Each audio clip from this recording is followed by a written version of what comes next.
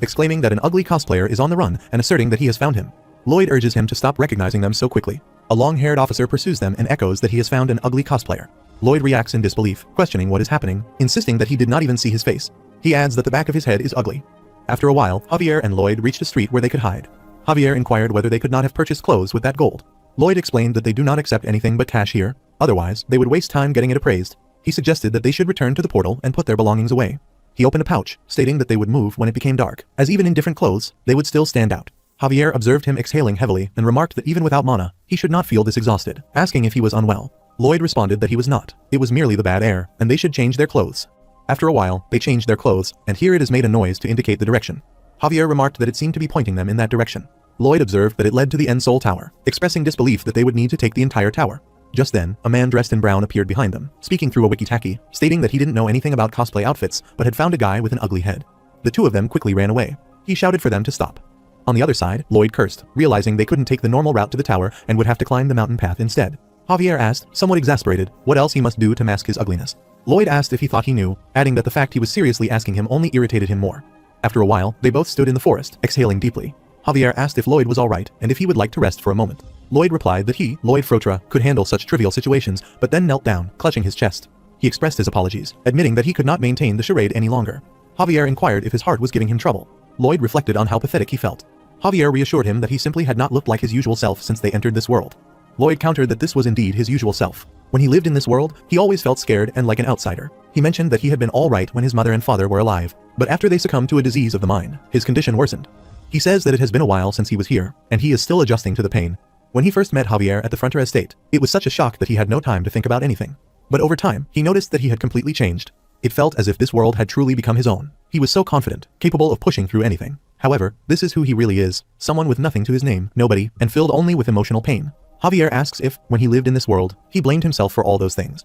Did he blame himself so much that he ended up stuck, just as he is now? Lloyd admits that he truly wanted to give up, but he could not. Everyone criticized him, and his parents had been scammed out of a large sum of money before taking their own lives.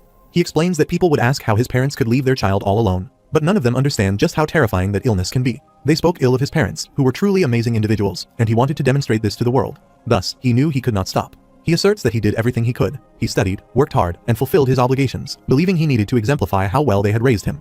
Javier counters that he has done nothing wrong and inquires who has given him that cross to bear. He contends that he did keep himself accountable. Otherwise, he would truly have nothing. Javier rises and states that he worries for no reason. Whether they are in Seoul or in Laurasia, in his eyes, he is the same person. He walks away, asserting that whether he is making a fuss with his ugly, terrifying face or has tears streaming down a scared face, ultimately, he is someone who fulfills his duties. Lloyd wipes his tears, calls out to Javier, and tells him that he is the one who leads the way, punk. After a while, here it is barks while Lloyd states that this confirms it is the Kyora. He holds a lock and questions whether it belongs to one of these locks. Here it is barks again. Lloyd concludes that it is official. The railing is indeed the Kyora, considering that it likely fell in this area during the tower's construction. He thinks that since it was next to another railing, it has changed to resemble it. He muses that the sleepy-headed Dragon King needs to improve his coordination, landing here of all places. Javier inquires why so many items are hanging from it. Lloyd explains that these are love locks or something similar, indicating that this is the Soul End Tower, a popular tourist attraction where couples come to attach one of these locks to the railing while pledging their eternal love for each other. Javier expresses concern that this will pose a problem, noting that it will be difficult to remove the railing with so many people around. He suggests that they should find a place to hide until later tonight. He expresses uncertainty about what to do and gazes around, recalling childhood memories with his parents. Holding a lock, he remarks that these are not merely locks but memories and promises, explaining that when he misses someone deeply, he comes here, hoping he might unexpectedly encounter them. After a while, they sit on a bench, observing the people engaged in conversation. Javier remarks that he is glad they came here. Lloyd asks why, and Javier replies that he was curious about what kind of person he was in this place.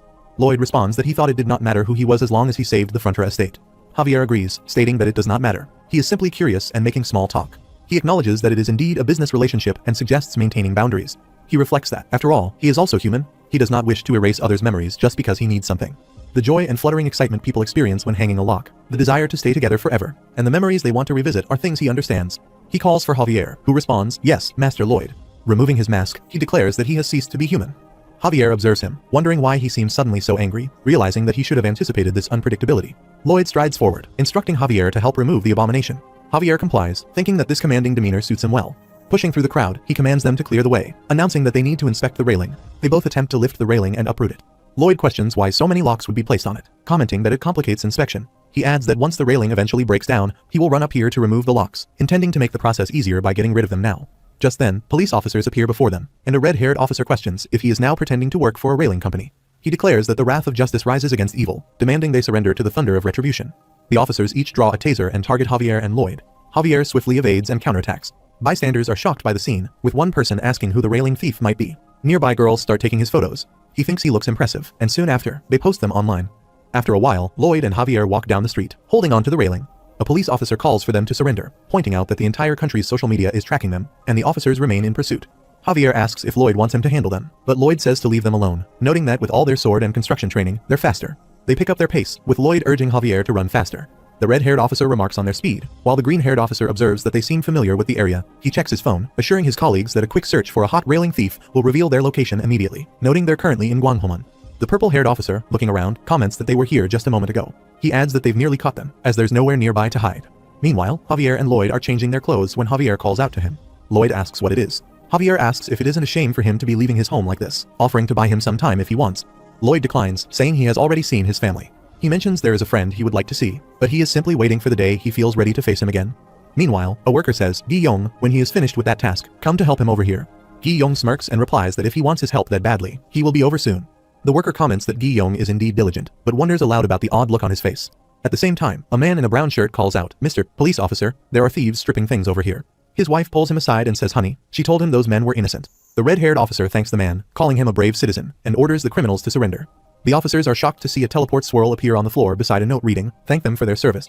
One officer, bewildered, asks who on earth those men were. Meanwhile, Javier and Lloyd arrive at the castle and sit on the floor. Lloyd shivers, then laughs loudly, declaring that it is finally over, as he has gathered all the necessary materials. Javier is stunned by his reaction. The system window notifies him that he has obtained the Kaiora and has gathered all the core materials for the Aoteros, awarding him a bonus of 2800 RP, bringing his current total to 11,755 RP. He exclaims that now, to reverse the fate of the world, they are going to knock this out of the park. Worthroad stands at the edge of a mountain, surveying the surroundings. He walks toward a cave, aware that in order to summon the King of Hell into this world, a clear and specific wish must be held. Depending on that wish, certain items are required.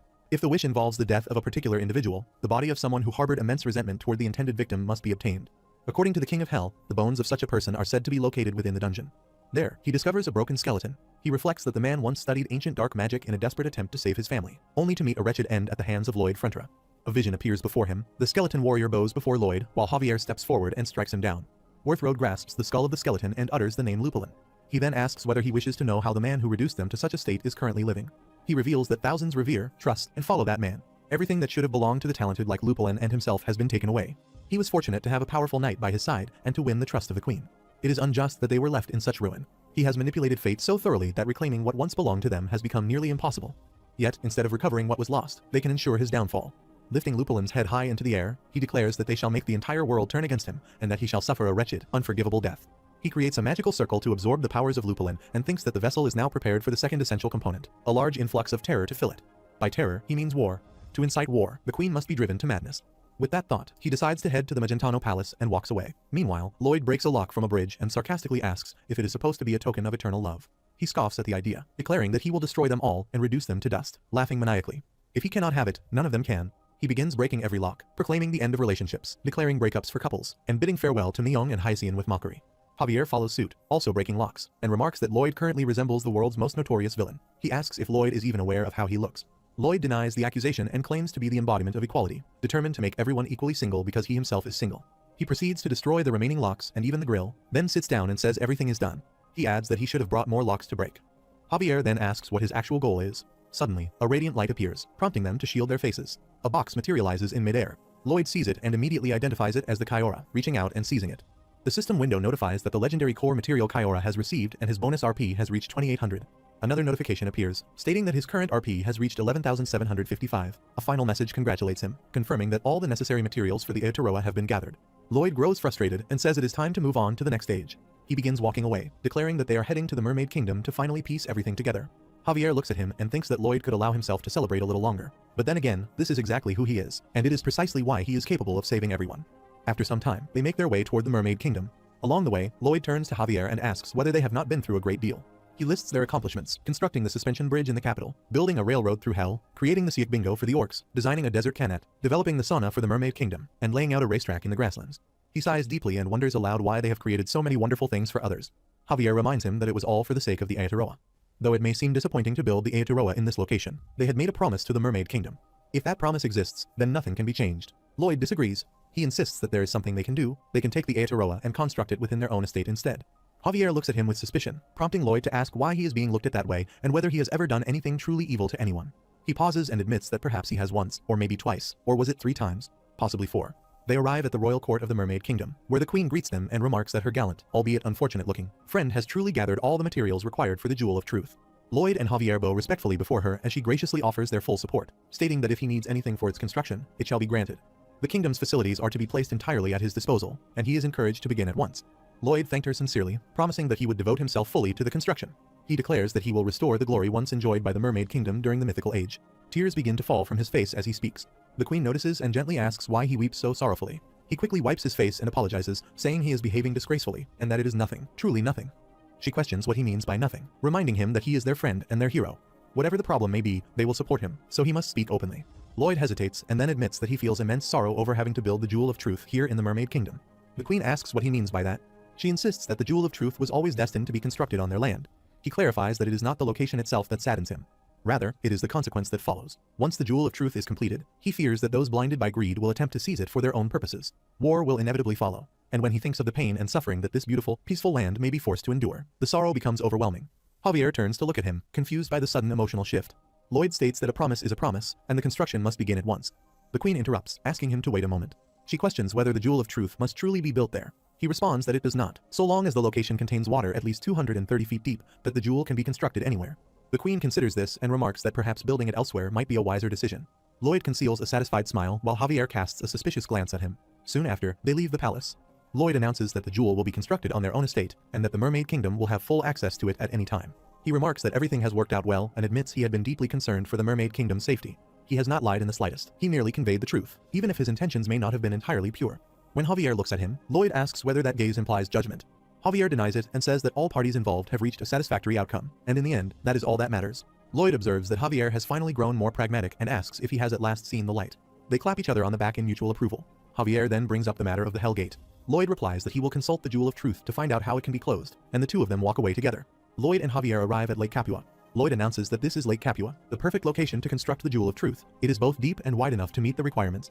He calls out, asking for the lake's blessing, addressing it as the owner of the waters, and requests permission to build there. He summons Baibong, then removes his shirt and shoes, declaring that he is going to survey the lakebed himself. With that, he dives into the water. As he examines the lake's bottom, he observes the terrain and the patterns across the floor. He notes that it is ideal, the area is spacious, the ground is level, and the foundation appears solid and stable. He activates simulation mode in his mind, recalling that the Jewel of Truth is said to release an immense amount of energy when formulating an answer. He wants to see how powerful that reaction might become. Suddenly, he realizes that the energy being generated is far stronger than he had anticipated. A vision flashes before him, and a tornado forms at the lake's center and bursts forth in a violent explosion. The shockwave erupts from the lake, sending a destructive surge of water toward the nearby city. The tornado completely devastates the area. Meanwhile, Javier, Bengal, Baibong, Henning, and Piporong wait anxiously by the shore. After some time, Lloyd finally emerges from the water. Javier walks toward him and asks if something has gone wrong. Lloyd shouts in exasperation, demanding to know when he will finally get his long-awaited retirement. He tells Javier that he is on vacation until further notice, explaining that he has some things he needs to sort out. He puts his clothes back on and begins walking away. He mutters that it seems unless he is fighting, he is of no use at all. Javier follows him quietly, thinking about how much this place has changed. Only a few years ago, it had been a poor, empty village with almost nothing to its name. Javier watches as Baron greets his children warmly, while Arash sits peacefully with Melika in the garden. He reflects that all the children now study in the capital and receive proper education at advanced institutions. Though orcs and elves have vastly different temperaments, none of that seems to matter here in Frontra. Elsewhere, Kujar apologizes to Emily and Oink, saying that she has changed so much because of him. Emily reassures him, saying she truly enjoys their weight training dates. She has grown so strong that now she only needs to wring the bedding once for it to dry completely. As she starts running, Kujar calls after her, telling her to wait and catch her. He chases after her, laughing, and says that she is cheating. Javier observes them, too, finding it all slightly unfamiliar. He thinks he just needs time to adjust, and after all, weight training might not be so bad. Meanwhile, two workers cheerfully admire the massive statue of Lloyd, proudly announcing that it is finally complete. A boy, having sculpted a dragon, exclaims with excitement that he has done it. He has made a dragon. Corgetus, unimpressed, grumbles that he was convinced it was just a pile of slime. Javier sees everyone living happily and thinks that all of them are realizing their dreams, being well fed, and reaping the rewards of their labor. As he walks through the streets, he notices how everyone is enjoying life in this bright, beautiful place. But he wonders about himself. When will he truly step out and live his own life? Meanwhile, Lloyd sits alone in the library, immersed in books. In another room, Marbella sits with Arcos. She expresses her concern, saying that Lloyd has finally returned home, yet he shuts himself away in the library. Arcos agrees, noting that they have not even held a proper homecoming for him. She adds that she never got the chance to ask what had kept him so busy. His face looked far too serious. Arcos admits he feels the same. They cannot bring themselves to question him. Not only has their once reckless son pulled himself together, but he has also become the estate's hero. Yet, at times, he says, it feels as though. She finishes his thought, saying he seems like someone else. He nods and says she feels it too. She continues, explaining that Lloyd never calls them mother or father. His speech, behavior, and even the expressions on his face all changed suddenly on that day. He stands and says he guesses that's what getting his act together means, that he has become a new person. He opens the cupboard and says he thinks it's time to give Lloyd this. It might even brighten his mood a little. He reveals a coat. She asks if that is the Frontier family coat. He confirms it is. He explains that he had planned to give it to Lloyd when he became lord of the estate, but he has more than earned that honor already. He adds that he once begged and pleaded for this coat, so Lloyd will definitely be happy to see it.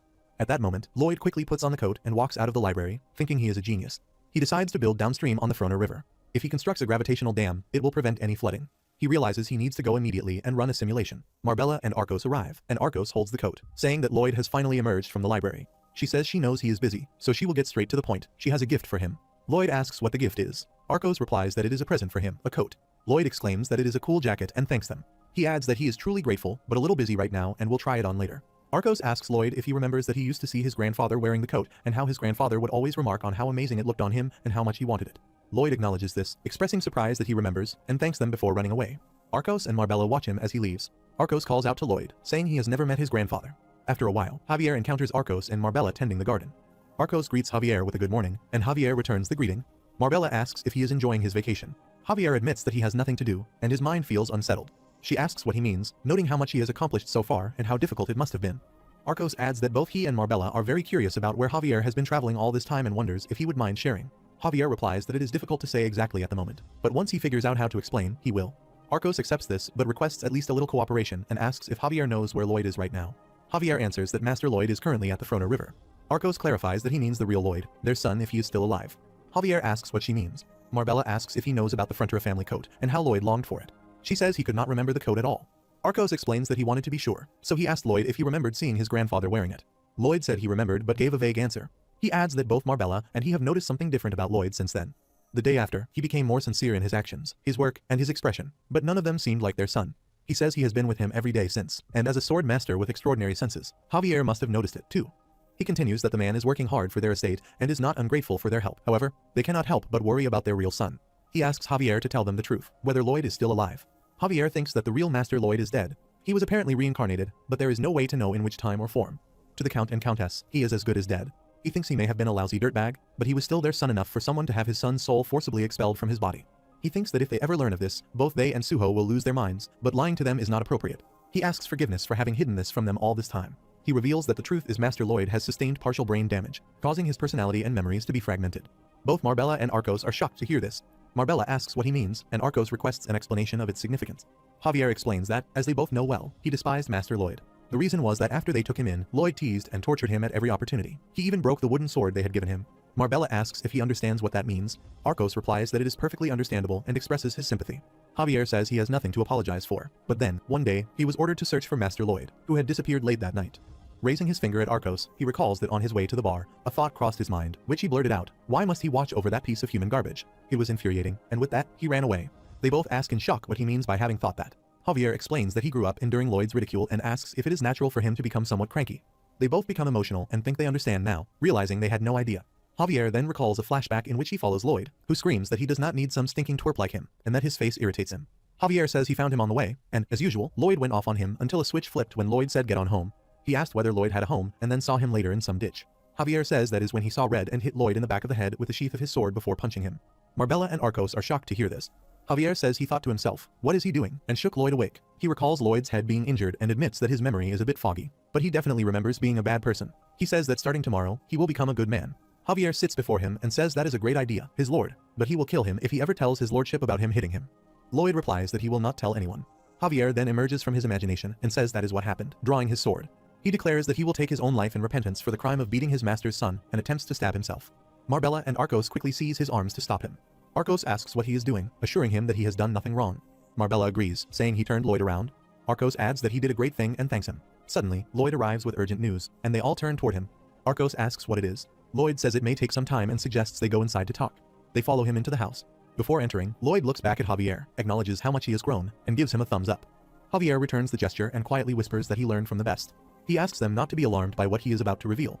For some time, he has been haunted by dreams of the people of this estate dying. When he consulted the Dragon King, who was resting in the adjacent room, about these visions, he was told they were premonitions. The Dragon King said he could find a way to prevent them if the Jewel of Truth were constructed, and when asked how, he explained that to build the jewel, a dam must be erected downstream along the river. Arcos responds that if it must be done, then he should proceed. Marbella remarks that he does not seem very surprised, and that after hearing earlier shocking news, nothing seems outlandish anymore. Arcos adds that they have noticed he has been working towards something for the estate, but wishes he would not bear the burden alone, and would allow them to assist him. Lloyd replies that as long as the two of them are well, that is all the help he requires. He steps outside and addresses everyone, announcing the start of a mage project unprecedented in the history of the continent. He refrains from giving details, but assures them that if they succeed, all will be safe and urges them to trust him. At that moment, a system notification appears, stating that all acquired titles have been combined to form a new effect. Another window announces the titles Snap, Crackle, Pop, Crusher of Bones, and Resuscitator of the Dead Estate. The system then notifies once more that the first round pick has been made by Terminix Pest Control and Debt Eraser at 3000. The system window further notifies them about the leader of the Weary, known as the Toilet Ghost. Once again, the system announces the linked title effect called Complete Trust. Lloyd thinks to himself that all this effort will surely benefit him and declares Team 1 of the combined Dam and Jewel of the Truth construction project as the engineering core. He instructs them to demonstrate what they have learned from building the Undal rooms, digging, leveling, and scooping. He commands Team 2, the White Shovel Cavalry, to focus on filling, moving, and packing, emphasizing shoveling above all else. He directs Team 3, the eternally energized Skeleton Corps, who respond that they will work overtime, labor through the night, and forego all breaks. Team 4, the heavy equipment operators PPO, Bang, Ha, Bayung, and GGO are ordered into action. Team 5, the multi-tribal tech support and resource acquisition team, and Team 6, responsible for all other demanding tasks, are also assigned their roles. Javier asks why Lloyd is the only one on the last team. Lloyd replies that this team performs all the other hard work for their sweet home and commands the commencement of construction, with everyone agreeing to his orders. The scene shifts to the Heavenly Realm, Executive Office Building 1, where Level 1 Seraph and Executive Administrative Officer Gabriel review some documents. He asked what was written about the illegal construction of the owl. Raphael replies that it refers to illegal construction in the Earth realm, specifically the construction of the Aeteroa. Gabriel comments on the brightness of the room, saying he cannot see clearly, then suddenly realizes it is the Jewel of Truth. He warns that if they build it, war and chaos will erupt once again. Raphael states that they had already been aware of the gathering of materials after learning about it from the Dragon King, Verkis. Gabriel curses the lizard and questions why he would do that, but acknowledges that constructing the jewel is not an easy task. Raphael explains that they have been monitoring the situation until now, but it appears that construction is not entirely impossible. All that remains is for Gabriel to sign the order, after which demolition will begin immediately. Lloyd shouts for everyone to listen, admitting that it may be hard to believe, but he can stop time. He declares that starting immediately, he will freeze time for a year to complete this project. The crowd looks at him with doubt. He thinks to himself that he expected their disbelief, but they will be astonished if time suddenly freezes before construction begins. The system window notifies that the combined title effect, Complete Trust, has been activated. A group of people become emotional and begin crying bitterly. One of them declares Lloyd the best. They all echo that Lloyd is the best, praising his control over his summons and even the Bone Dragon. The crowd starts shouting Lloyd is the best. Lloyd becomes excited and encourages them, wondering if they are truly all right. The system window notifies that 3000 RP have been used to freeze time. A freezing circle appears around the city. Lloyd's heart also feels half frozen. He walks through the woods with Javier and feels a sharp pain in his chest. Javier asks if he is all right. Lloyd replies no, he is not. He is desperate to see the Jewel of Truth. He reflects that a multitude of sophisticated calculations have gone into designing the dam far beyond his abilities. But after several rounds of simulation edits, he has achieved the perfect design. By creating waterways that avoid the area surrounding the Jewel of Truth, construction on the dam can begin in earnest. Due to technological limitations, Lloyd modeled it after the Tibai Dam in Spain, a legendary medieval structure that still performs its original function. Simultaneously, they will also build the Jewel of Truth. This will be completed quickly, soon, all their hard work will be rewarded. The Dragon King contacts Lloyd telepathically, calling him ugly in an awful voice. Lloyd irritably asks if that voice belongs to the Dragon King. The Dragon King confirms and urges him to come quickly, declaring it a dire emergency that may prevent the Jewel of Truth from being built. Lloyd immediately runs toward the Dragon King's chamber, while Javier watches him in shock. Within seconds, Lloyd arrives in front of the Dragon King, who complains about his stiff neck and asks Lloyd to massage it. Lloyd reminds him that he said it was an emergency, and that the Jewel of Truth might not be built. The Dragon King insists that his stiff neck is indeed an emergency, warning that if Lloyd does not massage it, he might become angry enough to destroy everything. Lloyd becomes angry and curses at the Dragon King. He activates his mana and asks if the Dragon King said his neck was stiff, then approaches him. The Dragon King urges him to hurry up. Lloyd thinks he will massage it so hard that the Dragon King will scream. He forms a mana ball and grabs the Dragon King's neck firmly. He wonders how the Dragon King dares to summon him when he is so busy. Pressing harder, he thinks he might kill him. The Dragon King does not feel the attack and asks what Lloyd is doing. He instructs him not to just touch his neck, but to start massaging it properly. Lloyd thinks the Dragon King is playing the old dragon card. Fine, then he will become the monster that eats and screams for breakfast. Bon appetit. He applies more power to the Dragon King's neck. The Dragon King complains that this sucks and that Lloyd is terrible at massaging. He expresses his disappointment. Lloyd finds it irritating and thinks the Dragon King is the first person ever to get under his skin.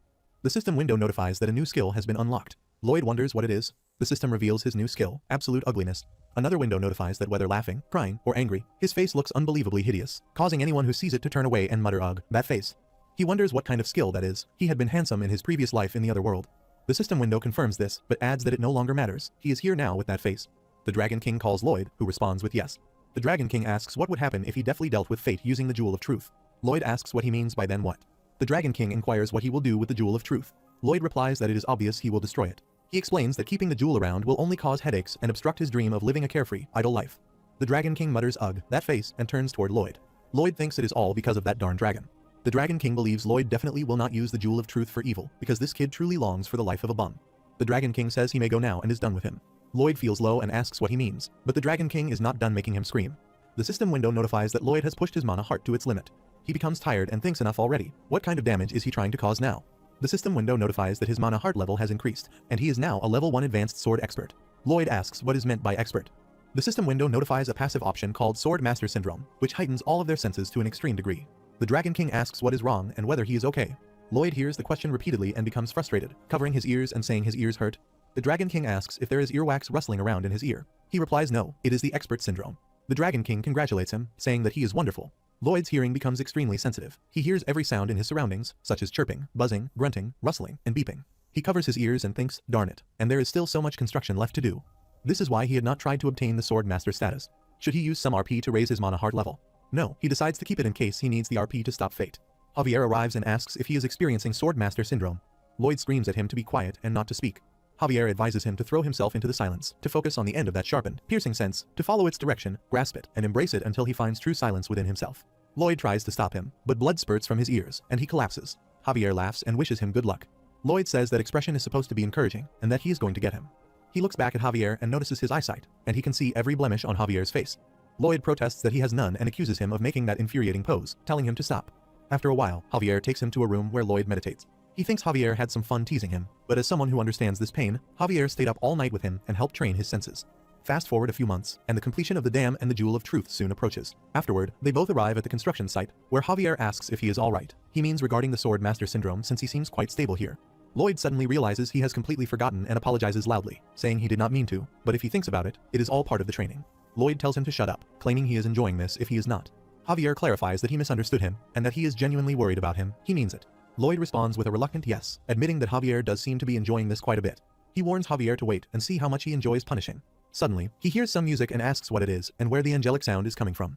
He sees someone appearing in the sunlight and tries to get a better look, asking if it is a person. He notices the giant wings of the figure descending toward him. Raphael arrives and introduces himself as the Heavenly Realm Government Administrator and Chief Construction Inspector of the Earth Realm. He states that he is here to deliver an official order. Lloyd thinks that if this is an angel, he has a bad feeling about it.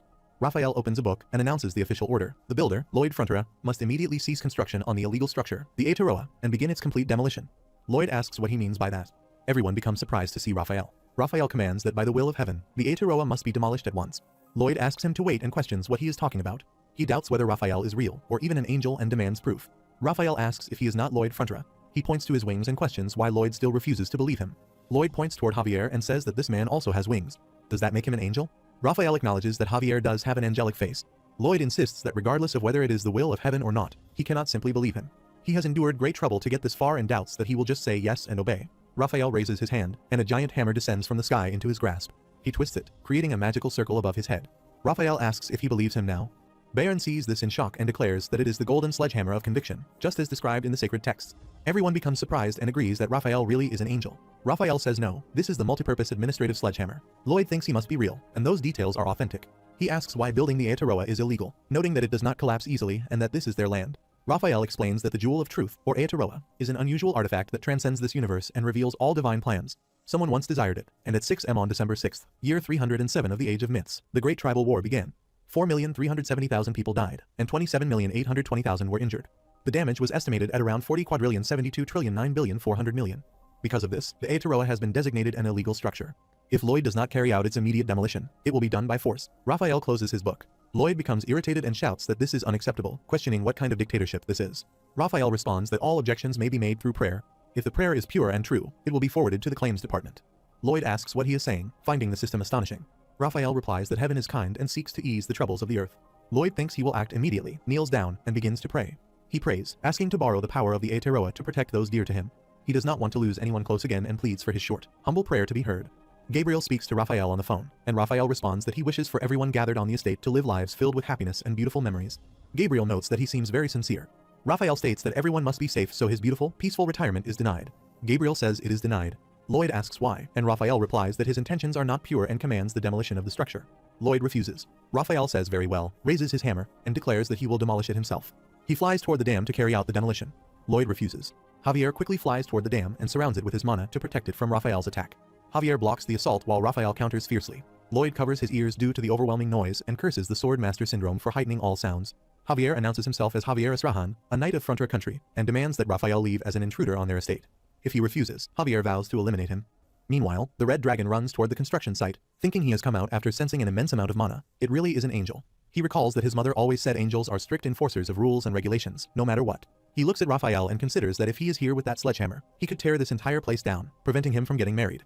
He thinks that if he teams up with the Grand Master, perhaps they can take the angel down. The Dragon King arrives and commands them to stop, warning that it will only make things worse. The red dragon is shocked and looks back at him. The Dragon King explains that heaven, hell, and dragons, if any one of them were to come remotely close to harming another, that is when the Great Wars begin. In that case, this planet would be doomed. Local violations, invasions, or minor damages must be ignored for the world to continue living in peace. The red dragon asks who he is. On the other side, Lloyd orders everyone to get back and stay as far away as possible. Raphael addresses Grand Master Javier, warning him that if he does not step aside, he will be charged with obstruction of official duties. Javier replies that it seems they both have duties they must fulfill. Raphael runs toward Javier to launch an attack, while Javier moves to the side to evade it. Lloyd observes this and thinks that Javier is incredible, believing it to be an instant victory. Javier attempts to strike Raphael from behind, but Raphael blocks the attack with his magical circle. The two continue exchanging attacks. Raphael warns that it is not too late to give up and submit to the divine laws. Lloyd urges Javier to use a joint attack, covering his ears as Javier glares down at him and activates his mana to strike. Javier covers his ears while Raphael looks at Lloyd. Lloyd takes a deep breath and begins to sing Chibella, but he cannot continue and collapses. Javier looks at him in shock. Lloyd says that he cannot stand his own voice and covers his ears. He thinks the Sword Master Syndrome has amplified the sound, making even his own voice intolerable. Javier thinks that is unfortunate. Raphael asks what that was, describing it as the screech of an ancient demon. Javier attempts to attack Raphael from behind again, but Raphael blocks the attack once more. He counterattacks Javier with his hammer. Javier steps back and escapes, planning to strike through a gap in the halo using his lightning speed. Raphael says it is useless. The halo is an absolute divine grace and continues to protect him. Raphael declares that as long as Lloyd's soul remains pure and righteous, the halo will guard him for all eternity. He attacks Javier, who tries to dodge but fails, and Raphael pushes him away. Javier thinks that if this continues, the Jewel of Truth will be lost. Raphael moves toward him to attack again. Javier attempts to block but cannot, and Raphael demolishes the dam. Javier falls unconscious. Raphael also descends near him and looks at him. He says he will forgive him for his actions, so he begs him not to get up again and walks away. Javier secretly opens his eyes and looks at him. Raphael says he thought he told him not to get up. Javier throws mud at him, and Raphael calls him a dirty idiot. Gabriel says that Raphael is cursing and receives 10 demerits, a partial penalty for his actions. Javier asks if cursing is a penalty and remarks that Raphael is not so pure after all. Lloyd wonders what Javier is doing and thinks no one knew he was so bold. Javier strikes Raphael's head with his sword. Raphael screams but counterattacks. Javier escapes the attack. Lloyd thinks they are evenly matched now. Both continue to compete with continuous attacks. Lloyd thinks no, even if they compete, both Javier and Raphael are injured in the combat but continue fighting. Lloyd shouts for them to stop and kneels. They both cease and look at him. Lloyd becomes emotional and asks if Raphael is hurting his friend. Raphael asks if then he will demolish the Jewel of Truth. Lloyd says only if Raphael promises him one thing. Lloyd explains that if the Jewel of Truth is not built and their destined fate is not reversed, all the beautiful people of his estate will be terribly sad and unhappy. He does not care what happens to himself, so he pleads to let his people be happy. Everyone hears the conversation and becomes emotional. Lloyd says to Raphael that he can even take his life. Raphael says he is sorry, but he cannot help him with that. Lloyd bows his head and says if that is the case, then they are finished here. Numerous system windows appear before him, notifying the approval of bonus RP distributed to everyone's accounts. One system window notifies that his current RP has reached 206071, confirming that he has acquired the necessary amount of RP. It asks whether he would like to upgrade to Sword Master, requiring 26,000 RP to proceed. As he weeps bitterly, his expression suddenly shifts. He smiles chillily and says yes. Raphael becomes stunned. Lloyd begins to transform and declares that his song must now be heard. Javier wonders if he truly qualifies as a Sword Master. Raphael warns him not to become a sinner by interfering with the work of heaven, stating that he can sense Javier's power is equal to that of his Grand Master companion. However, the strength of a Sword Master holds no weight against him. He begins to sing. Javier immediately covers his ears. The Dragon King senses something unusual while the red dragon glances back at him in concern. Meanwhile, Lloyd continues to sing, even as he hears the chirping of birds and the gentle ripple of fish. As his singing continues, fish leap from the water and waves of his voice drift through the air, spreading in all directions. Everyone instinctively covers their ears when the system window notifies that his approval rating has been decreased. Screams erupt from all sides as the notification repeatedly informs them that his approval rating is being lowered further. Birds fall from the sky due to the impact of Lloyd's singing, and fish float unconscious across the surface of the river. Even Raphael begins to suffer as blood trickles from his nose. Gabriel exclaims in frustration, cursing 480 demerits, and announces that the limit of 300 has been exceeded. As a result, Raphael's powers are stripped from him for the duration of the punishment period. Raphael stands in shock as his wings and hammers vanish, and the magical circle above his head is pulled down, disappearing with a faint shimmer. Lloyd places his shovel on his shoulder, and Javier grips his sword. They both stand before Raphael. Raphael removes his glasses and politely requests them to calm down and speak rationally. Lloyd ignores the request and strikes him in the face with his shovel, sending him toward Javier. Javier hits him back in Lloyd's direction, and Lloyd strikes him again. Together, they beat him severely until he becomes unconscious. After some time, they bring him back to their home and bandage his wounds. When he regains consciousness, he asks where he is. Lloyd, seated nearby, responds that he is finally awake. He admits he feared he might never wake up and explains that he has been nursing him through the night. Raphael asks what happened, as he remembers being on his way to dismantle the jewel. Lloyd explains that he does not believe Raphael is a bad person. Rather, they each have different perspectives on what defines evil. He does not think anyone is truly evil. Raphael reflects on that statement, wondering if it holds truth, especially as he recalls how brutally he has been beaten by Lloyd and Javier. Suddenly, Javier bursts through the door. Lloyd asks what the matter is now. Javier advances toward Raphael and declares that they must kill this man, ordering Lloyd to step aside. Lloyd quickly restrains him and urges him to stop, insisting that this man is an angel. Startled, Raphael rises in fear. Lloyd shoves Javier out of the room and shuts the door. He remarks that Javier is far too hot-tempered and that managing his violent nature is exhausting, then laughs to himself. He remembers the moment when they had beaten Raphael mercilessly and mutters that he is surely dead meat now. Javier tries to stop him, reminding him that Raphael is an angel. He begins to question what truly happened. Overcome with emotion, Raphael bows before Lloyd and thanks him, acknowledging that he is a good person. Lloyd shrugs and says it was nothing at all. He believes it aligns perfectly with the way angels are described in the book, so innocent that it borders on naivete. This will be easy, he thinks and laughs quietly. He brings up the punishment period, asking what happened to Raphael during that time. Raphael explains that all his angelic powers are lost, and he is barred from returning to the heavenly realm. However, he is still able to contact the higher realm using a device, which he now reveals as a phone.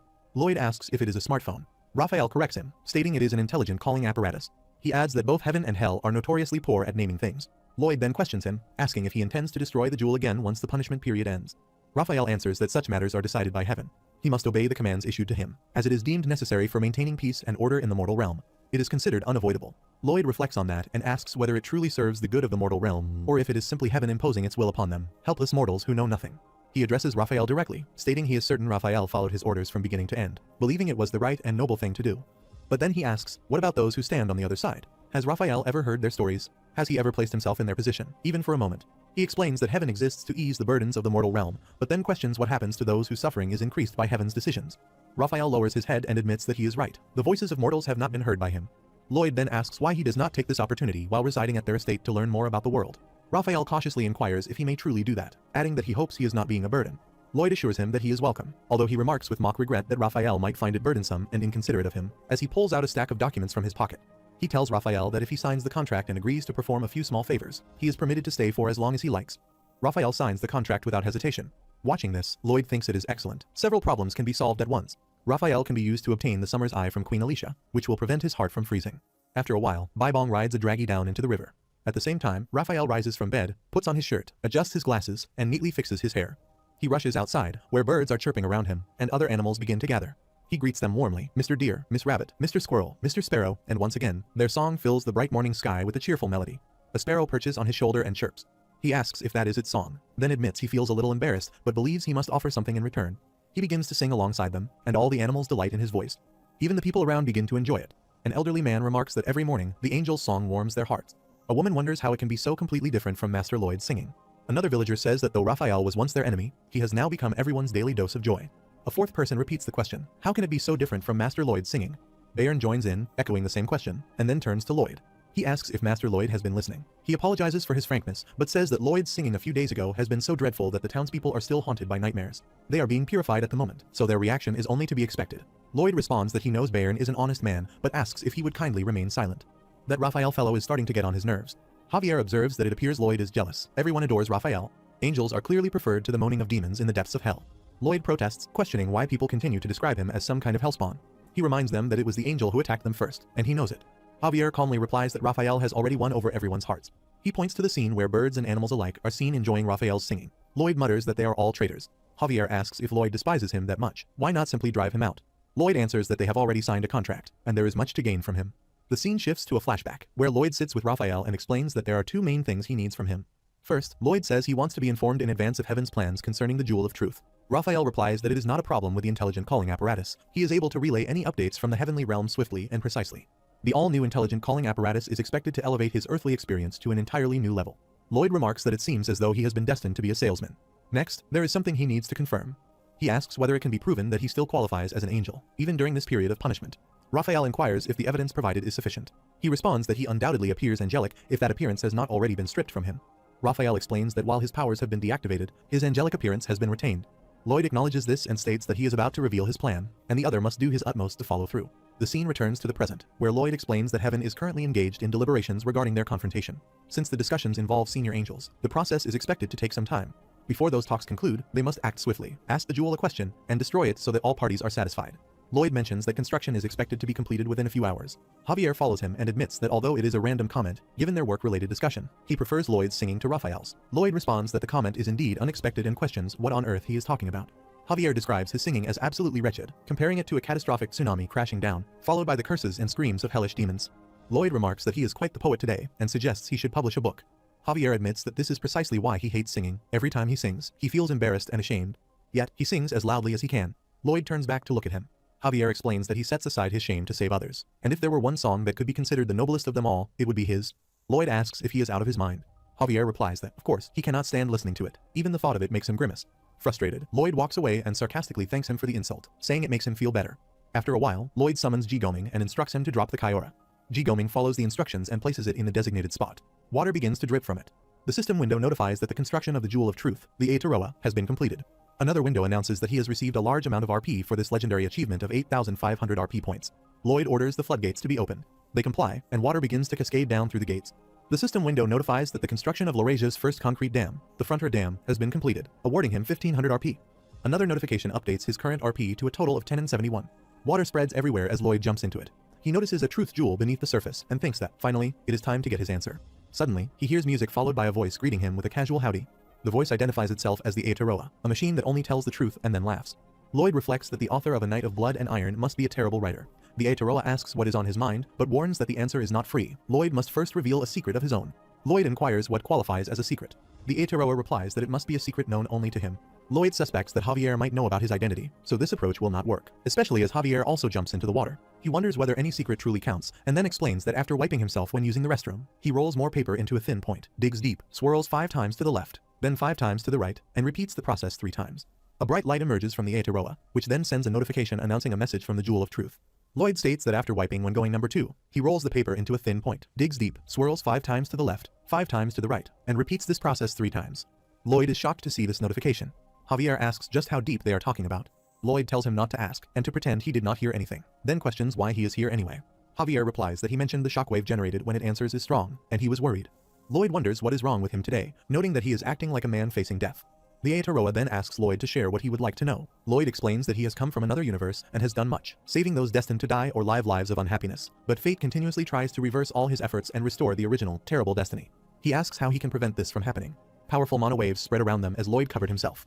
The Aeteroa explains that this is a special space reserved for the conversation between just the two of them, and only Lloyd can hear the answer to his question. Lloyd notices that its tone has changed.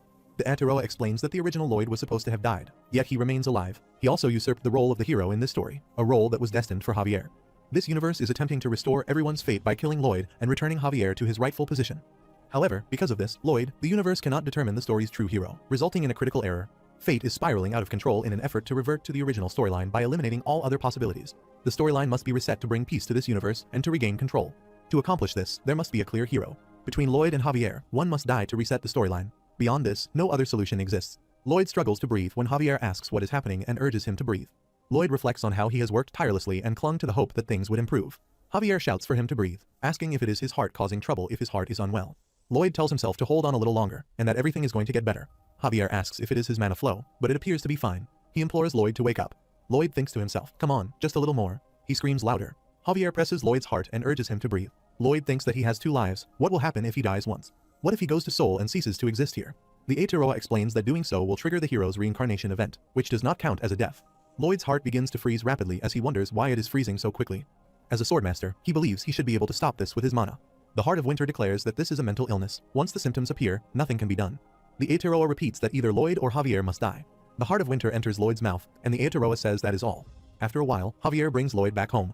Lloyd screams in pain. He wonders what the messenger's intentions are. Did he bring him here only to torture him? Who is he? No, who are they all? He reflects that those mightier than the kings of heaven and hell are toying with them as if they were mere puppets. Are they all laughing as they watch this simulation? The Heart of Winter tells him to forgive. Lloyd thinks that if they are enjoying this, Soho fails everywhere he goes. He reflects that no matter where he is placed, he always has a miserable life. There is no chance, and nothing can stop him. He will get what he wants, and he is Lloyd Frontra. Meanwhile, Arcos and Marbella arrive at the door, only to find Javier blocking their way. Arcos asks if Lloyd is still feeling unwell.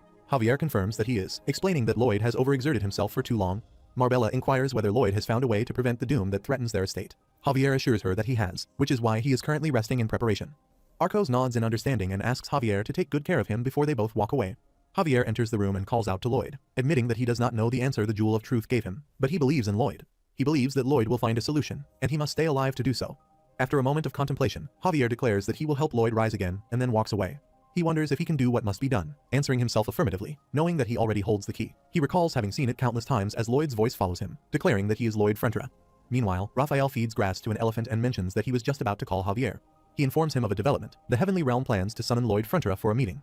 Javier asks when Lloyd will arrive. Raphael replies that he is unsure, as meetings with the senior angels tend to take a while. Javier then places some candles and creates a cross on the wall. Raphael asks what Javier is doing. Javier replies that he is praying, explaining that if the prayer is pure and true, it will be submitted to the claims department. Javier prays desperately, asking dear God for more time and pleading to be called to him immediately, right this second. Gabriel receives this persistent message and responds that it is from an obnoxious customer, but because he is pure and true, they cannot ignore him. He interjects, pointing out that Javier is not the builder of the jewel and that there is no reason to summon him.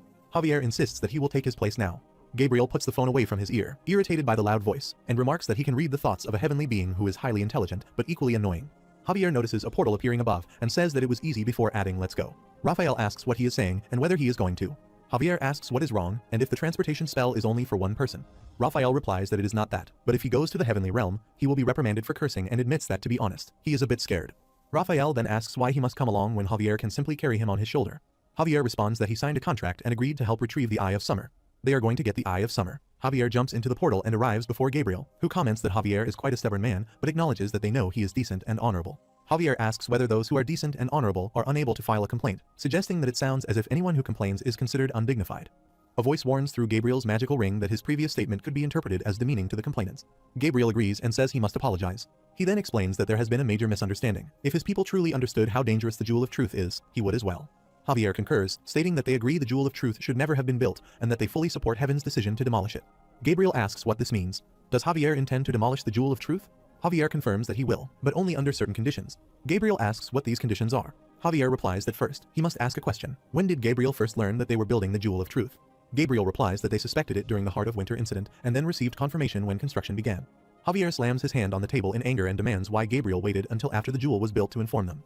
Why did he not warn them beforehand not to build it? Was it to surprise them and then destroy their hopes and dreams? Gabriel denies this, insisting that they did not believe anyone would actually gather all the materials and complete the construction. Javier responds that he understands that Gabriel thought, let them try, and they would complain once something serious happened. Gabriel thinks to himself that Javier can read his deepest and darkest thoughts. Javier then asks if that is correct. Gabriel feels anger welling inside him and knows he cannot lie. Javier explains that his request is a protective measure to account for all the opportunity costs wasted due to the dereliction of heavenly duties. He asks that the demolition of the jewel be delayed until after fate has been reversed. Gabriel replies that such a delay is impossible. Javier counters that heaven's actions have caused severe damage to humans, yet they are disregarded. He questions how the same heaven that is supposed to alleviate Earth's troubles can ignore this. Gabriel concedes but insists that excellent care must be taken of the building until then. Javier expresses his deep gratitude for Gabriel's profound understanding. Gabriel reflects that he cannot lie to this man. The angel Gabriel, blessed with the Eye of Truth, senses Javier's genuine gratitude radiating from him, and there is not a trace of wickedness in his heart. Javier then demands a second announcement be made to the Queen of Magentano through Raphael, declaring that Lloyd must be granted the Eye of Summer before he walks away. Gabriel grows angry and shouts, accusing Javier of greed and reminding him that he has already been compensated for the time and energy he spent. Javier asks what Gabriel means, explaining that the previous compensation was a safeguard for opportunity costs, but what he is requesting now is compensation for actual damage. He adds that due to the conflict with the heavenly realm, he has spent many nights lying awake in utter terror and demands compensation for his mental distress. Gabriel thinks Javier plans to fleece them for everything they have and is far more wicked than he appears. Then he realizes Javier was truthful about his suffering. If he truly endured that much pain, Gabriel has no choice but to compensate him. He studies Javier's face and wonders what expression that is, recalling that he had once considered bringing Javier to heaven after his death. But now this complainant seems to be truly one from hell. The scene shifts to Lloyd's house as Emily arrives and knocks at the door. Lloyd invites her to come in. Emily enters and apologizes, acknowledging that she knows he is resting. He stands and assures her it is fine, asking what the matter is. She hands him a letter and explains it is a wedding invitation, cougar, and she is getting married. She adds that the invitation is specially for him, for it was thanks to him that they met. Lloyd opens the invitation and reads it. She expresses that he has filled the estate with immense joy, and they are deeply grateful. Lloyd thanks her for saying that and apologizes to everyone. She says she will fetch him a new comforter. He insists on opening the door for her and rises from the bed. She requests that he remain in bed, but he insists it is all right. He thinks that all he ever wanted was for everyone to remain happy. He opens the door as she leaves, congratulates her on her marriage, and closes the door. He reflects that there is nothing he can do for them now. His mind recalls the message that either Lloyd or Javier must die. He refuses to accept it, believing the hero never dies. Feeling his heart freezing, he lies down on the floor and considers holding on, wondering if the side character could die instead. The system window rejects this thought, stating that his wish has not yet been fulfilled. It appears again, notifying him that he must live, for nothing can be accomplished if he dies. The system window then dissolves, its essence spreading throughout his entire body. Meanwhile, the king looks out of the window and sees numerous octopuses in the river. The barriers before him begin to crack. At the same time, Samar Khan demands to know who dares to attack his land. His secretary reports that a group of heathens claiming to act in the name of God appears to be responsible. They are setting fires randomly across the royal complex, and the defenders are struggling to respond. Giant monsters attack Lloyd's territory, and everyone tries to stop them. The elves raise their arrows, and one asks where all these beasts come from. Another remark is that this will once again cause the forest animals to disappear. A messenger reports to Alicia that another monster migration has occurred for unknown reasons, possibly linked to the resurfacing of the Gigadizan, or even the reformation of the Isfahan rebels. She wonders what is happening and why these strange incidents are occurring all at once. Javier arrives riding a draggy and throws a huge package down. Someone informs Alicia that this is Lloyd's knight, Javier, who requests an audience with her. She contemplates for a moment before asking why Javier has arrived without Lloyd. Javier approaches and greets the Queen of Magentano, the rightful ruler of the land. She asks what scheme he is devising this time. Javier asks for clarification. She replies nothing and inquires what this is about. He explains that they have a large stockpile of reinforced steel rebars on their estate and have been considering how to utilize them. He says they would like to present these as military supplies. She thinks she had been hoping to truly torment Lloyd for orchestrating that marriage stunt. Suddenly, she asks what is happening as a portal appears before her, and Raphael descends. Everyone is shocked to see him, and she asks if he is an angel. Raphael introduces her as the ruler of the Magentano kingdom, Alicia Termina Magentano, and announces that he has come to deliver a message from heaven. He says she must give Lloyd the Eye of Summer and step back. Still in shock, she thinks this is sudden and suspicious, believing it to be a trick orchestrated by Lloyd, convinced he is up to no good again. She shouts at Javier to tell her the truth about the announcement. He becomes scared and sweats heavily, wondering if this was truly Lloyd's doing. Toscano confirms it is a message from heaven and instructs them to prepare the Eye of Summer. Another person asks why they would comply, pointing out that without the Heart of Winter, they will have nothing to protect themselves. A third person adds that the angel was stuttering, he heard it clearly and is definitely a fake. Someone else objects, saying that he saw the angel's wings and heard his voice echo. If he is not an angel, then what is he? Another remark is that even if he is an angel, this could threaten the peace of their kingdom, insisting that the divine revelation was a lie intended to bring their kingdom down. He asks if they have not read the Great Book, which states that an angel cannot lie. Javier then enters a flashback in which Gabriel asks him if he is requesting the heavenly realm to lie, explaining that angels cannot lie and, therefore, cannot accept his request. Javier replies that Gabriel does not understand, he never asked him to lie. Gabriel insists otherwise, but Javier clarifies that he is not asking him to claim the revelation is for the kingdom's prosperity or to avoid a curse. He only wants him to demand that she give it to him so no one is deceived. Javier returns to the present as people continue to chatter about him. He thinks to himself that this was exactly as he had planned, and the only thing left now is truly Her Majesty. After a while, Alicia asks Javier to tell her truthfully whether that revelation was Lloyd's doing. Javier confirms that it is. She responds that it was quick and asks if he is done acting. He explains that he only pretended to be surprised to avoid the suspicion of the counselors, admitting that his poor acting skills could never deceive Her Majesty. She remarks that his empty flattery sounds very much like Lloyd's and is relieved he did not imitate Lloyd's infamous posture. He replies that such a step would be too far, and he refuses to do that. She agrees, calling it a terrible sight. He suggests that may have been Master Lloyd's plan, but insists the angel was real. She affirms her certainty. He inquires if she harbors any doubt. She says Lloyd can deceive anyone, even the dragon god. Deceiving her would be nothing. She urges them to return to the matter at hand and asks why he needs the Eye of Summer. He answers that Master Lloyd is dying. Meanwhile, Marbella arrives with Emily in Lloyd's room. Emily says she has brought his meal. He thanks her and asks her to leave it there. She replied that she needed to take back the dishes from yesterday's meal. He tells her it is okay, he will bring them down later as he is busy right now. Marbella nods to Emily, who places the food tray in front of the door. She says she will leave it there, and if he needs anything at all, he should not hesitate to ask. He responds with gratitude, thanking her warmly. They both walk away while he opens the door and carries the food tray inside. He has already placed all the other food trays there. Meanwhile, Alicia asks what the enforced fate phenomenon is. Javier confirms it and explains that Verkis, the Dragon King and son of the Dragon God Tyrannus, informed them. He further explains that everything Master Lloyd has prevented is rapidly returning to its original fate, and to stop it, they need the Jewel of Truth. She reflects on the attacks by the Gigadatan Swarm, the Isfahan rebels, and everything Lloyd stopped, wondering if it will all truly revert to its original fate. At the same time, Lloyd sits in his dark room with all his pets, sitting on his shirt and looking sad. Pipodong squeezes his face, and the system window appears displaying pictures of Arcos and Marbella. Lloyd places them all on the floor and apologizes, saying he is too tired for a walk. They try to wake him up, and Lloyd finally responds, saying he understands that it is wrong to keep them all locked up in this stuffy room with him. He gets up, walks out, and says this is the top floor, where only the Count's quarters are located. They all run with him. He hears Marbella say she does not believe he is simply trying to figure something out. It is clear that he is unwell. Lloyd recognizes the Countess's voice, and although he has dulled his swordmaster's senses, he can still hear them from this distance. She says she is sure he has noticed it as well. Javier may have said he is just resting, but they both know he is a terrible liar. Arcos agrees, recalling that he lied before, too, mentioning that he said Lloyd changed after being struck on the head. He adds that they both know it was all a lie to protect the person inhabiting Lloyd's form. If Javier is going this far to help him, it is because that man is truly working hard for their sake. Marbella concurs, saying he is not a bad person, and urges them to wait just a little longer until he recovers and prevents the misfortunes plaguing the estate. She is certain he will be the first to tell them the truth. Arcos affirms this certainty. Lloyd overhears the entire conversation and quickly runs toward his room, begins cleaning, and thinks he must live. He starts eating and resolves that he must live so he can proudly tell them the truth. Meanwhile, Alicia says she understands the entire situation and sees why he followed the angel's revelation. He would never convince the counselors with some absurd story. She says the problem is that the revelation has divided the council, and she does not know how to resolve that issue. Javier says there is only one person who can solve it. She replies that the heart of winter is killing him. Not only that, but he is currently in a weakened state, and the only one who can stop the reversed fate phenomenon is Lloyd Frontra. She says they must get him back on his feet and have him prevent these events from unfolding in the kingdom. She adds that putting skilled people to work is her specialty. Meanwhile, Lloyd meditates and thinks that first, he must address his anxiety. How should he do that? That is right, they say not to isolate themselves, to accept any and all help offered, and to thank everyone for their assistance. He also thinks he should do small tasks that can be completed immediately, such as cleaning his room and taking a bath. After that, he needs to come up with a plan. He thinks about where to start. First, he must survive. He needs to survive and find a way to face this fate. Although he has a plan to obtain the Eye of Summer, he is held back by constant pangs of doubt. He knows he must overcome them if he is to get back on his feet. Meanwhile, Alicia and Javier arrive at Lloyd's residence while riding on Draghi. After a while, Javier goes to meet Arcos and Marbella and says that an important visitor has arrived, asking if they would please join him outside to greet them. Arcos replies, of course, wondering who it could be, noting that this is likely their first meeting. Alicia arrives and introduces herself as Alicia Termina Magentano, betrothed to their son, Lloyd. Both Arcos and Marbella are shocked to hear this. Arcos bows before her, addressing her as Her Majesty, while Marbella also bows and says it is an honor.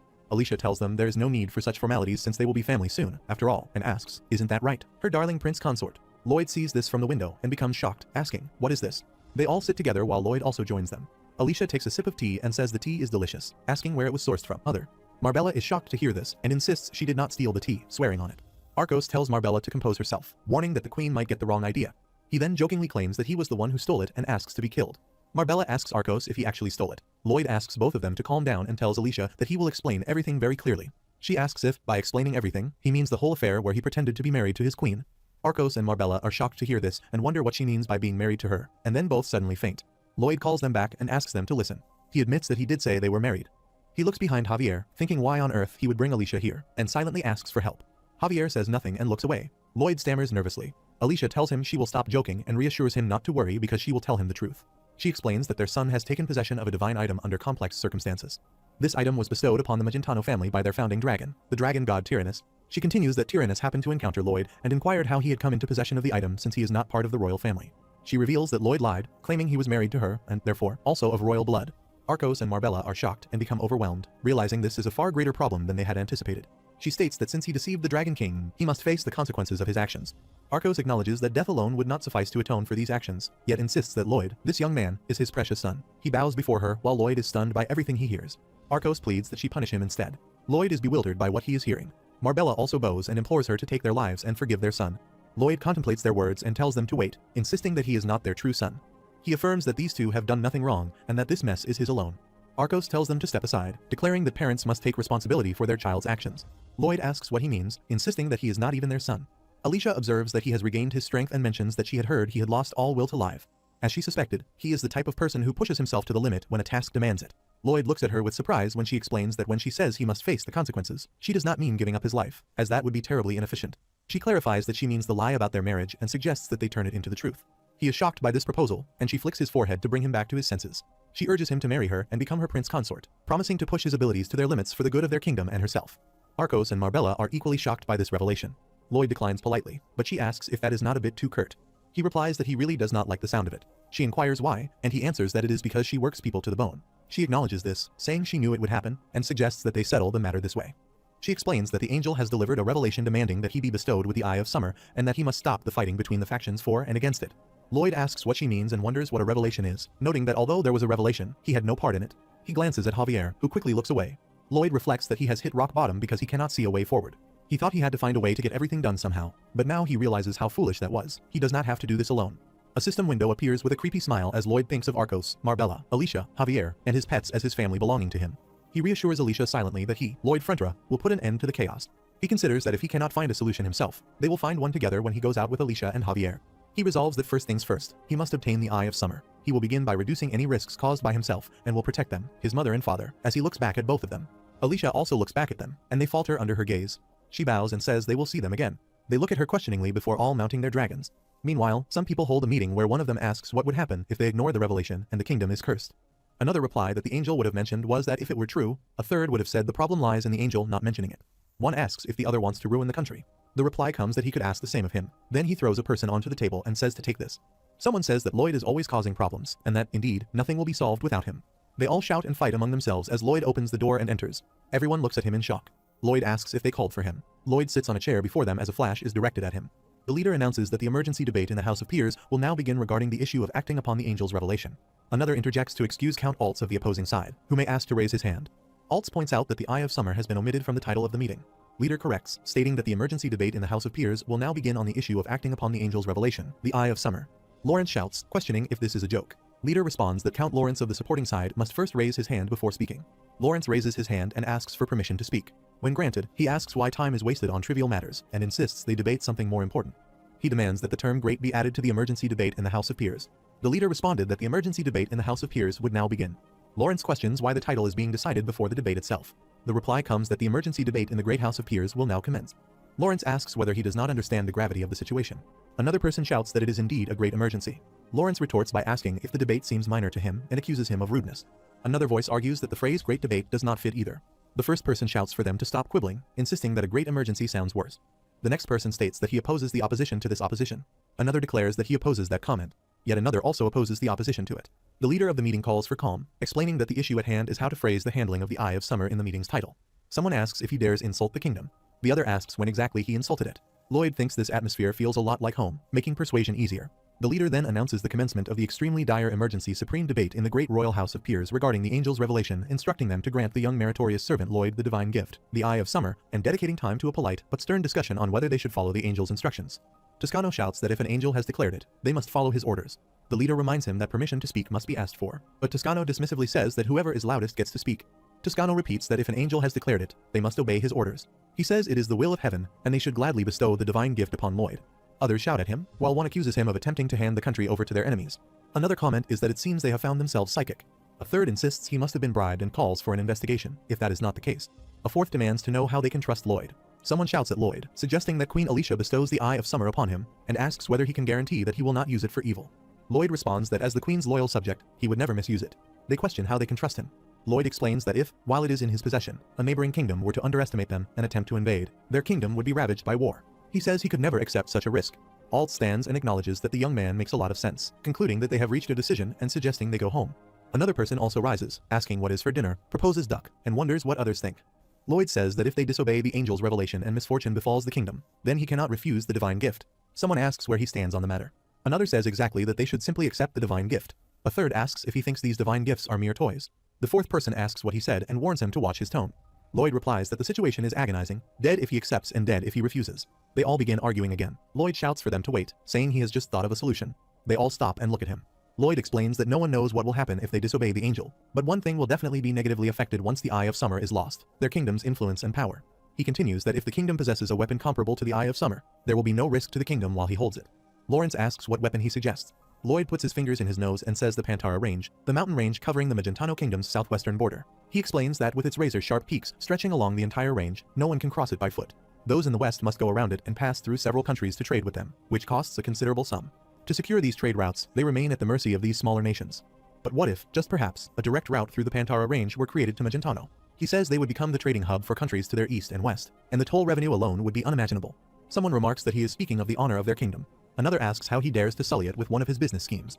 Lloyd says there is just one problem, though. Managing this trade route will involve a tremendous amount of work. It will require coordination among many businesses and demand a huge budget. But he is confident that they will all have to share the burden among themselves. They all look at him in shock.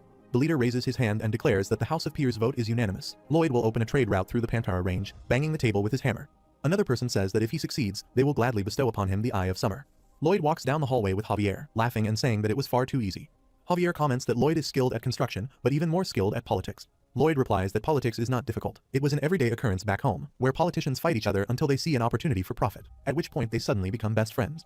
Javier observes that managing royal funds grants someone considerable power, which directly relates to money. Lloyd agrees and adds that those people do not care about the kingdom's honor or fate. To them, it is all about the money. After a while, he arrives in front of Alicia and Bose. She says that she has heard the Lord's opinions, agrees with their decision, and has approved the construction. He thanks her while she expresses curiosity about two things. First, she asks if it is truly possible to cross the Pantara Range, given that their ancestors have tried every method imaginable. She explains that stairs failed due to the harsh climate, and every attempt to dig tunnels resulted in collapse. She adds that even if a path were created, no one could traverse it on foot. He replies that therein lies the key: it would be crossed by train, using a crossing loop track and a switchback railway system. He describes how the British, enamored with tea, discovered highland regions ideal for cultivation, and created a railway system to traverse the steep and dangerous mountainsides. He explains that the train travels along a sloped track until it reaches a switch, then changes tracks and continues upward in the opposite direction. Alicia comments that he always comes up with some mind-boggling construction idea, so she is certain this train will be no different. She then asks if it will be safe to construct the railway on the sharp mountain peaks. He replied that since that section would be difficult, he would select the flattest area of the summit as the crossing site. She accepts this and moves to her second question. The peak of the mountain range is considered the land of demons, so she asks how he plans to pass through it. He assures her that he has it all figured out. After a while, Lloyd and Javier ride on Draghi when Lloyd asks if he knows anything about demons. Javier says he only knows what he has heard from legends and admits that his knowledge is no greater than anyone else's. Lloyd replies that this is exactly what he wants to know. Javier explains that long ago, demons and their descendants lived on the peaks of the Pantara Range, their land surrounded by icy pillars that no one could enter. He adds that demons come in many ghastly, terrifying forms, and that they eat people, among other things.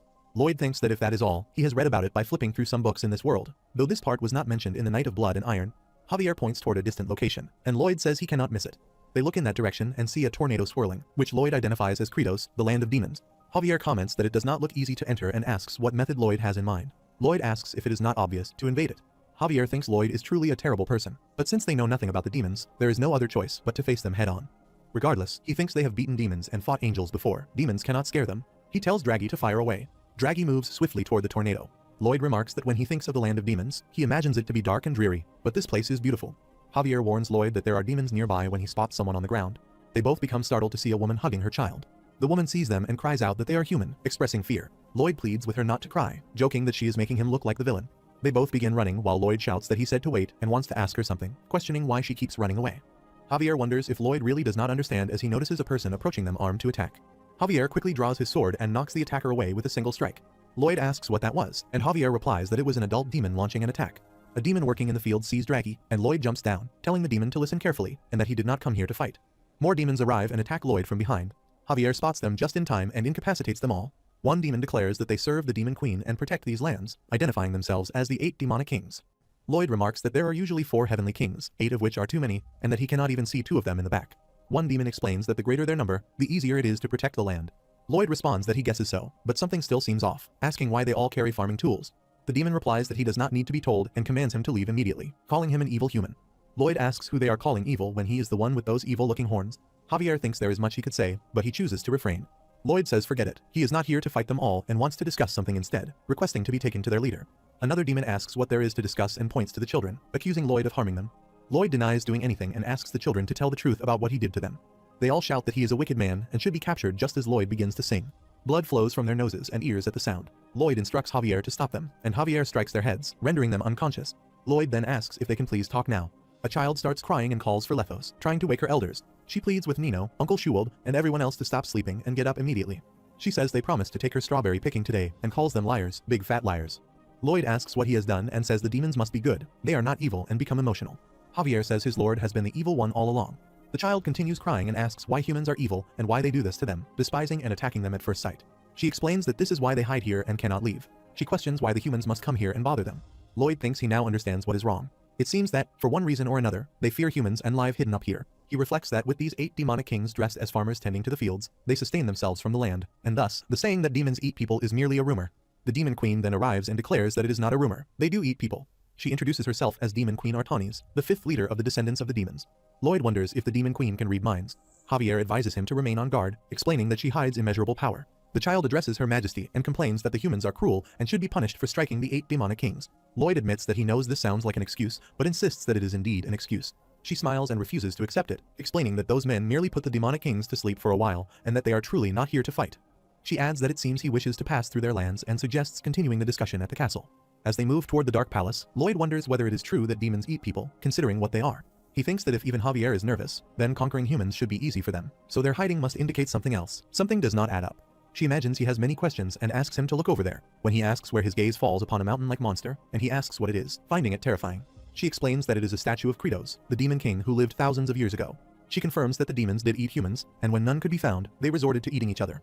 She adds that they lived on barren land and suffered from starvation, which led them to invade human lands and try to use humans as food.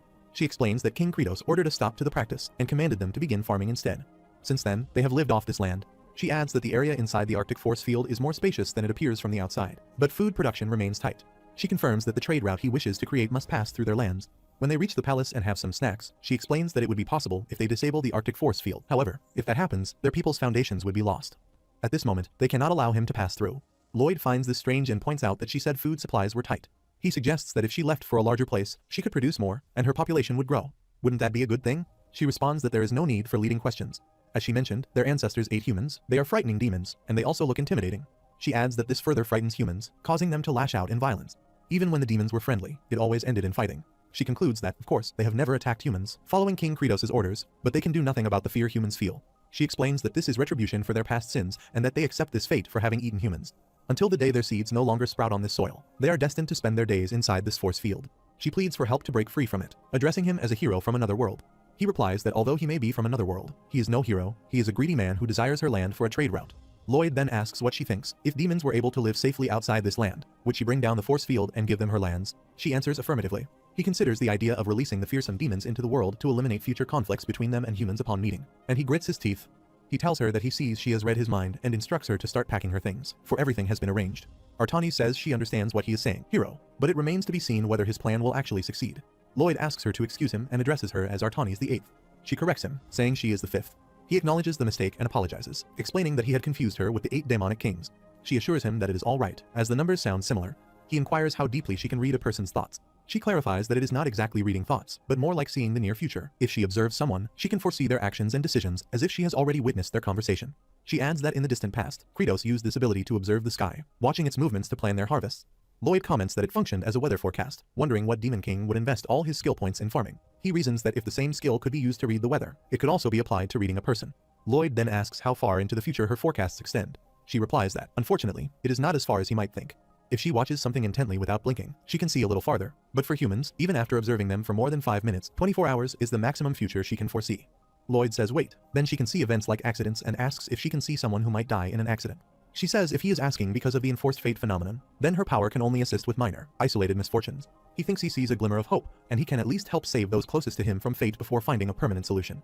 She replies that this is a conversation best held after he has helped free her people, otherwise, she would be forcing everyone to leave like a dictator. She explains that if she did that, the demons would be overwhelmed with anxiety, so he must take one of them as a representative and prove that there is a world where demons can live peacefully outside the force field. They go out to inspect the crops when a child hugs Artanis. Lloyd sits beside her and asks if he scared her earlier. He admits he was in a bit of a hurry. He then says, anyway, kiddo, let's go see a cool place to move to, smiling. The child becomes even more frightened and begins to cry, saying she does not want to go, and refuses to leave. Javier asks why he keeps scaring the child and calls him mean. Lloyd asks what he has done. He insists he has done nothing wrong. Javier sits beside the child and asks if she would like to see the outside world with them. She blushes and nods in agreement. Lloyd feels slightly annoyed by this. They ride on Draghi when Artani says the child's name is Leela. Leela sleeps in her lap, and she explains that of all the demon children, Leela is the most afraid of humans. She mentions that she has heard of demons sometimes entering the human world. Lloyd replies that since there was no proof, he had assumed it was merely a rumor. She corrects him, saying it is not a rumor, demons can freely pass through the force field. She experiences a flashback where baby demons venture onto human land and see people happily spending time with their families. She recalls being told by grown-ups that humans are frightening, and she should stay away. But she wonders why since they appear so kind. She watches human children happily playing together until a ball strikes one child, causing her to laugh loudly. She also observes humans suffering in winter from food shortages and their children crying from hunger. She tries to bring them some vegetables, but they become scared and shout that she is a demon. Everyone hides in their houses as the family head chases after her to kill her. She becomes frightened and begins to run away, quickening her pace as someone attacks her, shouting that the demon is escaping. She runs into the forest while someone shouts that she is so fast, what a monster, and orders her to stop the demon. They warn that if she is not caught, she may return with more of her kind. They say she went that way, and some people move toward the forest carrying fire sticks to find her. They demand to know what she tried to do to their family and command them to kill her because demons eat humans. They capture her while she is terrified and shout to kill her, but suddenly, she transforms into a fearsome demon and yells at them. They all become frightened as she remembers King Kratos' words, no matter what happens, demons must never harm a human. She quickly climbs the mountain to escape while they shout that she is running away, ordering to catch and kill her. She cries as she climbs higher up the mountain. The scene shifts back to the present, where Lloyd becomes emotional and says he has heard enough. To be honest, it is a story he has heard countless times before. He declares that it is time to put those stories to rest here at the Frontier estate. They arrive and walk toward the estate. Leela clings tightly to Artanis, looking around nervously, thinking about the human village and feeling scared. Lloyd sees Arash and remarks that it has been a while, asking how he has been. Arash replies that he and Melika have been hanging out and that he has gotten too ripped. Oink, he thinks he needs to do some cutting. Leela is surprised to see this and asks Artanis why demons are walking around the human village. Artanis replies that those are not demons but orcs. Leela wonders what the difference is. On their way, they also see skeleton warriors who hold up a signboard to Lloyd, indicating they have been waiting for him and that they love him. Lloyd responds affectionately, saying the guys are too much and that there is no problem waking the Dragon King. Leela feels a little scared to see them when a red dragon flies overhead, saying that he is late for clearing up the poop. Leela calls out to Lloyd, asking if it seems he is a demon king too, which would explain his face. Lloyd looks back at her and asks what is wrong with his face. Meanwhile, two people arrive, and one of them states that Lloyd has returned. Lloyd asks why they are both dressed up. The person responds by saying that there is a wedding. Isn't that why he has come back? Lloyd asks, a wedding. Then recalls Emily's wedding and agrees. Leela observes them all and thinks they appear to be real humans. The man glances at Artanis and Leela, then comments on their horns, asking if they are demons. Artanis confirms, and the man simply nods and walks away. As he walks, he asks his friend if he knows that there is a type of mantis that resembles a flower. The other person reacts in disbelief, insisting he must be joking and refusing to believe such a bug exists. They arrive at the venue just as someone notices Lloyd and explains that Master Lloyd has arrived. The man informs him that the ceremony is about to begin. He explains that he has been so busy serving food that he didn't notice Lloyd's arrival, then laughs. An old man approaches Leela and, admiring her appearance, asks where she is from. She replies that she is from the Pantara range, Kritos. The man remarks that she must be descended from demons, then jokes that someone should slap his butt and call him Charlie, laughing heartily. A child notices Leela and says he has never seen her before. She looks to be their age. He points toward her, and his friend responds that she's perfect. The boy then asks Leela if she knows how to play soccer. His friend explains that Master Lloyd taught them that it's great fun, and then walks over to Lloyd to ask if they may play with her, as they don't have enough players. Lloyd says she should not be asking him, she ought to ask Leela. The kid turns to Leela, insisting that she will play with them and urging her to hurry up and answer. His friend adds that they do not like wasting time. Leela hesitates and says she has horns and oddly colored skin. Another girl scoffs and tells her to stop trying to act special around here, and such traits are so common that no one even bats an eye. She says it is time to stop with the nonsense and demands to know whether Leela will join them or not. Leela looks at Artanis and asks her to let go of her hand. Then, she runs off with the other kids, smiling. Artanis watches her, and Lloyd quietly remarks that demons will be demons, and even he cannot be entirely certain this will work. Artanis, however, refuses to doubt and replies that she is certain. Just then, Leela transforms into her demon form, kicks the ball with immense strength, and strikes the tower, causing part of it to collapse. The other children freeze in fear. Artanis calmly states that the village Lloyd has created here is one that no longer carries the hate and prejudice that once plagued the world. Leela embraces those words. One of the kids excitedly declares that she is incredible. She is their star player. Another child exclaims in awe that the horned girl has a powerful kick. Leela becomes emotional upon hearing their praise. Artanis smiles and says she believes they will be fine here. She kneels and asks Lloyd to lead their people as the new demon king. Lloyd, confused, asks what she means by that. At that moment, Artanis activates her mana and transfers it to him. Lloyd is surprised to witness this. While the system window notifies him of a special achievement, Artanis V has officially instated him as the demon king. Another window appears and notifies him that this skill is activated through his powers as the demon king, not by the system. Lloyd laughs loudly as his newly gained, powerful mana spreads around him. The system window notifies him again that, through the power of the demon king, he has received the skill he is, without a doubt, the demon king. He feels horns emerging on his forehead and wonders what they are and how he is meant to use them. The system window notifies that he clearly resembles the demon king. It certainly appears so. He thinks that must be it. Javier remarks that there is no need to worry. He does not look much different from before. Lloyd notices that wings have also appeared, and as people witness this, they begin to praise him. One person exclaims in awe that Master Lloyd is now the demon king. Another question is whether he hadn't already been one, commenting that nothing seems to have really changed. Lloyd shouts in confusion, asking how everyone could have seen him. Artanis responds by asking if he truly did not know, calling such ignorance ridiculous. Lloyd admits that he does not deserve the title of demon king, claiming he is not powerful enough and could never defeat her in combat. She replies that power is not merely about strength, it is about being suited for the role. The system window notifies that all demons are required to obey the demon king's commands, even if those commands involve grueling labor. Lloyd declares that they might as well test out what this demon king business truly entails. After some time, they all arrive at Emily's wedding ceremony, which is a joyous occasion for her mother. Everyone applauds the couple, and Javier remarks to Lloyd that his horns are retractable. Lloyd replies that they are, thankfully, and then turns his attention to the couple. He recalls a scene from the beginning of the Night of Blood and Iron. He quietly whispers that Count Cremo once asked Javier what had happened to the servants of the fallen Frontera family.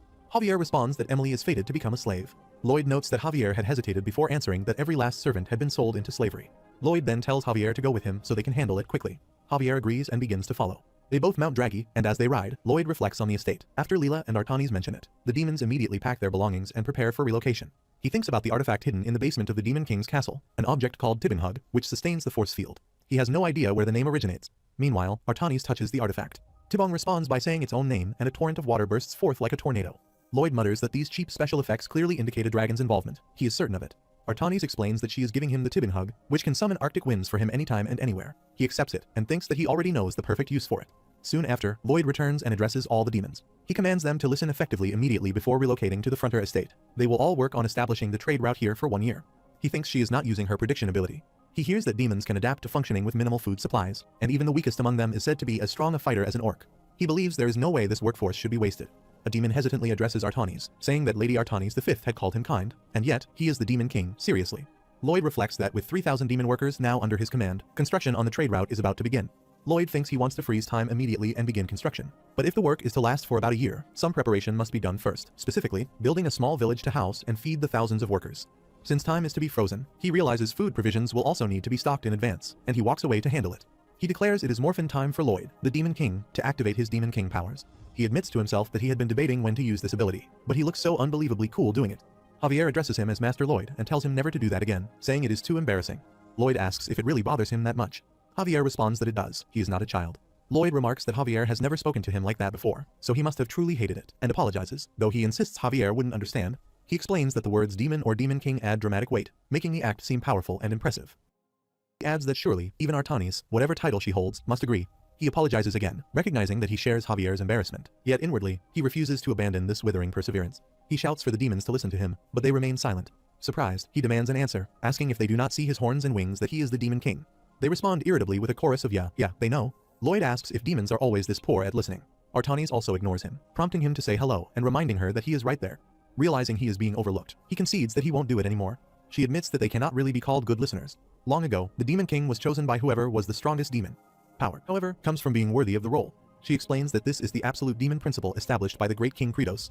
Since she acknowledges him as the current Demon King, the others will follow his orders as well. However, she warns that they will carry out these orders with displeased expressions. He thinks he will not get any good work from them this way. He must show them that his orders have a reason behind them, but that will take time. He asks if he will defeat the strongest demon among them, and if they will then listen to him. She replies that, unfortunately, King Kratos forbade physical dueling between demons. However, there is one form of dueling that King Kratos deemed acceptable. It requires extraordinary intuition, instantaneous judgment, lightning-fast speed and reflexes, and hawk-like vision to track every movement. She explains that this duel can only be won if he possesses all of these skills. The duel is called rock, paper, scissors, the shooter drops one. He thinks that is the Korean version of the game and wonders whether the author of the Knight of Blood and Iron is a weirdo, or if it is King Kratos himself. He agrees, saying that if it gets everyone on board, he is in, and as for the rest, he does not want to work with anyone who is unwilling to cooperate. He promises that they will be glad they worked on this project. However, he acknowledges that convincing them will take time, so for now, he challenges them to a duel. If he wins, they must carry out the work willingly. He calls for the strongest demon among them to step forward and offers a prayer for the soon-to-be-fallen Demon King's authority. They all tap the ground with their shovels, repeatedly chanting rock, paper, and scissors. Leela, standing with her mother, becomes emotional and pleads for her mother to stop, insisting the Demon King is a good man. Her mother replies that this is a sacred duel, and they have no choice but to watch. One of the demons moves forward while the others continue shouting rock, paper, scissors. Javier asks what kind of duel this is. Artanis explains that he must first understand the basic rules. The fist, or rock, represents the hammer that can shake the earth. The two fingers, or scissors, represent the guillotine that can slice the heavens. The open palm, or paper, is like a sheet of cloth. He asks why the paper is the weakest. She replies that King Kratos designed it that way. The hammer smashes the guillotine slices the cloth, and the cloth renders the hammer useless. She continues that each shooter chooses 2 of the 3 weapons, one in each hand while chanting rock, paper, scissors. Then, following the chant, the shooter drops one, and each shooter must drop one weapon, leaving the other as their final choice. The winner is decided based on the last weapon remaining. Javier thinks this sounds like a neighborhood kid's game, but this dueling style clearly reveals who is the strongest. He reflects that each participant is at the level of a sword master, capable of sensing even the slightest change in their opponent's movements or breathing. While all demons continue shouting rock, paper, scissors, he wonders what trick Suho will use to win this time. She shouts for the shooters to prepare themselves, chanting rock, paper, scissors, while Lloyd and the other demon ready their attacks. Javier thinks to himself that the distribution of weapons shows strength. Lloyd is choosing 2 guillotines or scissors, but that combination will either result in a loss or a tie. He wonders if Lloyd does not understand the rules and asks why. Lloyd commands to shoot and charges at the demon while showing scissors. The demon exclaims in shock, asking what kind of face that is, leaving everyone stunned by Lloyd's attack. Lloyd demands to know which weapon the demon will drop as the demon falls to his knees. Lloyd thinks that was definitely cheating. Artanis explains that the legend speaks of a warrior who would win before the weapons are dropped, identifying him as Master Lloyd. Lloyd wonders what kind of legend that is. The demon commands all demons to kneel, and they bow down before Lloyd. Lloyd transforms once more into the Demon King and orders the mountain base to be cut into terraces, commanding it as the Demon King. Javier thinks to himself that he told Lloyd not to do that. After a while, Lloyd, Javier, and Artanis ride the draggy as Lloyd reflects on what Queen Alicia told him. Everything he has been involved in is returning to its original state. He realizes the enforced fate phenomenon is progressing faster than when he last checked the ending spoiler, and the future is changing because he is acting differently. He feels concerned about the Queen turning evil but notes that no sign of that has appeared yet. The fated misfortune could strike at any moment Julian, his mother, his father, his family, and the entire Frontier estate. He understands that even if something happens to them before the provision system is established, he will not be able to freeze time.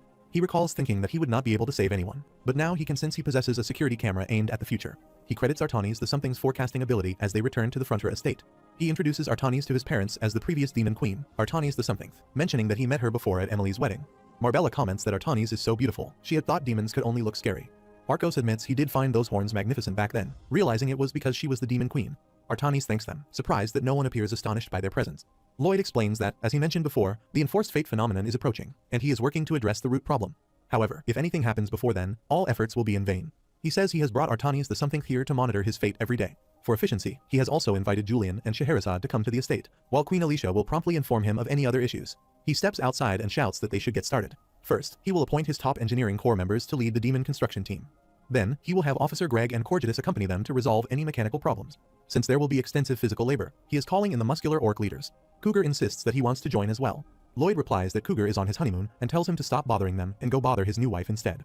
Demons arrive soon after. Lloyd observes that there are 8 of them, each possessing power equivalent to a sword master. He thinks that the groundwork will be completed in half a day. With such a diverse variety of monsters present, the houses rise quickly.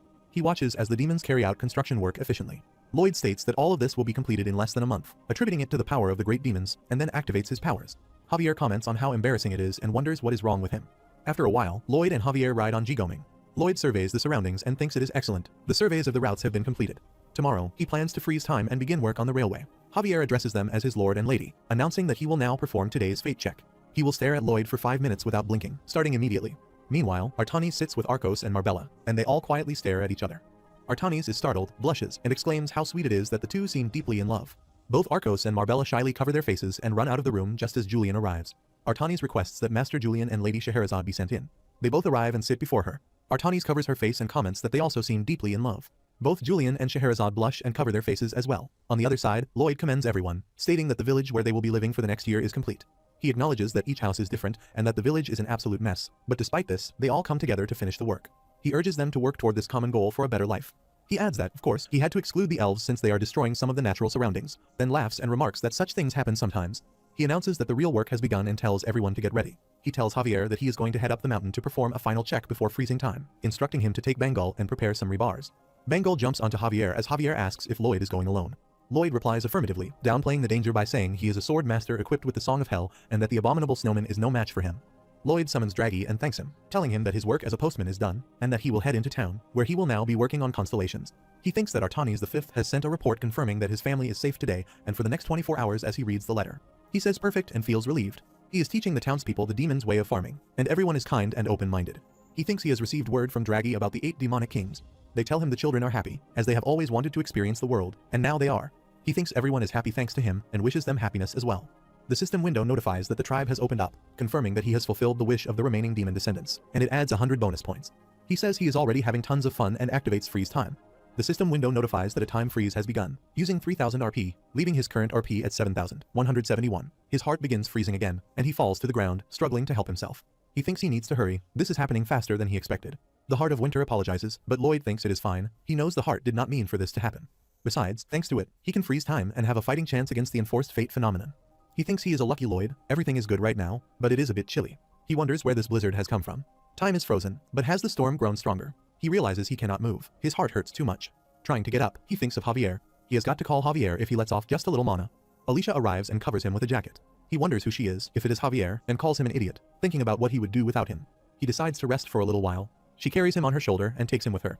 Meanwhile, Bengal transforms into a giant and trembles as Javier looks at him, realizing that nothing good can be accomplished in this weather, least of all making rebars. He thinks Suho became unstable immediately after the time freeze dome appeared. It must have been due to his heart freezing up. He thinks that if it were up to him, he would run up there this very second to ensure Suho is safe. He asks what the ice dome is.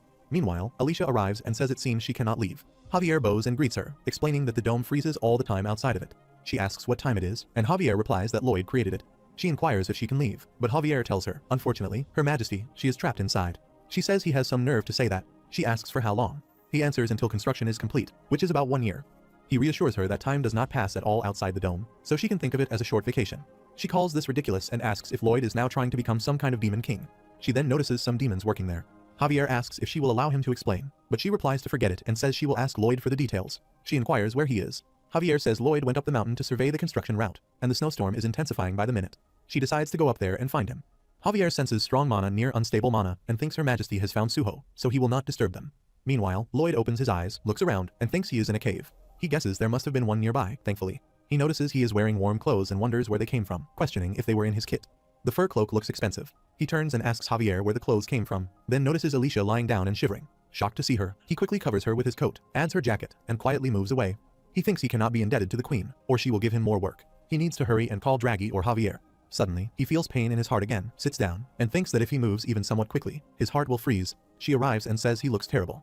She tells him to come over while he bows and calls her the one true ruler of the realm. She says he is starting to sound like a broken record and orders him to come closer. He crawls toward her as she tells him to hurry up, then instructs him to lie down, patting her lap to show him where. He lies down straight on the ground. She asks if he is mocking her. He replies with a pardon. No, she told him to lie down. She says she wants him to rest his head here, pointing to her thighs. Confused, he hesitates as she angrily grabs his head, places it on her thigh, presses his chest, and uses her mana to heal him. He feels the queen's mana entering his body, but knows that to control it, he must master the Asrahan core technique. She says she realized something while sparring with Javier. Both he and Javier use the same kind of mana as others, but theirs is amplified. The secret is that they absorb and use external mana. He thinks she learned the Asrahan core technique all on her own. Queen Alicia is extraordinary. He remembers how he used to throw up whenever he absorbed Javier's mana.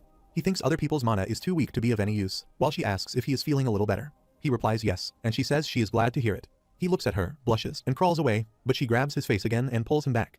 She asks him to stay still. He asks if it was not him who told her that sometimes they all need to take a nice, relaxing break. He thinks this is not relaxing at all, it is really uncomfortable, and he asks what brings Her Majesty here. She says she wanted to see him. He laughs and replies, have he, Lloyd Frontera, ever messed up a job she has given him? There is absolutely nothing wrong with their construction site. He means the snowstorm is pretty strong. She asks if he really does not understand or is pretending not to understand. He is clearly bright, astute, and exceptionally talented. She says that when a lady personally asks for his hand in marriage, he is oblivious to the fact that she is being sincere. He becomes confused and wonders who asked for his hand. He then recalls when she said to marry her and become her prince consort. He thinks no way that was real. It was not a ploy to make him do all sorts of work for her. He realizes that is exactly what she meant. There is no way she was trying to imply anything else. Suddenly, the cave begins to tremble, and they both look up as she asks if they are causing earthquakes now. He thinks about this earthquake as well. Now he understands what is happening. With the snowstorm intensifying and the recent earthquake, a shift in mana has clearly occurred. He concludes this is the work of someone trying to interfere. He asks how they dare to meddle with his project. While she thinks he is quick to notice the tampering, he is truly someone she can rely on. He replies that despite losing time on construction because of this, he will recover it tenfold and thinks if only he could change that stern expression on his face.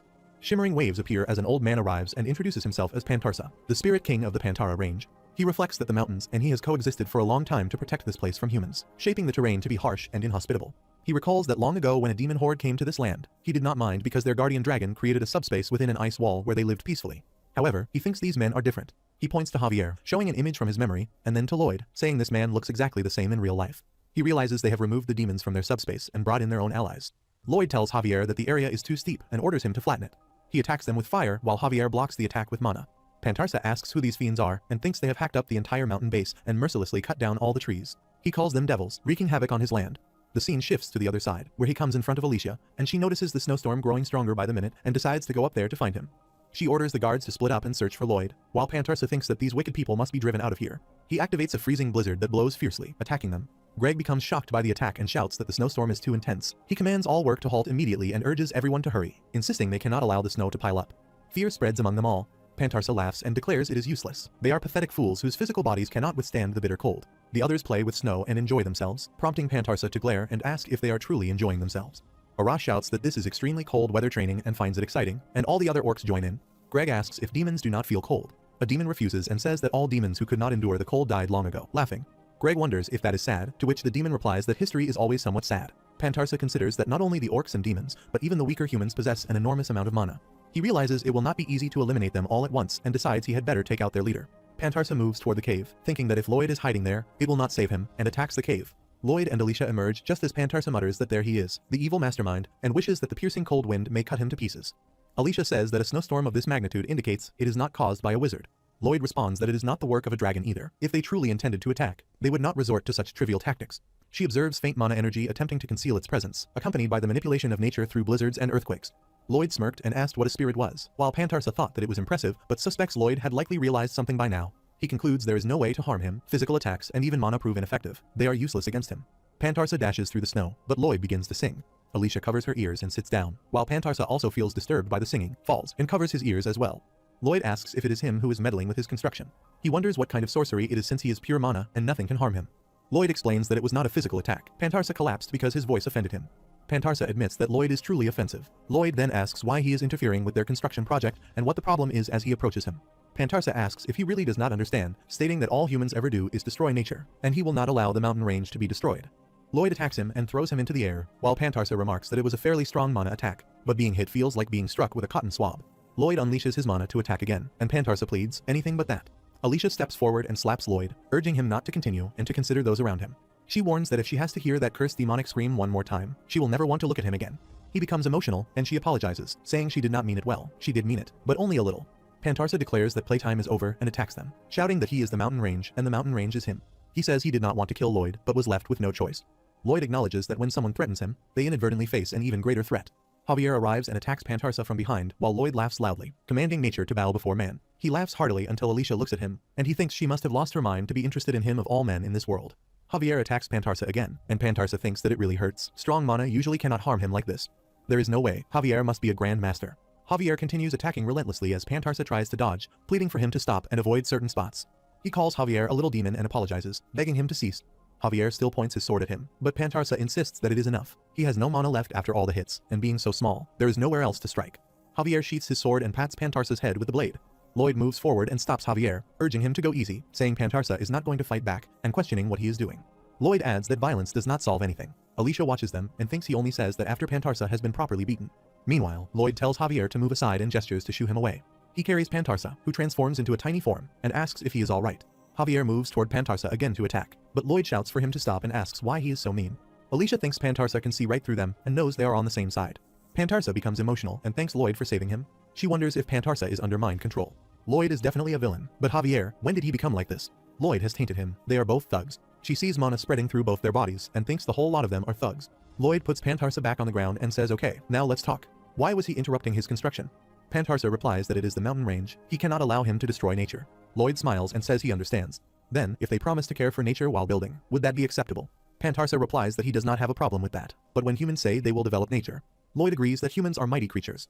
While other beings adapt to changes in nature, humans seek to alter nature to suit their own needs. He says that the power to destroy nature should be used instead to protect and preserve it, and he promises to make this mountain range more beautiful. She listens to this with surprise and thinks he has already quelled the spirit. Does he really need to do more work for it? Pantarsa asks if he could make the climate of this range a bit warmer. That would be a great help. Pantarsa smiles and says of course, so long as it does not greatly disturb any nearby habitats. She thinks she does not know him well. He is interesting because his thoughts remain unclear. He thinks the first step is to carve out the range, cutting out and enlarging the tiny ravine while Draghi uses his mana to assist. He considers the importance of firming and leveling the track's path as the workers carry out their construction tasks. He then thinks of step 2, developing the switchback rail system. Thanks to the knowledge of Officer Greg, his mechanical science genius, and Corgetus, the plans are complete. He declares step 3, manufacturing the railcars. Since he has seen how they were made in hell, this presents no problem. He recalls Artani saying that the demons believe the act of working for their food is the most sacred of all, as all demons labor diligently. Lloyd thinks demons are leaders in power. They are strong yet require little sustenance, and they are absolutely remarkable. He states that step 4 is to create a beautiful landscape to revive nature. They have taken some plants from the mountain base to make it look fuller, and since the demons possess more knowledge in this area, he will leave that task to them. Suddenly, he feels a sharp pain in his chest and clutches it. Alicia asks if he is alright, suggesting that since construction is taking longer than anticipated, perhaps it would be better to compromise and simply complete the project. He agrees, but a light suddenly appears, and he quickly steps back to avoid it. He asserts that he must cultivate the land, while she asks if he means even if it kills him. He replies that if he does not, he will regret it. If this desolate-looking mountain range becomes a beautiful trade route, it could become a popular travel destination, and he laughs. Lloyd laughs and asks how much profit he expects to make from just one little inn. She says that he is building all of this with her funds, but he believes the profits will be his. Lloyd thinks for a moment, then bows before her and says that while securing their position as a hegemonic nation and trade center of the continent, they can also expand into tourism, making the kingdom immensely wealthy. He asks if he may please build just one tiny little building, glancing at her secretly. She tells him to be as greedy as he likes since it always benefits others anyway. He becomes excited, thinking how sweet it would be to have a small line of funding for his retirement, using the estate's proceeds to finance the larger projects, with this as his spending money. The system window notifies him to consider how big his dream really is. He thinks that, at the very least, he wants to be as rich as Mansa Musa. The system window responds that this is indeed a very big dream. Meanwhile, the demon brings the train to the station, and upon seeing this, he shouts that the train has arrived and orders to hit the switchback lever. They follow the instructions, and the train moves backward while Leela looks out of the window. Some other demons are also seated inside. Pantarsa arrives there and is surprised to see the construction underway. At that moment, a system window pops up, announcing that he has freed the imprisoned demons and opened a trade route that will change the continent's history. Another system window appears, revealing his new title, CLR Master, Clear Level Renovate. As a result of this title, a new special skill has been created. A third window notifies him about the skill called Boing. From now on, he, the icon of freedom everywhere, can jump powerfully without any resistance or disturbance. Lloyd wonders what this means, questioning why a sword master would need such a skill. The system window notifies that the CP is awarded monthly for this skill, granting 8 CPS, and his current CP total is 1,648. He thinks he has saved up a considerable amount of CP and considers whether it is time for another spoiler. The system window then notifies the number of people he has saved, but DP shows as -1. He thinks never mind, nothing has changed. He is finally able to track and see faces clearly. This is the phenomenon of enforced fate. After a while, Lloyd sits peacefully and meditates, attempting to use his mana to heal his heart. But he cannot and eventually loses consciousness. Alicia arrives quickly, catches him, and tells him to rest, assuring him that she will protect him. They summon Draggy, and as Alicia carries Lloyd on her shoulders, she says they must go save the royal consort. The next morning, Lloyd wakes up at his home, where Alicia is seated beside him and asks if he is awake. She uses her mana to heal him. As he rises, he apologizes for his poor manners. She tells him to forget it, stating that those who are unwell should rest. Although she would prefer to allow him more time to recover, she explains that they must proceed with the ceremony without delay. She informs him that a conferment ceremony is to be held for the Eye of Summer. After some time, she steps outside and addresses her citizens, declaring that she stands before them to announce the remarkable accomplishments of their meritorious servant, Lloyd Frontera. She states that Lloyd has successfully opened a path through the previously inaccessible Pantaro range, thereby connecting the entire world to the Magentano kingdom. She proclaims that Magentano is not only poised to become the global center of trade, but it can now proudly declare itself the most powerful nation, having achieved this strength through peaceful means. In recognition of this extraordinary feat, she confers the Eye of Summer upon their nation's distinguished servant, Lloyd. Privately, she reflects that if her hands leave his body even for a moment, his condition deteriorates almost immediately. Yet, by law, the ceremony must be carried out. The magicians bring a massive box before her, sealed with a magical circle, while Lloyd feels as though his heart freezes completely. A system window appears, urgently displaying a fragmented warning. No, don't do something. Several fragments of the Heart of Winter attempt to jumpstart his heart, urging it to keep moving, but the attempt fails. At that moment, Toscano arrives and loudly declares that the sacred and historic ceremony for the presentation of the Eye of Summer is about to begin. Lloyd feels utterly weak and tries to walk, but his steps falter. The system window provides another notification, though the words appear incoherent and scattered. As he collapses, Alicia sees this and immediately calls for Javier. Javier flies into the air, and together with Alicia, they strike the box, slicing it into 2 halves. The Eye of Summer is released. Toscano demands to know what she is doing, while the gathered citizens watch the scene unfold in stunned silence. Javier approaches the Eye of Summer to retrieve it, but it burns him slightly upon contact. Alicia rushes to Lloyd, pulling him close, her thoughts overwhelmed by the absurdity of risking so much for the sake of one person. Yet, despite it all, she holds on to her belief in him. She believes he can still fix everything. She tries to wake him, thinking with desperation that he must rise and resolve this, just as he always has. She tells Lloyd to absorb her mana as she sits on his chest and channels her energy into him, determined to awaken him. She resolves to inject all of her mana at once. In response, his eyes snap open the moment the system window displays a notification, Supercharge. Immediately, he activates his own mana to gain control over the Eye of Summer, a task Javier also attempts but fails to accomplish. Everyone around them becomes terrified and falls to the ground as Lloyd pours his entire mana into absorbing the Eye of Summer, completing the process within seconds. The overwhelming surge of energy renders Javier unconscious, and Alicia also collapses beside him. The rest of the witnesses remain frozen in shock at the astonishing sight, while Lloyd lies calmly on the ground. A system window confirms that the Eye of Summer has been successfully absorbed. Within Lloyd's body, the Eye of Summer encounters the Heart of Winter, and the two forces merge. Together, they generate a powerful mana that fully warms his heart. The system window notifies that the Heart of Winter and the Eye of Summer have now fused and reside permanently within his heart. He opens his eyes in shock as the system window once again notifies him that he has been repaid for all his sacrifices and unwavering faith in others, and that the mutual trust he has cultivated has awakened a miraculous power. The system further notifies that all of his past actions have converged to manifest a unique power skill, which is now designated as baptism by the Demon King. It adds that this power may be granted to only one person per day, and the baptized individual will retain its effects for 24 hours. He wonders about the nature of the effect, and the system informs him that one of the baptized person's unique skills will be amplified to its ultimate form. He contemplates the implications of a true amplification, for instance, if he were to baptize Javier's Grand Master's abilities. The system then confirms that Javier currently stands at an entry-level Grand Master, and if baptized, he will ascend to a max-level Grand Master, wielding power capable of slaying a god. He gazes at the injured Javier, considers for a moment, then smiles and swiftly flips himself upright. Alicia watches in astonishment as he rises and addresses the crowd, asking whether they witnessed it. Their Majesty has orchestrated the most spectacular performance. He proclaims that now, not only they but the entire world will recognize that with this trade route, Magentano has become the richest nation on Earth, and not even an army with the strength of a dragon can bring them harm. He shouts with excitement, and the citizens erupt in praise around him. Javier regains consciousness and looks at him, while Alicia also gazes at him with pride. Lloyd turns to look at them both and smiles. The scene shifts to the southwest of the Magentano kingdom, beyond the Pantara range. In the barbarian village of Veneto, a little girl arrives at her home holding a bundle of flowers. She calls out to her mother, announcing that she has gathered a bunch of dried flowers and made a bouquet. Her head is gently patted by her mother, who tells her what a lovely thing she has created. The girl smiles until the door bursts open. Her father storms inside, demanding to know what nonsense is going on. Both the girl and her mother are startled. Her mother gasps and addresses him as the girl's father. He yells that a warrior is not meant to create pretty things. The man, Dolphlin, chief of the Veneto tribe, kicks the bouquet aside in disdain. He scolds his wife, questioning how she can stand by when something is clearly wrong with their child, although he no longer wishes to speak with her. She responds coldly, saying that he will speak whatever he wishes to say regardless. He roars that it is not about what he wishes to say, but what must be said, that the people of Veneto survive by fighting and taking, and only strength can protect them. Turning to his daughter, he calls her by the name Lunta and asks if she intends to continue making pretty things. Lunta lowers her head and apologizes. He declares that the men of Veneto do not cower. Once again, she murmurs an apology. He responds that he cannot hear her while she continues to apologize. As punishment, he declares that she must apologize to the ancestors for 1 hour. He sits in silence while Lunta bows repeatedly in remorse, and then he asks for some beer. She pours it for him while he reflects bitterly that his wife never smiles at him, and even Lunta holds resentment toward him, but he must endure it. She places a jar on the table in front of him, while he tells himself that kindness and tenderness are not what keep them alive. After a while, he steps outside and addresses the warriors of Veneto, announcing that it is time to hunt. The warriors begin to dance and sing as they move forward. Dolphlin joins in, chanting that they are the descendants of exiled warriors, and calls for the porters to bring them their rations. He proclaims that they stake their lives to earn a meal, that they are the lawless ones on this barren land, this far-flung territory near the Pantara range, and beyond that lies their true home, the Magentano kingdom. He invokes the fury and bitterness of their exiled ancestors, declaring that one day, they will cross that range to avenge them.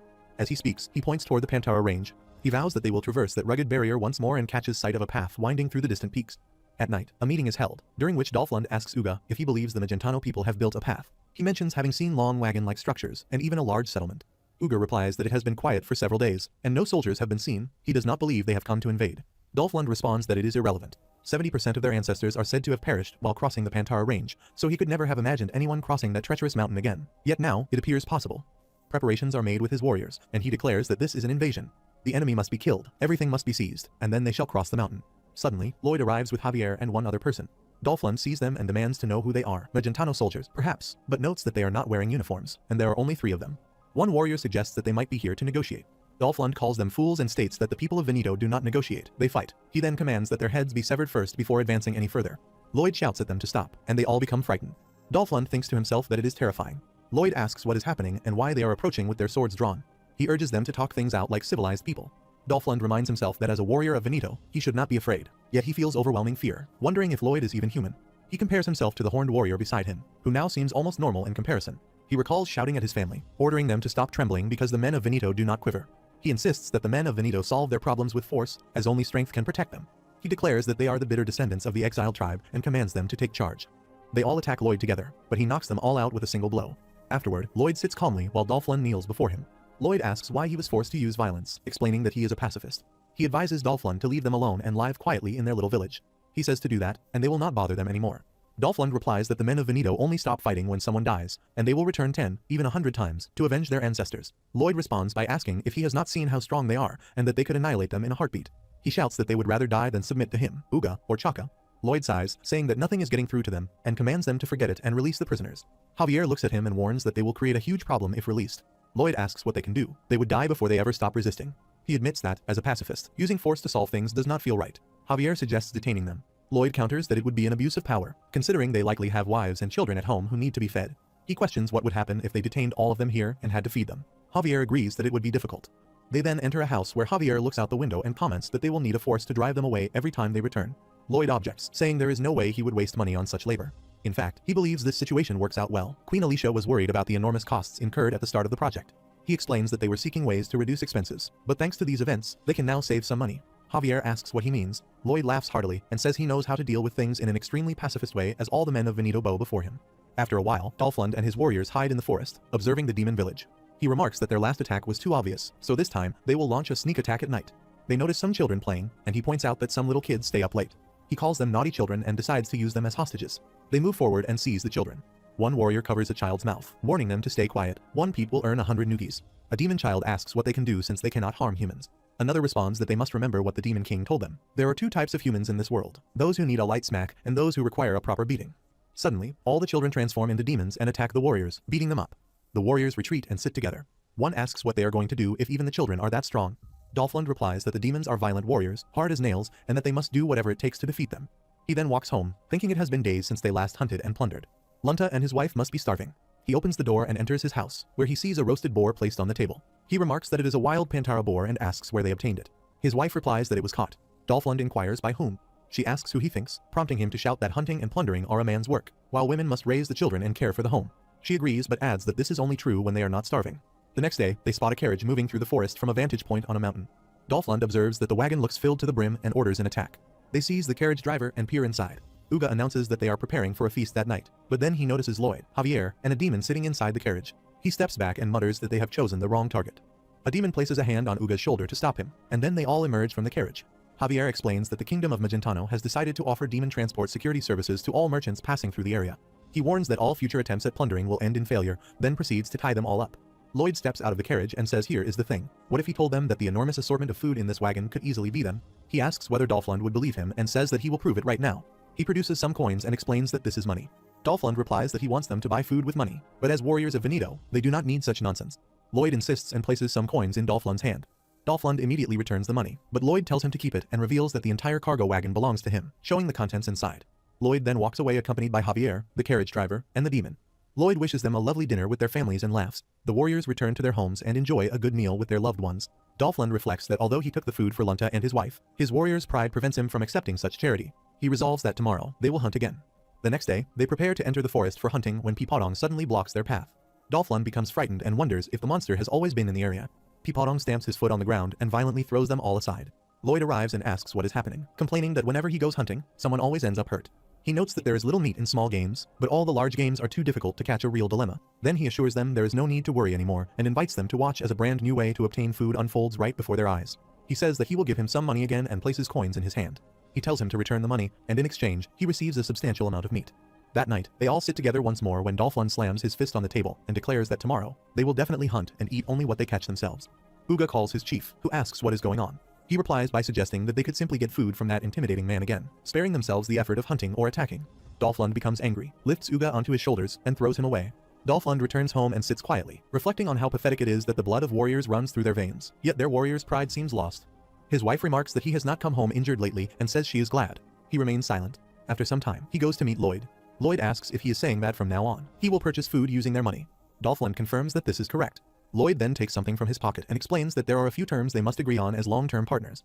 He presents a contract and asks Dolphlund to sign, stating that they are a worldwide financial partner and that this is Frontier cash. Dolphlund asks what all this is about. Lloyd replies that it is a contract and advises him to read the terms very carefully before making any decision. Dolphlund glances at the papers and admits that he cannot read. Lloyd then offers to read it aloud for him. He explains that the terms and conditions laid out in the contract stipulate the rights and obligations between the lender and the borrower, specifically concerning the terms of a short and medium-term Frontier cash loan. He continues that upon the initiation of this agreement, all money previously received will be added to the principal and will begin accruing interest jointly. Lloyd states that a repayment period of up to 1 year is available, and that if Dolphlund wishes to pay off the balance early, he may do so at any time.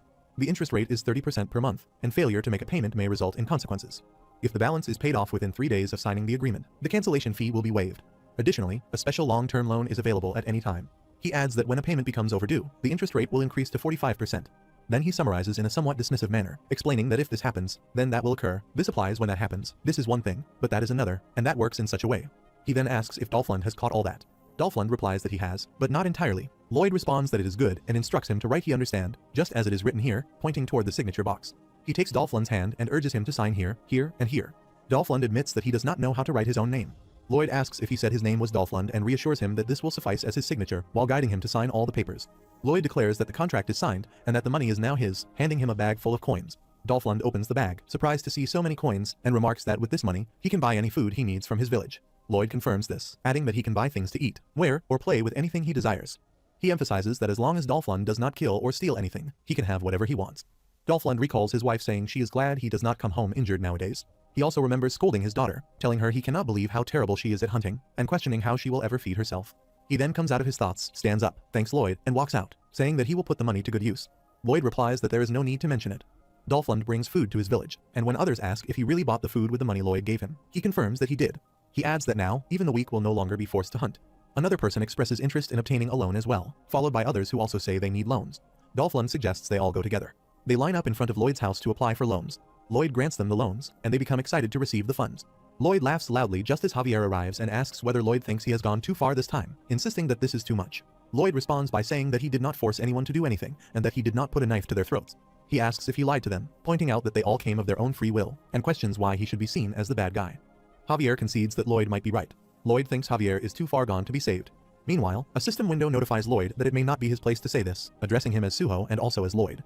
The system window notifies again that Lloyd has witnessed how high-interest loans destroy people's lives. Lloyd replies that he is not the one borrowing, he is merely the lender. At that moment, the system window displays an evil notification. Elsewhere, Helkeros observes two system windows before him. Looking at the evil notification, he says that it represents Lloyd's evil deed count. Turning to the other window, he says it shows Lloyd's good deed count. On the other hand, Lloyd arrives at Dolph Lund's home and asks if anyone is there. He opens the door, and Dolph Lund asks what Lloyd is doing here. Lloyd replies that he has come to collect the loan payment and shows him the documents.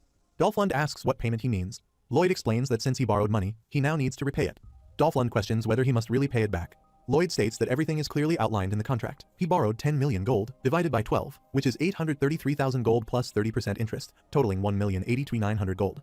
Dolph Lund becomes shocked upon hearing this and asks if that is what it all means, calling it a complete scam and accusing Lloyd of being a thief. Lloyd refuses the accusation and summons his demonic guards, saying, "Boys, let's make his life difficult." Dolph Lund becomes frightened when he sees them and starts running while the demons pursue him. His wife and Lunta also become alarmed at the sight. Meanwhile, the demons clean and perform all the household chores swiftly. Dolph Lund is surprised to see their old, beat-up house now sparkling and looking like new. His wife is equally amazed and remarks that it now seems the roof will no longer leak. Lunta touches the floor and notes that it is warm. Lloyd enters and asks if Dolph Lund has seen that.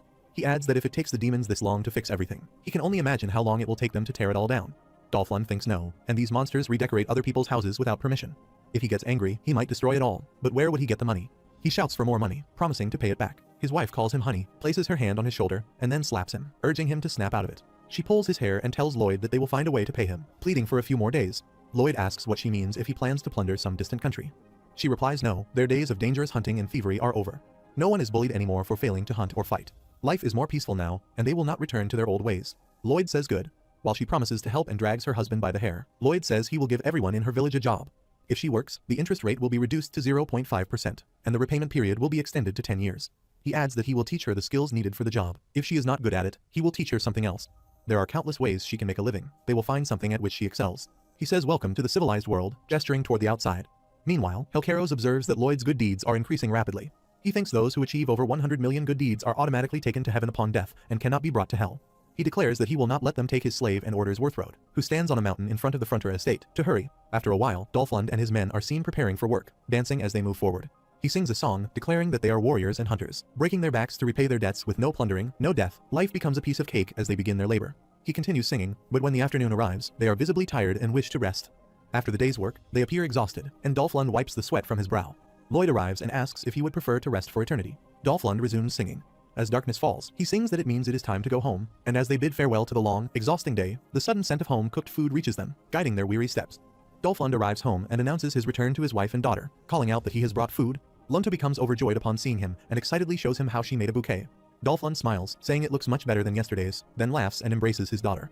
He thinks the flowers his child has gathered bloom within his heart, and when his lovely wife gives him a kiss, it feels as though he is standing in a beautiful field of radiant blossoms. He reflects that a life without plundering or death is well worth the effort. His wife tells him that she will begin working tomorrow as well. If they both work, they will no longer have to worry about money. He asks if she is certain, warning that it may be harder than it seems. She responds by asking if it could be harder than hunting, then laughs. Meanwhile, Lloyd and Javier quietly observe the villagers' homes from a distance. He recalls the days of his childhood when his father brought home food, and he enjoyed those moments with his mother and father. He thinks his mother and father often pick up something on their way home from work. He remembers that sweet aroma filling their dingy, musty semi-basement apartment. He reflects that his mother and father both leave before he can ever do anything for them. But no, they are still here, he thinks, as he recalls Arcos and Marbella. He calls out to Draghi, who arrives shortly after. Javier asks if he is heading off to find a new way to address the enforced fate phenomenon. He replies that, of course, he is, but before that, there is something he needs to take care of, a problem that must be fixed. The scene shifts to the Hell Gate at the North Pole, where Lloyd and Javier arrive. Lloyd comments that the heat is intense, which is why he has brought something special. He raises Tibbinghug and says this will cool everything down. As he places a finger into Tibbinghug, it transforms into a tornado and swirls around, splashing water over Draghi and around the Hell Gate itself. Lloyd says that it cooled things off pretty quickly. He admits he never stops worrying about that hole, constantly wondering how he might be able to stop the heat from pouring out. Javier observes that he should have known, but Lloyd only pretends not to care. In truth, he is a deeply responsible man. Lloyd adds that those fools in hell casually open a random Hell Gate and ask what would have happened if he had never acquired Tibbinghug. Javier notes that this Hell Gate was his doorway to enter. Lloyd says it is now time to initiate a 24-hour surveillance of the enforced fate phenomenon. Javier remarks that he has opened the Hell Gate, while Lloyd replies that he has a plan. He thinks to himself that the baptism by the Demon King allows him to amplify someone's abilities, and that someone is Artanis. He goes to meet her. When she arrives, she bows and asks if he has summoned her, her lord. Lloyd activates his Demon King powers and declares that the Demon King baptizes her. The system window notifies him that shouting is unnecessary for the effect to activate. He already knows. Lloyd thinks he does not care, it simply feels amazing. The system window notifies that the Heart of Winter and the Eye of Summer residing within his soul have released the power of fusion and amplification. Another notification appears, stating that a new option has been added to Artanis V's premonition skill. As she opens her eyes wider, the system window reveals that a new skill option, Wide Area Search, has been unlocked. If she targets any location she has previously visited or any person she has encountered, she can monitor them in real time regardless of their current location. Lloyd thinks this is perfect. He intends to ask her to target every place they have ever passed through and everyone they have ever met. The system notifies that she has locked onto the Lloyd Javi bridge and has also targeted Queen Alicia. Lloyd asks her if she sees anything. She responds that aside from the Frontier estate, she sees nothing. She can only observe targets currently within her line of sight. He thinks it is frustrating. Should he ask Draghi to carry her? But he still needs Draghi for transportation, so he hesitates and considers his options for a moment. Suddenly, Artanis spreads her wings, and to his shock, she takes flight on her own.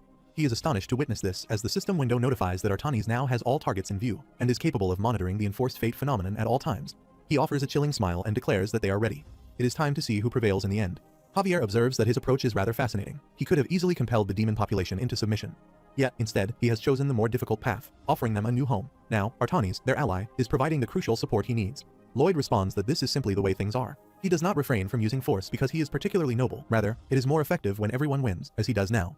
Javier comments that Artanis is truly remarkable and admits he feels a twinge of envy. He pledges his loyalty, stating he will do whatever it takes to stop the enforced fate phenomenon. Lloyd reassures him not to worry. He always relies on him when it comes to handling the difficult matters. In his thoughts, he knows he must soon prevent the resurgence of restored fates and uncover the root of this entire ordeal. He decides to see how this plan unfolds after all, and it has been a long time since he peeked at the ending spoiler. After a while, Lloyd returns to his home and sits on his bed when the system window notifies him that the number of people he has saved is -1. He reflects that the persistent -1 has not changed. Despite Artanis V's wide area surveillance, one person has still died because of him. He realizes this also indicates that he has not yet discovered a way to prevent the enforced fate phenomenon. He wonders where this path will ultimately lead if things continue as they are. He determines that he must uncover some kind of clue, just as the system window prompts whether he would like to view the ending spoiler for the 4th time. It requires 160 CP, and the screen displays his current CP balance, 1,648. He clicks on yes and thinks that it is time to go with these ending spoilers and chuckles. He believes he has already seen them all by now, so nothing should frighten him anymore. Suddenly, a deafening blast shakes the air. He rushes outside at once and is stunned to witness his estate being demolished. His eyes widen in disbelief as he thinks about what is happening. What could be launching this attack, and how it is overpowering the estate's defenses so effortlessly. He sees figures emerging through the smoke and wonders what those beings are. He realizes they are stronger than his allies, impossibly so. He questions whether those bizarre monsters were ever mentioned in the book and thinks something is terribly wrong. Javier attempts to launch a counterattack, but the enemies overpower him, knock him out, and hurl him aside. Lloyd watches in horror, calling out Javier's name in alarm, asking if he is truly losing. He reminds himself that Javier is a grandmaster and rushes toward him in disbelief. He questions whether even the baptism by the Demon King holds no value now. Whatever is attacking the estate possesses power beyond that of a true grandmaster, but such a being is not supposed to exist in this universe. Then he thinks again, no, they do exist. As he sees Javier gravely wounded, he recalls that in the Night of Blood and Iron universe, some beings are the closest things to gods. He thinks of the Dragon King of the human world, the head of the angels in heaven, and the King of Hell. At that moment, he sees Helcaros appear and race across the estate. Upon spotting him, Helcaros comments that Javier is impressive and that he has managed to land a blow on a being akin to a god. Javier struggles to rise once more when Helcaros asks whether he still intends to continue. Javier says he cannot allow Master Lloyd to be taken. While Lloyd hears this and wonders what he means by that, Javier steps toward Helcaros, who advances as well and counters with a powerful strike that slams Javier into the ground. Lloyd watches in shock as Javier sustains even more injuries, and blood comes out of his mouth. Helcaros remarks that Javier fought well and now deserves his long-awaited rest, then moves to finish him off with a killing blow. Lloyd thinks that Javier cannot die. He is the hero of the story. At that moment, the system window notifies that the number of people he has saved is now -1. The real Lloyd appears and shouts that he surrenders. He begs Helcaros to stop and pleads not to kill any more of his friends. He bows deeply and cries, asking for mercy for his friends and for his family, admitting that everything is his fault. Suho watches him in silence as Lloyd weeps bitterly. Helcaros walks toward him and asks what he is doing, insisting that he has done nothing wrong. Javier tries to rise and protests, saying no, but Helcaros swiftly beheads the real Lloyd. Suho is then teleported into a dark void, where he hears an unfamiliar voice that says a world with only one hero has finally regained stability. Lloyd wonders whose voice it is. The voice continues, stating that the world will be reset and a new night of blood and iron shall begin, and hopes he enjoys it. Lloyd thinks it cannot be over yet because, under normal circumstances, he should return to reality immediately. The voice announces the epilogue. Lloyd Frontera is taken by the King of Hell. Meanwhile, a half-melted corpse is shown hanging from Helcaros' head, and the narration continues that Lloyd has been made to serve as Hell's loyal strategist for all eternity. Lloyd realizes that the King of Hell is the final villain. Soon after, monsters attack the estate, and the residents struggle to fend off the assault. It becomes a battle between Frontera and Hell. Two traveled swiftly under the moonlight as Javier asked him about his sudden rush, wondering if he had business in the Mermaid Kingdom. Lloyd assured him that things would make sense upon arrival, but emphasized the need to clarify something important first. He firmly warned Javier not to draw his sword, no matter what happened. He emphasized his warning again, insisting not to draw the sword. A massive, swirling vortex emerged as they were drawn toward its powerful center. They were swiftly pulled into the massive whirlpool's core, surrounded by swirling waves and energy. As they descended, a massive, glowing red vortex appeared before them, radiating intense energy and light. They emerged from the red vortex, descending rapidly into a fiery, volcanic landscape below.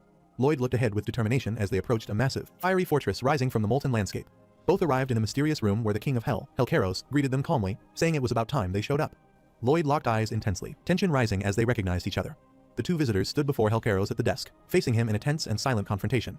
Helcaros broke the silence and calmly asked if he could start by asking the first question. Lloyd calmly gave permission for him to begin. Helcaros coldly questioned him about what gave him the courage to face him, despite knowing he wanted him dead. Shocked by the mention of Kim Suho's death, Lloyd humbly admitted he wasn't brave enough to face such danger. He acknowledged that the King of Hell could easily kill him or deceive him into coming there, showing his awareness of the danger. He explained that both Hell and the human realm were governed by strict laws, and he trusted that such rules would protect him. He reasoned that certain laws would stop the King of Hell from freely using his soul, even if he were to die in Hell and face complete obliteration. Javier was shocked to realize that the King of Hell wanted to use Kim Suho's soul and planned to kill him for it. Helcaros praised him, calling him remarkable for both his sound judgment and the confidence he had to trust in it. Impressed by the other's courage and reasoning, Helcaros revealed his true intention. He desires to have him on his side. Lloyd remarked that the age gap between them was quite large. The King of Hell said that kind of nerve was exactly what made him fall for Lloyd. He told the other person it was time to satisfy their curiosity. But Lloyd explained that because he was human and destined to die eventually, it made no sense for the King of Hell to go to such lengths to kill him instead of simply waiting for his natural death. Helcaros admitted that waiting for a natural death would have been easier, but explained that the rules of their world complicated things, as he had expected the other person to commit cruel acts while building Aotearoa. He explained that instead of committing cruel acts, Lloyd's actions had always been positive, improving the lives of others and earning him great merit. In a cold tone, he explained that when someone gained enough merit, their soul would belong to heaven after death, something he clearly did not want. Lloyd asked him in a tense manner if he intended to kill him before he could gain more merit. Helcaros smirked confidently, enjoying the tense moment. Lloyd questioned how the King of Hell planned to cross into the human realm, knowing such a thing wasn't easily done. Helcaros admitted that his kindness had limits and confessed that he wasn't a good person either. Lloyd confidently told him not to apologize, assuring him that he would find the solution himself. Helcaros remarked that the man had a strong will to live, warning him that from now on, he would have to fight against fate itself while the King of Hell pursued his soul. He realized that the calm and peaceful life he had hoped for was no longer possible. He questioned what value such a life could have that made it worth fighting so desperately to protect. Lloyd declared that fighting and struggling until his final breath was what gave his life true purpose and meaning. Helcaros acknowledged his determination and promised to support his resolve. Artani soared high above the land, cutting through the sky with powerful grace. Her eyes widened in shock as vivid memories flashed before her, moments of laughter, love, and companionship, now tinted in red like distant echoes of a lost past. Her fiery eyes fixed ahead as flashes of memory shifted into the present. A massive gate and a long bridge appeared before it, marking the path towards something ominous and inevitable.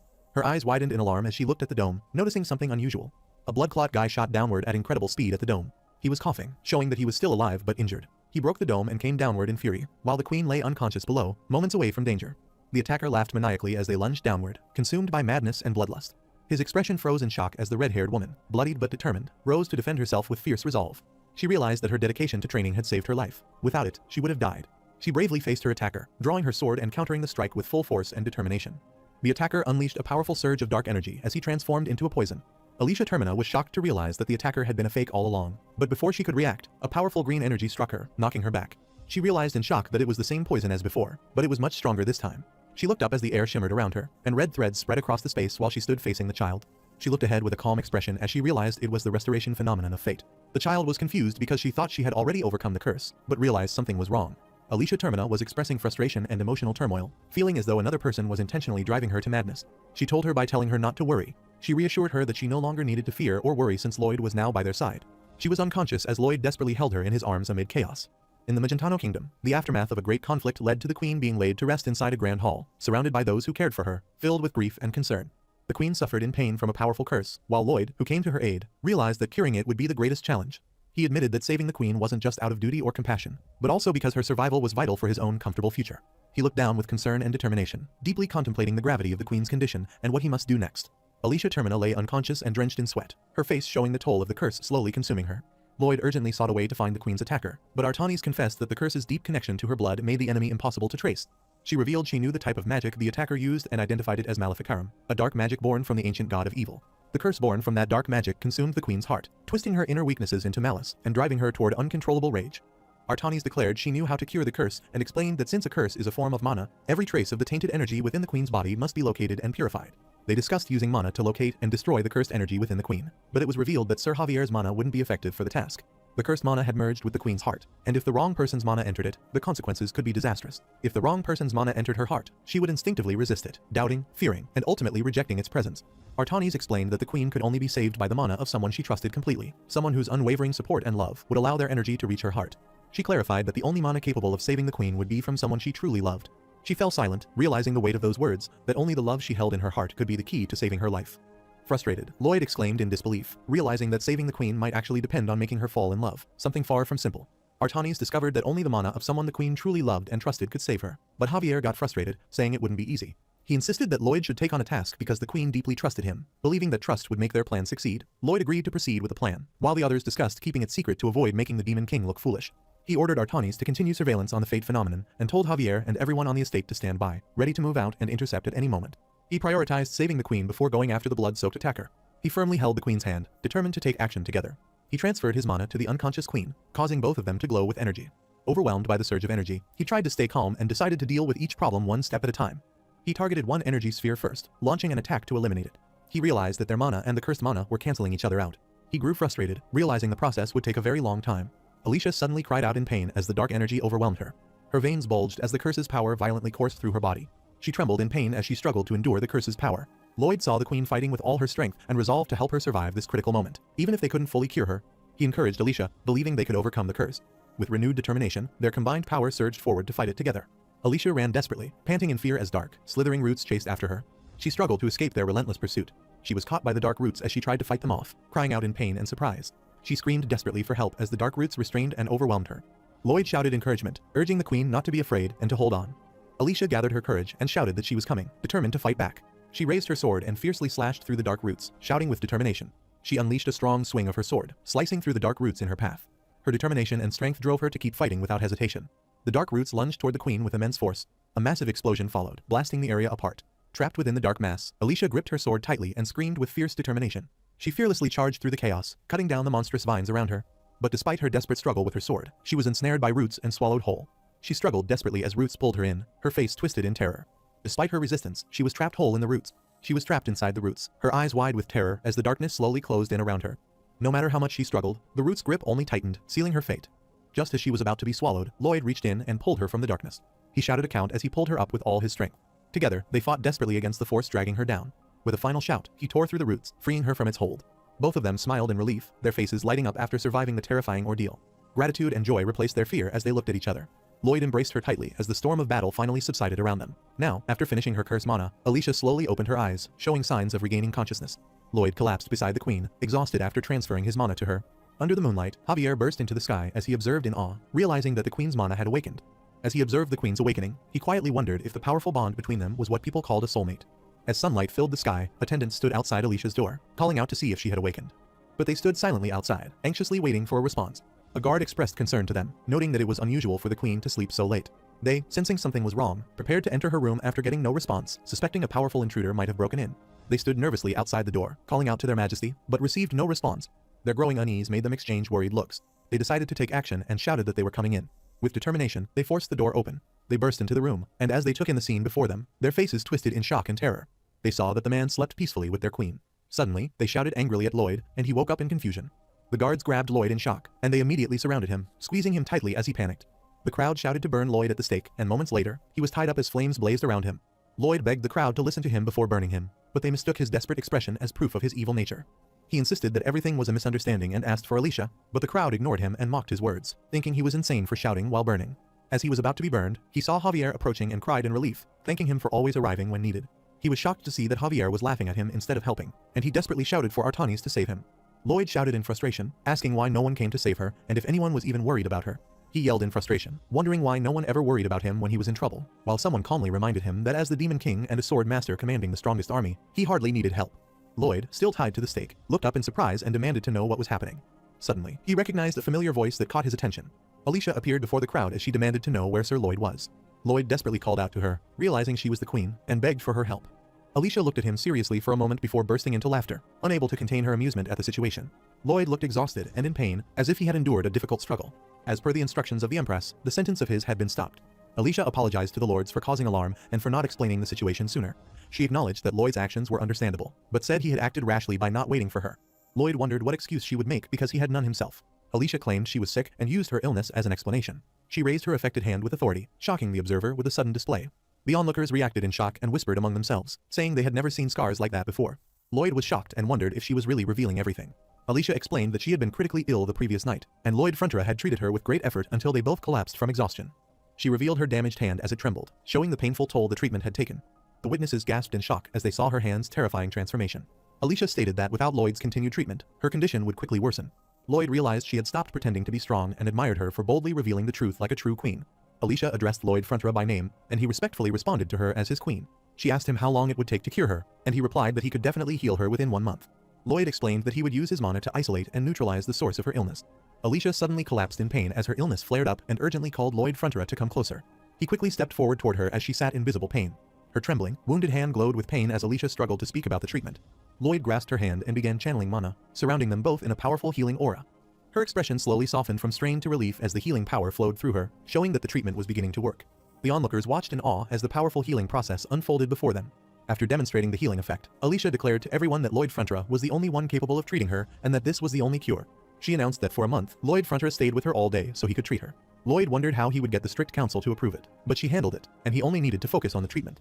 A council member respectfully agreed, saying they would never oppose the queen's wishes, especially when her health was at stake. He nervously mentioned the kingdom's laws, and the queen calmly assured him that she would follow them. The crowd reacted in surprise and disbelief, whispering among themselves. Alicia confidently ended the audience, announcing she had other matters to handle and dismissing everyone. She offered her hand, and Lloyd accepted it, still confused about what the kingdom's laws meant. She gripped his hand firmly and, with a knowing smile, declared that Lloyd was now in her control. But Lloyd was left completely stunned and confused by her sudden declaration. Everyone in the kingdom gossiped excitedly about Lloyd spending a whole month by the queen's side, even in her private chambers. The people whispered that anyone who entered the queen's private chambers was required by royal law to marry her, implying Lloyd and the queen were now bound to wed. Alicia signed the official documents while holding his hand. They sat together signing official papers, their hands clasped as their unexpected union became official. Lloyd detected another cluster of hidden mana and confidently declared that he would destroy it completely. Powerful bursts of energy blasted through the corrupted mana, shattering it in a series of explosive impacts. One of the corrupted mana clusters tried to flee, but he spotted it instantly and prepared to strike it down. His mana was running towards him as he yelled in panic, and the queen remained calm and composed beside him. He went from shock to full-blown terror and screamed, while Alicia, beside him, stayed completely calm. His ghostly mana swarmed the corrupted mana and chomped it relentlessly as it screamed. It swallowed the pink monster whole as it screamed in terror. An attendant handed over a document about the proposed budget, and the queen calmly acknowledged it by saying, "Good work." A sinister pink spirit zoomed forward with a wicked grin, laughing menacingly as it closed in on its target. A sudden burst of pink energy exploded outward, scattering light in all directions with violent force. Lloyd drifted into deep thought and unintentionally loosened their hold, and gently mentioned that he couldn't properly treat her if she continued to let go of her hand. Smiling softly, Alicia teased him playfully, asking if he enjoyed holding her hand that much. Lloyd froze in surprise at her teasing, then flusteredly tried to explain himself, insisting that wasn't what he meant. Alicia teasingly questioned whether he disliked holding her hand, and he panicked, nervously denying it while struggling to explain himself. She teased him again about liking to hold her hand, and as he stuttered in flustered denial, she jokingly called him rude. She delighted in how flustered he became, no matter what she said, finding great amusement in teasing him. Seeing how flustered he became, Alicia teased him further, pointing out that letting go of her hand would only slow her treatment, while he stood there completely dazed and unable to speak properly. Alicia removed a strip of cloth with calm intent. Then she carefully tied Lloyd's wrists with her own, as if preparing for something important. She instructed Lloyd to grab the other end of the cloth and pull with her. After counting together, they tightened the knot around his wrists with firm determination. Alicia finished tying the knot and told him he could no longer let go, firmly binding them together with the treatment purpose. Both of them blushed, and their hearts raced as they shared a meaningful, surprised moment of connection. Lloyd recalled his past when she confidently asked him to marry her and become her prince consort. Alicia praised his intelligence and talent, then pointed out that despite all his cleverness, he failed to realize she was genuinely proposing to him. Realizing her proposal was sincere, Lloyd panicked and shook himself, scolding his own doubts and admitting she truly wanted him as her prince consort. He hyped himself up by declaring his own brilliance and rationalizing why the queen would want him by her side, but then panicked again and vowed to escape rather than become tied to her forever. A sudden thought that Alicia might truly love him hits him, leaving him dazed and speechless in shock. Lloyd forced himself to stop thinking about her feelings and refocused, returning to scanning mana particles one by one. The attendant informed the queen that it was time for training, and she stood up to go, leaving him startled as he was pulled along with her. The soldiers fired arrows, and Alicia blocked them effectively while pulling him along. Lloyd screamed in shock as they moved at high speed through the chaos. The arrow passed between his legs, leaving him terrified and trembling. After training, while Alicia casually dragged a man, she was informed that her audience was waiting, and she replied that she was coming. A representative expressed sincere thanks to her for her generous support of their trading company. An aide asked her to review and sign an amended ordinance, but she quickly left when it was time for training, which was even more terrifying for Lloyd.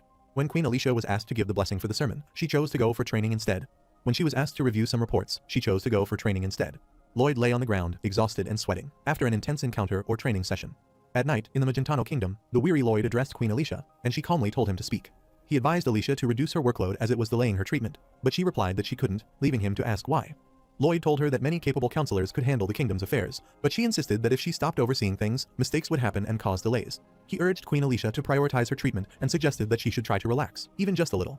Alicia explained that if she relaxed, her people would suffer, but if she suffered, life would become easier for them. When Lloyd tried to argue further, she firmly ended the discussion, saying it was out of the question. As Alicia prepared to get dressed, he realized she was a complete workaholic and thought it was nearly impossible to change someone as stubborn as her.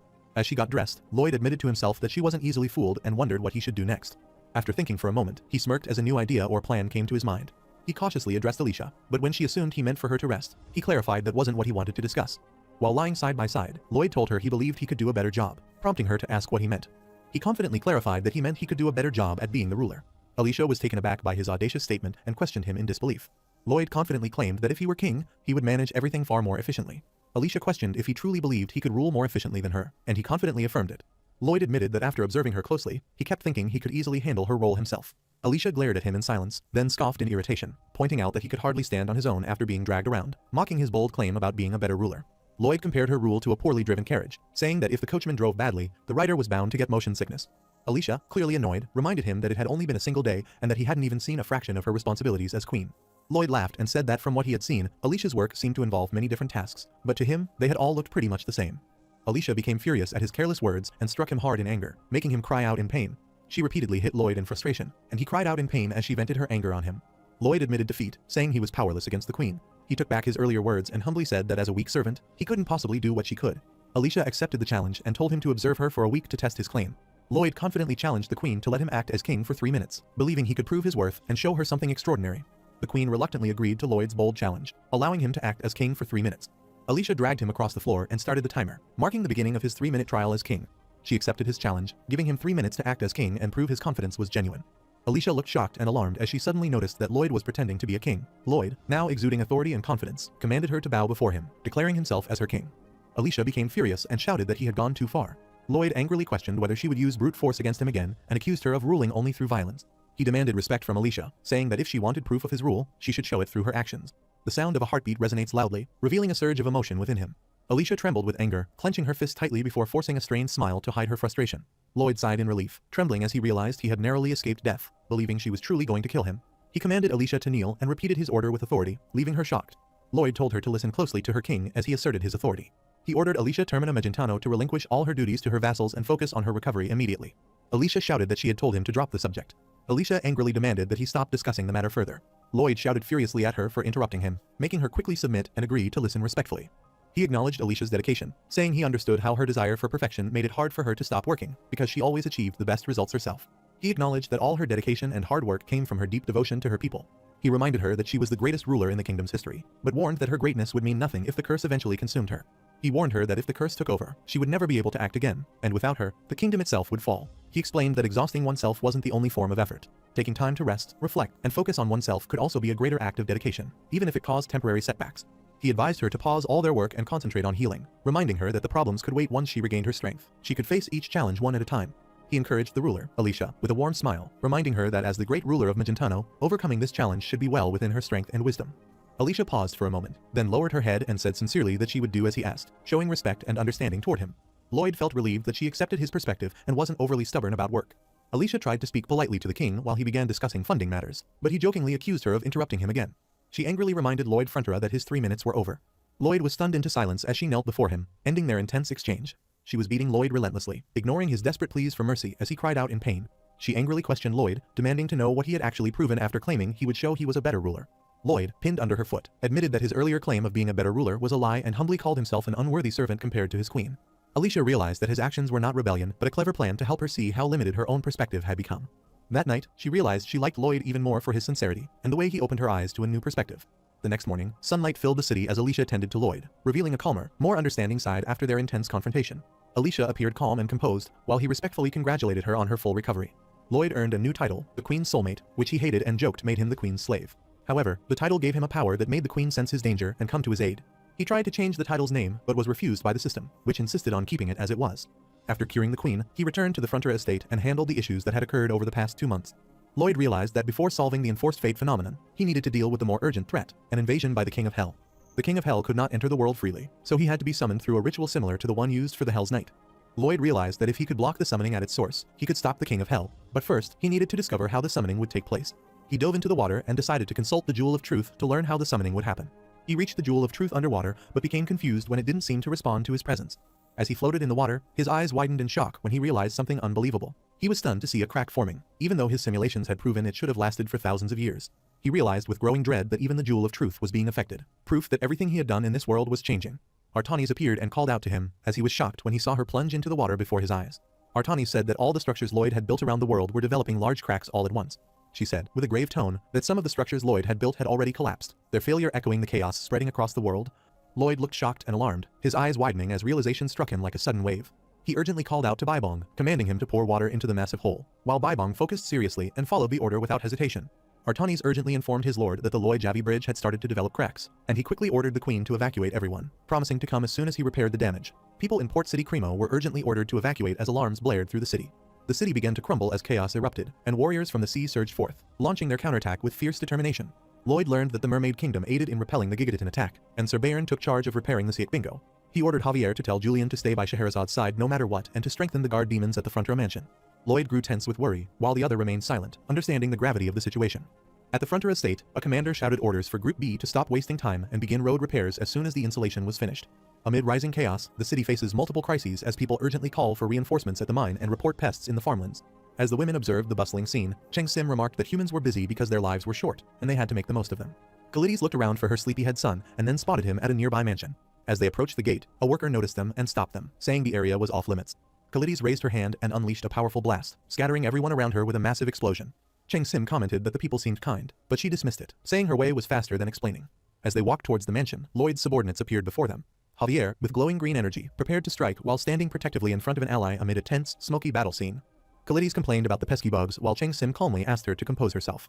Javier sensed that Verkis was shouting for the little one, Cheng Sim. He desperately called out for her while Cheng Sim joyfully shouted for their dearest husband. They casually discussed that the mother had forgiven her anger and returned to bring them home after hearing their daily calls. Verkis teased about her strict mother-in-law, while his wife tried to calm things down, and the furious mother threatened to burn him to ashes. Kalides calmly announced that her world trip with her daughter-in-law was over, and it was time for everyone to return home. Verkis paused thoughtfully before realizing there was someone he needed to see first. A group of exhausted workers dug into the ground under the evening sky, their heavy breaths echoing through the mountains. Verkis approached Lloyd, who was digging, remarking that he seemed to be working hard.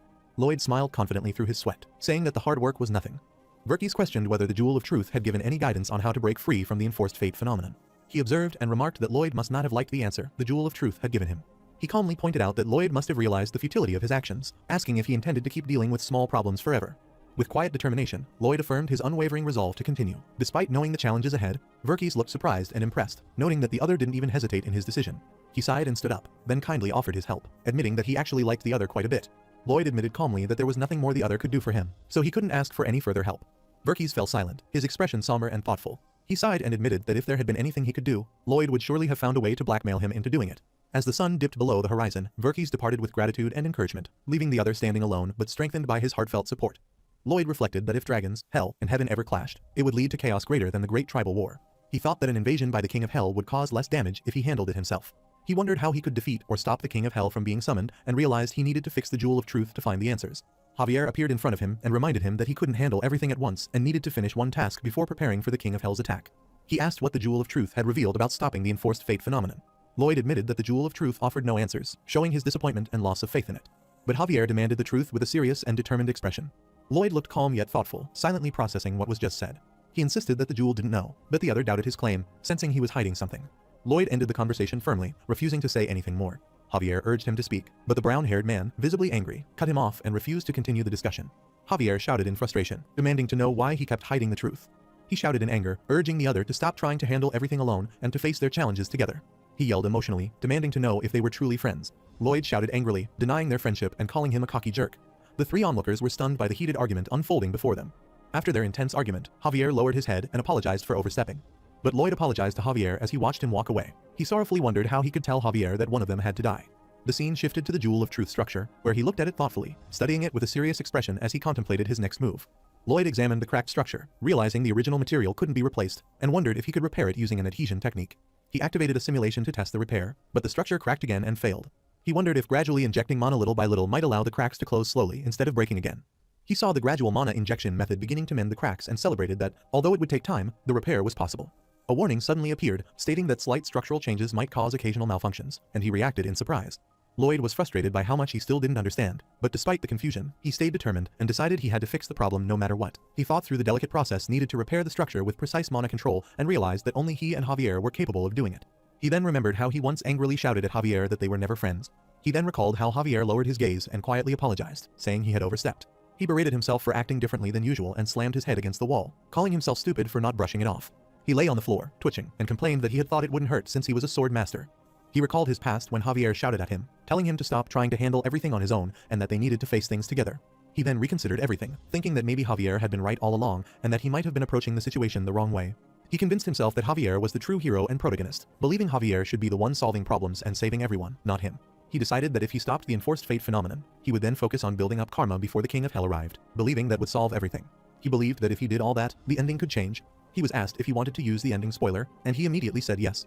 He suddenly found himself transported to a dimension where he saw his clone sitting on the bed, leaving him in surprise. He looked out over the estate, relieved to see it unharmed, and realized that revealing the truth to Javier might truly alter the future. He heard a knock, and when Javier arrived, saying he had come to talk, he invited him in. Javier stepped into the room, his expression tense as he faced them. Lloyd nervously asked him if he was upset with them. Javier responded with confusion, asking what he meant. Lloyd reminded him that he had yelled at him the previous day, calling him cocky and saying they weren't friends. The transport Lloyd suddenly realized only a single day had passed, meaning this argued ending was now just a day away. Javier quietly explained that he assumed things must have been really hard for the other person to say something like that. Lloyd relaxed with a small, sheepish smile, looking a bit embarrassed and relieved at the same time. He shifted the topic awkwardly and began explaining what the Jewel of Truth revealed about stopping the enforced fate. He explained that Javier was actually the original protagonist of that world, surprising Javier, who had never been told this before. He explained that he came from another world where he was also the protagonist, leaving the transporter Lloyd confused about what that implied. He admitted that having two protagonists disrupted the world's balance, so one of them had to die to break the enforced fate. He realized dying wasn't an option, so he began to think of another solution, knowing Javier would try to fix the situation once he learned about it. Lloyd realized dying wasn't an option, so he began to think of another solution, knowing Javier would try to fix the situation once he learned about it. But Javier, drawing his glowing sword, was preparing to take drastic action. The transporter Lloyd, and he appeared shocked and alarmed, and reacted intensely to what he saw. Javier was saying that once the strange fate phenomenon stopped, Lloyd should start building good karma immediately. He suddenly stabbed himself to stop the fate phenomenon. Lloyd watched in shock as Javier, whom he cared about, suddenly stabbed himself, and in helpless desperation, he cried out and reached toward him, unable to stop the tragedy. He frantically grabbed the sword and tried to pull it out, shouting in panic and demanding that the other person remove it immediately. But Javier entrusted the world to the other person with his final words, calling him the true protagonist before fading away. Javier had vanished before being told otherwise, prompting Lloyd to question his sudden suicide. The sword flew from his grasp and crashed to the ground, leaving Lloyd trembling and overwhelmed. He fell to his knees, staring at the sword in shock as power flickered around him, unable to process what had just happened. Overwhelmed by grief and rage, he screamed in agony, clutching his chest as the reality of the sacrifice hit him. Now, as he witnessed his future consequences, the transported Lloyd was met by Javier, who addressed him with calm respect as they stood together, looking out into the night. Lloyd acknowledged him with a soft, resolute statement. He clenched his teeth and admitted he acted that way because Javier was that kind of person. He lowered his head and decided that he couldn't let Javier die. He awkwardly tried to laugh it off and asked him if he was still angry about what happened earlier, insisting he only said those things because he was tired. He told himself to think clearly and fix things one step at a time. Javier teased him for yelling, but he smugly declared that, as the boss, he could do whatever he wanted. Javier explained that Miss Artani's the fifth reported sensing unknown dark magic around Namaran, specifically near the slope stabilizing structures. Lloyd wondered if they were summoning a Hell's Knight in Namaran and debated whether he should intervene, thinking it probably wouldn't have been a major threat anyway. He suddenly realized they might have stumbled upon a fortunate opportunity. He vowed to begin Operation Kidnap a Hell's Knight, determined to seize the summoned creature for their own plan. An influential armored figure named Heliximus emerged and introduced himself as the valiant head of the King of Hell's security. Once, a famed virtuoso of Hell and his thug bodyguard arrived at this place. Heliximus complained about humans invading their domain and vowed to confront them. A flashback showed him fretting as a rookie Hell Knight, panicking over missing instant coffee and fearing scolding from senior knights. A senior knight reassured the nervous Heliximus, telling him that staying calm and enjoying the task made one stronger. Heliximus grew emotional and called out to Captain Geoxius in gratitude. Geoxius playfully challenged the rookie to find the instant coffee, already knowing its location, and they both laughed as they ran to search. Heliximus fondly recalled Captain Geoxius's kindness, crediting him for shaping his growth, as the two shared a cheerful moment riding together and laughing. The captain was suddenly summoned to the human world, and Heliximus urged him to be careful as he departed. Geoxius confidently brushed off concern, reminding that those who enjoy themselves are the strongest. When he was about to walk, half of his body had turned into ashes. Heliximus screamed in shock as the captain was abruptly only partially summoned away. He sorrowfully recalled hearing that Geoxius was devoured after being summoned. He believed the captain was devoured by the vicious Hell's virtuoso. Heliximus angrily declared his authority as Hell's 2nd Legion commander and scolded the intruders for disrupting their duties.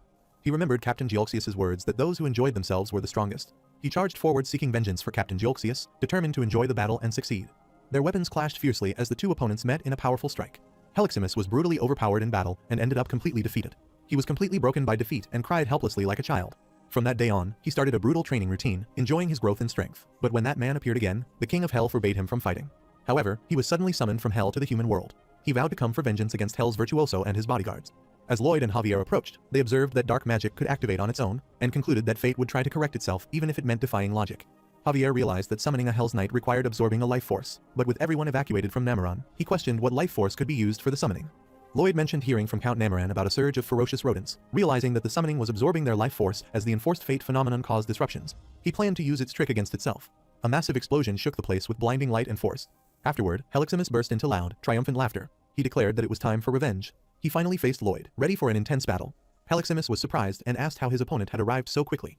Lloyd dismissed the situation casually, saying it was merely a coincidence. The enraged Heliximus shouted with excitement, declaring his intent to kill him.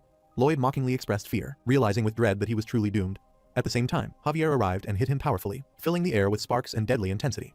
He relentlessly bashed Heliximus, leaving him in agony and defeat. Heliximus recalled dreaming of this very moment while enduring his brutal training in hell. Javier felt immense relief and satisfaction, releasing all his stress after the intense fight.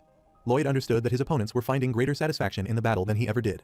After being defeated and gravely injured, the fallen Heliximus felt regretful of Captain Geolxius, admitting he could not bring his enemies to an end. Lloyd mockingly asked a fallen armored figure if he was okay, and was surprised by the figure's reaction. Lloyd felt concerned and explained that the knight's sudden attack made his guard react too harshly. He angrily scolded Javier for losing his temper, calling him a violent gremlin and a dopamine addict. Lloyd calmly assured him that while the other man might kill them if left alone, they would be safe as long as he was there. Lloyd reassured the person that he would be safe with Javier. He would be safe as long as he was there. The armored knight angrily declared that Lloyd was the sworn enemy of his mentor, Captain Geolxius, and vowed to kill him. Lloyd tried to stop his companion from repeatedly attacking the fallen knight, shouting for him to stop and asking what was wrong with him. He panicked and apologized repeatedly to Heliximus, unsure of what to do, and admitted there wasn't much he could help with. Lloyd cheerfully offered the knight a very nice job in hopes of earning his forgiveness. The enraged Heliximus rejected his offer, shouting that he was an employee of Hell and had no interest in any job offer. Lloyd slyly asked if Hell forbade having 2 jobs and requested to see the knight's contract. When the knight admitted they didn't have one, leaving him surprised, Lloyd was shocked to learn that the knight had been working without a contract and couldn't believe it was true. He, looking shocked and serious, demanded to know how much Heliximus was being paid. The knight, confused, revealed that they didn't get paid at all. Lloyd was utterly shocked and horrified upon realizing that Heliximus wasn't being paid for his work. He frantically questioned Heliximus about his working conditions, shocked to learn he worked non-stop without pay, days off, or even knowing what hazard pay was. Lloyd was moved to tears, condemning the king of Hell as a cruel boss for exploiting his workers so mercilessly. Heliximus began to doubt his own existence, quietly wondering if the life he was living was truly okay. He reflected on his harsh reality, lamenting that they were worked to death without receiving anything in return. The captain questioned if they were being exploited, while Heliximus struggled to understand what the word meant. After realizing what he had said, Geolxius brushed it off and told the younger one to forget it, pretending the conversation never happened. Lloyd told him that he had fought his colleague Geolxius, won the battle, and absorbed his soul. He said he wasn't sorry, explaining that Geolxius had fulfilled his duty to Hell by answering a summoning, while he had fought to protect the city. He believed that Geolxius would accept the result of their battle. He expressed outrage that Geolxius had suffered a lifetime of exploitation, only to be forced into a battle he never wanted and have his soul absorbed. He admitted that Geolxius was dead, but passionately declared that he still lived on in his heart. He tearfully vowed that he and Geolxius would stop everyone from being exploited. Heliximus grew furious, gritting his teeth in anger at the man's emotional outburst. He demanded that Lloyd show him his contract. Outside, Lloyd wept, but inside, he finally accepted the truth that the camel had under the mountain. A moment later, as they departed from the Hell world, Heliximus was offered 10 million gold a month for light duties, just 2 patrols a day, 4 days a week, as stated clearly in his contract. Lloyd reminded him to pay attention to the last clause of the agreement, which requires him to communicate well. Heliximus read the clause about communicating well and thought that its consequence, Lloyd getting upset and going silent, did not seem like a big deal. He wondered if accepting the deal was really a good idea. He feared the King of Hell's arrival in the human world and knew he had to escape before being discovered. Lloyd asked a question, and the other responded with curiosity, ready to listen. He asked when the King of Hell planned to invade their estate. Heliximus hesitated for a moment, then admitted that he didn't know the answer. Lloyd accused him of pretending not to know and said he only signed the deal because he knew when to escape danger. Heliximus was shocked and alarmed by what he heard. Lloyd demanded to know when and how the King of Hell planned to arrive. Heliximus insisted that he really didn't know, fearing that if he revealed anything, the King of Hell would hunt him down and kill him. Lloyd sighed in frustration, realizing that communication between them wasn't happening at all. Heliximus was startled when he was suddenly attacked, leaving him confused about what had gotten into him. He calmly questioned Lloyd, wondering why he wasn't stopping the man who had suddenly gone out of control. Heliximus suddenly realized the true meaning of the communication clause, understanding its serious implications. He shouted in realization that the King of Hell's offering would take place on the day of the eclipse. Lloyd asked about the offering, and the demon nervously replied that it would be fear. He explained that widespread terror would be gathered into the corpse of someone who held a grudge against him and used as the offering to summon the King of Hell. Lloyd smiled confidently, realizing he had just found a crucial lead. He laughed wildly and said they should communicate a little more, as he realized he had made a deal with the demon. Heliximus shared some valuable information. The crazed man had been deceived by the King of Hell into collecting fear. That must have been the reason he tried to corrupt the queen. After a long round of questioning about other ways to collect fear, Heliximus didn't seem to know anything. He mentioned the monsters he saw in the ending spoiler. Heliximus said that those guys were likely the shards of the god of evil. He revealed that recently, the King of Hell had been hijacking a large number of souls meant for the reincarnation door. Helcaros had the souls absorbed into the hide of the ancient god of evil that sat at the bottom of Hell, which created monsters called the shards of the god of evil. Hell's army had been no match for his estate, so the King of Hell was preparing something stronger. Lloyd asked how many of them were coming, but the demon said he didn't know since the King of Hell didn't report to him. Heliximus suddenly remembered and shouted that he knew the monster's weakness. Lloyd planned to prepare for the upcoming fight using the information he had extracted from Heliximus. Meanwhile, he had another important task to handle. He worked on restoring the Jewel of Truth, believing it was the best way to stop the King of Hell from manifesting on Earth in the first place. He knew that if he rushed the process, the jewel would break, so he restored it slowly just a little bit every day. He decided that he had done enough work for the day and stopped to rest. Javier asked him a question out of curiosity, wondering about something specific. He asked about Heliximus, wondering why a contract was made when intimidation had already been used to obtain the information. Lloyd denied using intimidation, claiming they were merely communicating. Javier looked serious and skeptical, as if he didn't quite believe what was just said. He reflected on Lloyd's motives, wondering whether the contract was driven by conscience or self-preservation, leaving him uncertain about his true intentions. Lloyd enthusiastically suggested that they go and get some holy water. The scene shifted to a grand building under a bright sky, where Raphael and Heliximus sat in silence, exchanging uneasy glances. Both men sat in heavy silence, the unspoken tension filling the room. Raphael awkwardly introduced himself, and Heliximus politely replied, calling it a pleasure to meet him.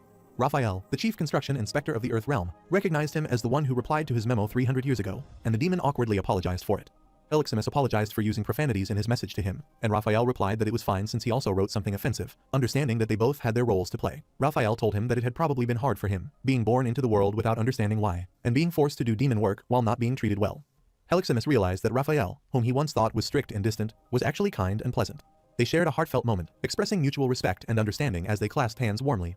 Lloyd and his subordinate appeared before them, and they expressed happiness to realize that they had quickly become friends, and it was revealed that angels and demons didn't truly hate each other. They were simply fulfilling their duties. Lloyd acknowledged that he already knew, explaining that the current scheme wasn't ordinary hell business, but a personal act initiated by the King of Hell himself. Raphael looked confused and said he didn't know what the other person meant. Afterward, he realized that the King of Hell was preparing to commit a terrible act.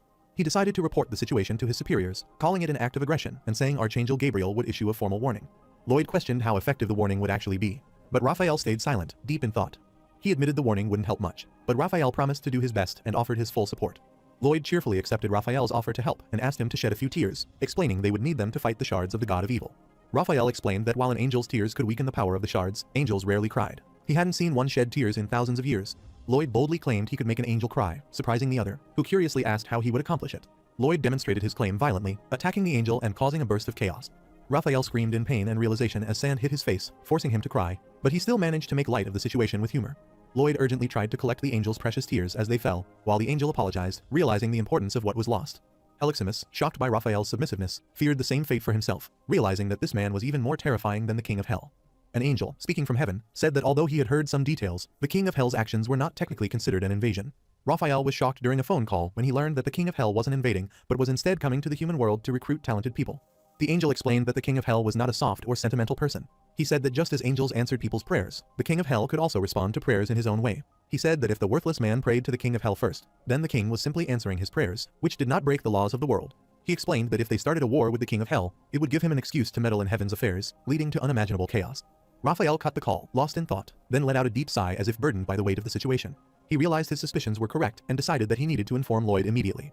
Lloyd suddenly threw sand at Raphael's face, catching him off guard. Lloyd got startled and scolded him for not cooperating. Raphael apologized, explaining that it was a reflex because he was an angel, and insisted the angels couldn't fall for the same trick again. Javier grabbed him by the face and apologized, asking him to understand his actions. He scared Raphael by getting too close, causing Raphael to panic and scream in fear. Lloyd quickly stopped Javier, shouting in alarm and asking what he was doing as he grabbed Raphael aggressively. He angrily accused Javier of being ruthless and called him a demon who would make the perfect king of hell. Javier looked back in shock to hear that. He reflected in confusion about how he had changed, while the angel thanked Lloyd for saving him from a dangerous situation. Javier reflected on his actions, realizing he had crossed moral lines too often and grown numb to it, prompting him to reconsider his behavior. Lloyd accidentally pulled out his glasses from his eye and awkwardly apologized for his mistake. Raphael screamed in pain after being poked in the eye, while the other calmly told him to cry it out. Raphael panicked, realizing he was too accustomed to pain to even cry, while the other found the situation bothersome. Right after, he explained that while they can produce powerful tears of joy and laughter, their office-bound lives leave them with little reason to feel happiness. Lloyd was frustrated, realizing they had to make someone laugh so hard they cried, a difficult task for their logical, science-oriented mindset. He tried to think of something funny but failed, feeling frustrated. He thought about how science majors were belittled, realizing he had never known a funny one. He remembered the terrible dad jokes his old professor used to tell. Then, he began to tell one about why two skeletons couldn't fight each other.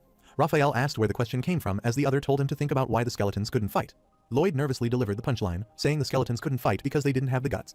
Raphael and Javier stared in shock and silence, reacting intensely to his unexpected joke. Raphael realized the joke, piecing together that skeletons couldn't fight because they only had bones. He burst into uncontrollable laughter, slapping the ground as he found the joke hilariously funny. Lloyd looked shocked and wide-eyed, clearly surprised by the sudden reaction. Javier stared in shock, his eyes wide and expression tense as he tried to process what had just happened.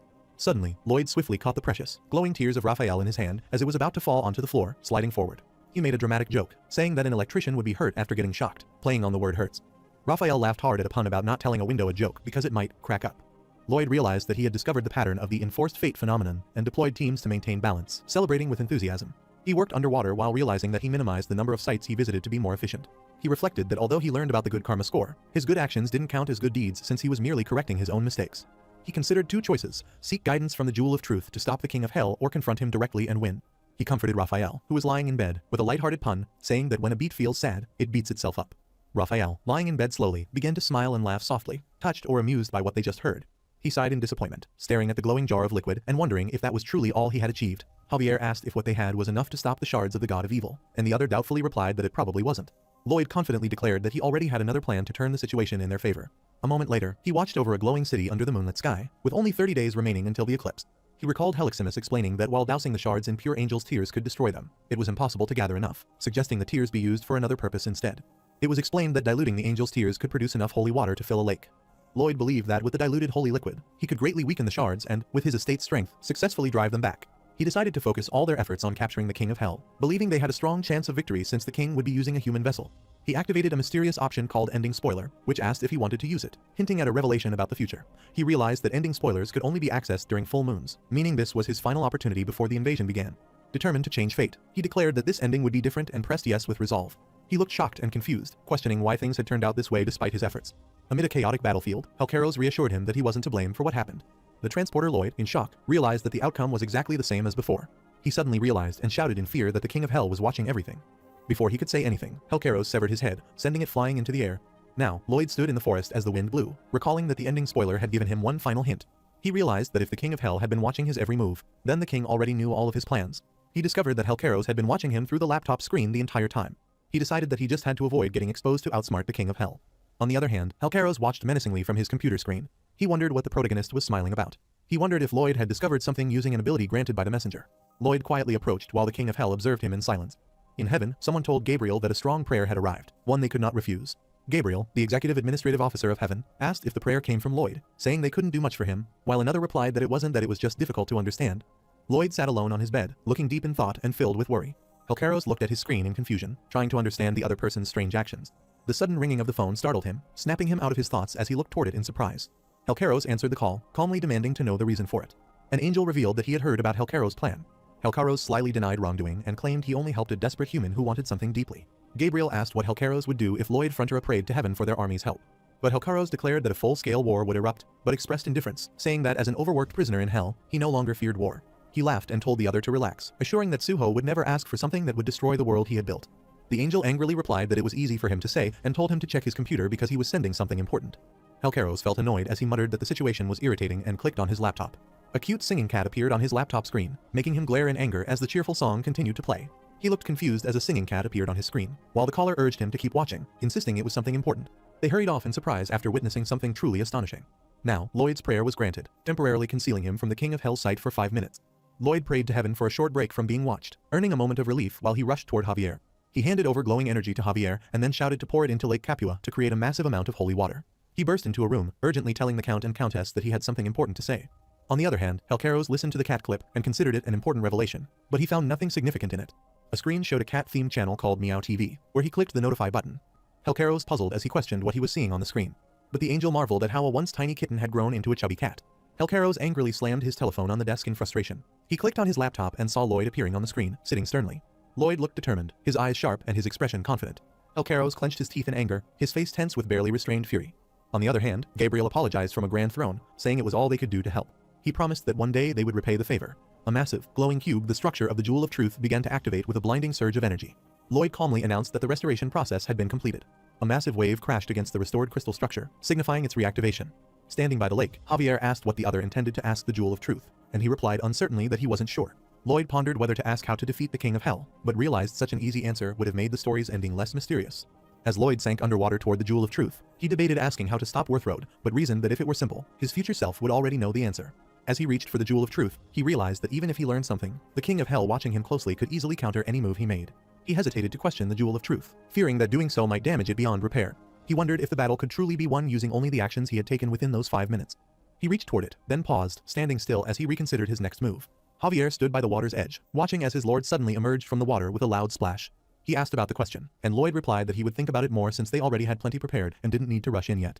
But Javier remained silent, watching the other with a serious and slightly concerned expression. Helcaro sat confidently at his desk, acknowledging Suho Kim as a formidable opponent while expressing concern about his next move. He, with a confident and menacing expression, declared that despite everything, he was destined to win the fight. He realized that the universe itself stood against Suho Kim, desiring his destruction. Lloyd lay awake, his heart pounding relentlessly as his mind wrestled with the weight of his coming battle. He assumed that if he were faced with Helcaros, he would have his head severed, resulting in serious consequences. His heart pounded as visions of his own surfaced, an ominous reminder of the power he had yet to overcome. Overwhelmed by fear and uncertainty, he admitted the truth buried deep within his heart. He didn't want to die. He also admitted that he didn't want to say goodbye to anyone. On the other side, Javier stood by the water, reflecting that Suho had encountered death far more often than any normal person should have. He thought deeply, realizing that the King of Hell was now trying to kill Suho, and wondered anxiously about the possibility behind it.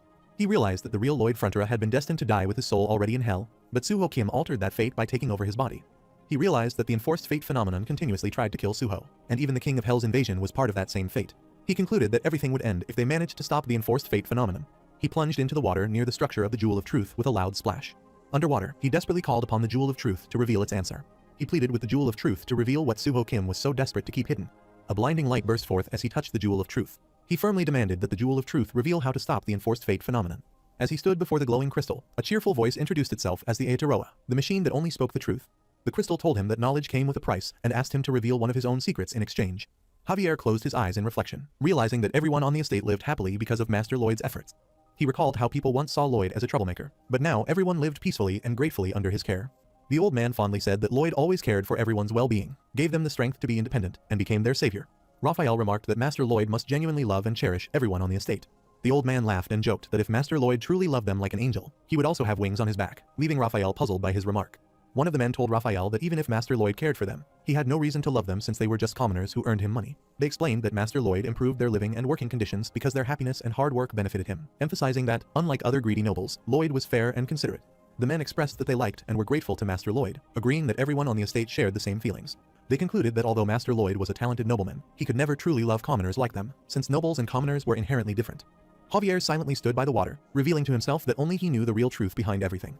He revealed that Master Lloyd genuinely loved and cherished every member of his estate. A powerful beam of light suddenly burst from the crystal and shot upward into the sky with great force. The beam of light exploded in the sky, spreading brilliant blue energy over the city.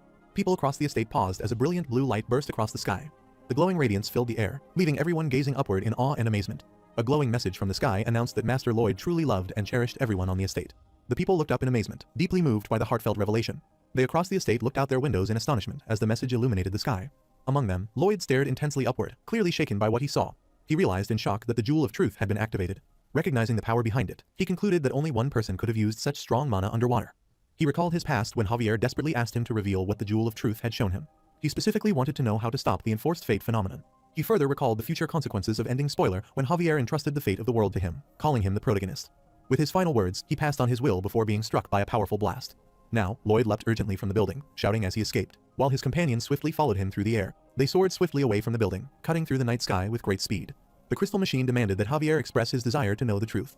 Javier mentioned the enforced fate phenomenon with a serious expression. After the creature flew swiftly ahead, Lloyd leapt into the air. He gripped his weapon tightly and swung it with determination as he plunged forward through the air. He gathered mana and unleashed a powerful blast that caused a massive wave to erupt. The powerful water current swept him. On the other hand, Javier stood before the glowing pyramid, the Jewel of Truth, and gazed at it in awe. A powerful surge of water swirled violently. From its depths, a glowing green creature emerged with great force. It shot out of Lloyd with a swift motion, but it collided with Lloyd, knocking them back forcefully. It bit into the object with determination, its energy surging as it did. It spun rapidly through the water. Then, it crashed powerfully into the icy surface below. The creature struck the Jewel of Truth structure with immense force, shattering it into countless glowing shards. Javier, who was shocked, floated among the shattered shards, reaching out toward the glowing fragments. The water erupted violently before calming down. Soon, the waves settled and the surface became still once more. Lloyd seized Javier and aimed his weapon at him, warning that any movement would lead to his destruction. Javier looked at him calmly and questioned his actions, regretting that the broken object could never be restored. Lloyd hesitated, shocked by Javier's words, and nervously asked what he had requested from the Jewel of Truth. Javier calmly revealed that he had asked how to delay the phenomenon of enforced fate. Lloyd questioned his intent to delay fate, and he explained that if they couldn't stop it entirely, they could at least slow it down or halt it for a while. Lloyd looked uncertain and asked if there was actually a way to delay the enforced fate. Javier confirmed that there was a way, explaining that they needed to restore one of the most influential altered fates in the world to its original state. He explained that one example of restoring fate was destroying the Jewel of Truth by their own will. He stated that their actions had bought them about 1 month and assured Lloyd that he could rest until then. Lloyd reflected on how Javier had asked the right question while he had been too focused to see clearly. Feeling a sense of relief, he finally relaxed. He suggested they focus on finding Worth and preparing for the upcoming battle. He felt relieved that Javier didn't question his decision to destroy the jewel, and decided it was better to let the matter rest. Javier addressed Lloyd, and he replied tiredly. Javier asked to learn the hidden truth that was so important that it led Lloyd to destroy the Jewel of Truth. Lloyd looked back with a serious and surprised expression. Javier stayed silent, his expression calm but filled with hidden emotion. Lloyd made a confident promise that they were going to win the fight. Javier smiled softly, trusting Lloyd's determination and belief in their victory. The scene shifted to the palace, where Marbella sat quietly alone in her room. Arcos entered the room and gently called out to Marbella, who was sitting quietly by the window at sunset. He held Marbella's hand and asked her about her fear, telling her that the King of Hell would soon invade their world. Arcos glimpsed his past when Lloyd burst into the room, urgently calling out to the Count and Countess, saying he had something important to tell them. Lloyd shouted that the King of Hell would invade their estate. Marbella asked what he was talking about, but he said he didn't have time to explain in detail. Lloyd said he needed their approval to prepare for the invasion and planned to blast one side of Lake Capua to flood the entire estate. Arcos was worried that everything done for the estate would be lost, but Lloyd said it couldn't be helped. He said the army of hell was powerful, so he turned the water of Lake Capua into holy water, and he planned to blast the lake and drench the enemies with it to weaken them. Count and Countess wondered if the King of Hell's arrival was connected to the enforced fate phenomenon. Lloyd agreed that it was connected to the enforced fate phenomenon. Arcos asked why the King of Hell was invading and if something was wrong with the estate. Lloyd stayed silent, and his intense expression left the others anxious and confused. Arcos agreed reluctantly, hoping that one day the truth would be revealed to them. Lloyd stayed silent, his expression filled with regret and determination. Now, Marbella tearfully admitted that she had been terrified that the man, whom she saw as a son, would get hurt.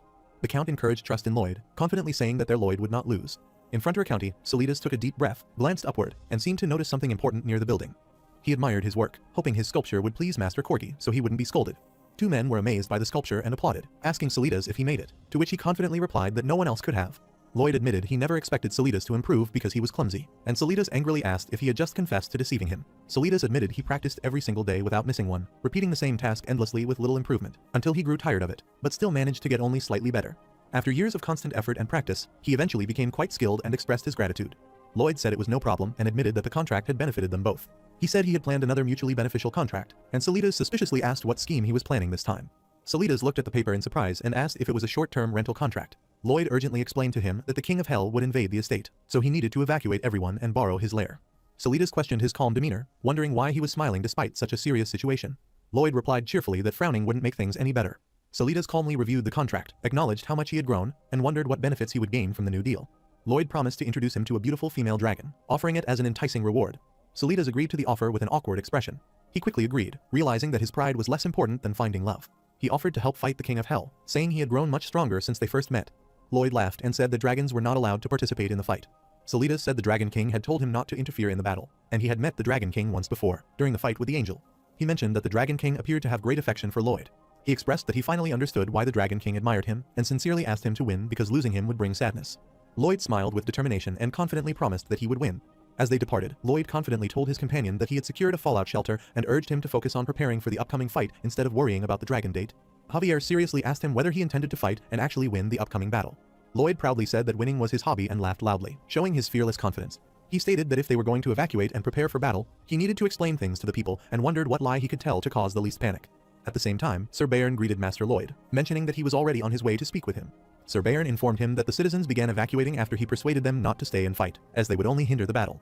Lloyd was shocked to learn that he knew about the situation, and Bairn explained that he had heard it from the Count and Raphael. He revealed that the King of Hell was coming for the estate, and that he had gathered all capable fighters who remained loyal to Lloyd and the estate.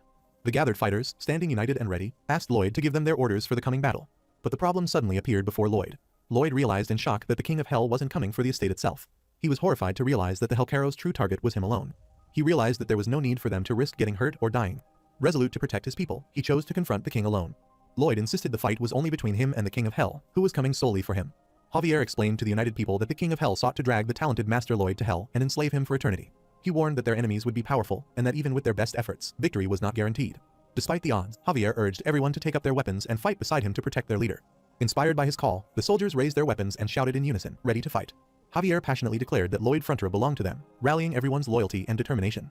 Lloyd looked on in shock and disbelief at their overwhelming show of loyalty. On the other hand, Hellcarrows laughed darkly, calling them fools as he watched from the shadows.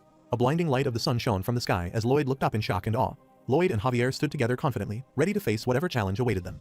Whereas Hellcarrows sat alone at his desk, furiously scribbling on paper as the room glowed with a tense, ominous light, Sir Bairn informed him that the estate's evacuation was nearly complete, and Lloyd commended him before urging him to leave as well.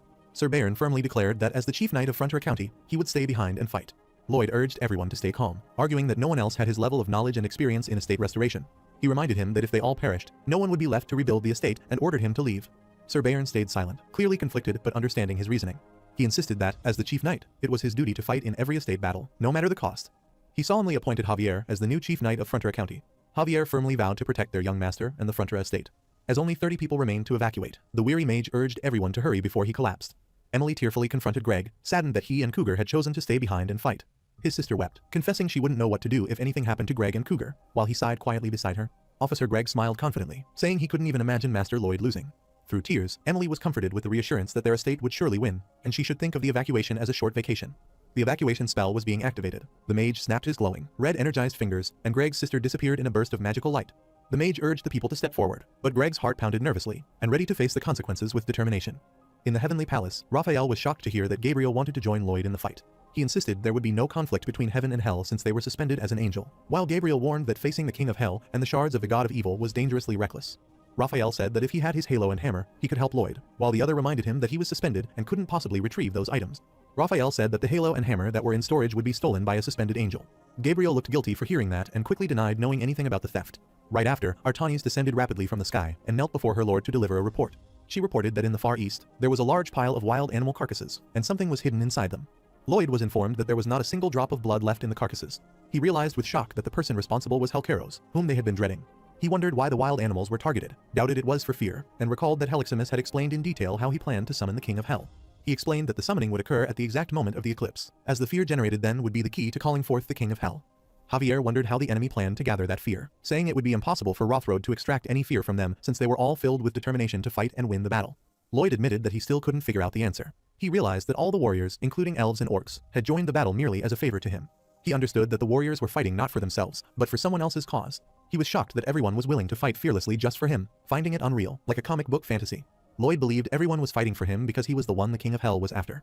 Javier told him he had a huge ego and that women hated him for it, but instead of getting angry, he thanked him for the provocation. Javier told him that everyone on the estate had gained a lot because of him. He observed the clean streets, warm homes, and sanitation facilities that kept people safe from disease. He saw that the people now had plenty of job opportunities and lived a life free from hunger. He realized that the people wanted to protect the lives and comforts they had gained, and they needed Lloyd's help to do so. Greg uncovered a huge, powerful-looking machine hidden beneath the cover, revealing something crucial for the upcoming battle. He looked up with determination, ready to face whatever challenge awaited him. Everyone was fighting not for someone else, but for their own sake.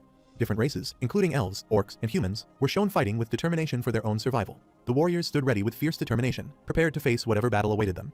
A blazing sun partially eclipsed the sky, casting an ominous glow that signaled the beginning of something momentous. With a powerful crunch and a burst of energy, Peepodong and his allies transformed, revealing their true forms as they prepared to charge into battle. A blazing sun began to darken, signaling an ominous eclipse that foreshadowed an approaching catastrophe.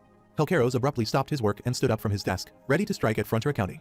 Lloyd stood firmly, gazing at the sky in shock as a solar eclipse began to darken the world above him. Helkeros walked out of the room with a determined stride.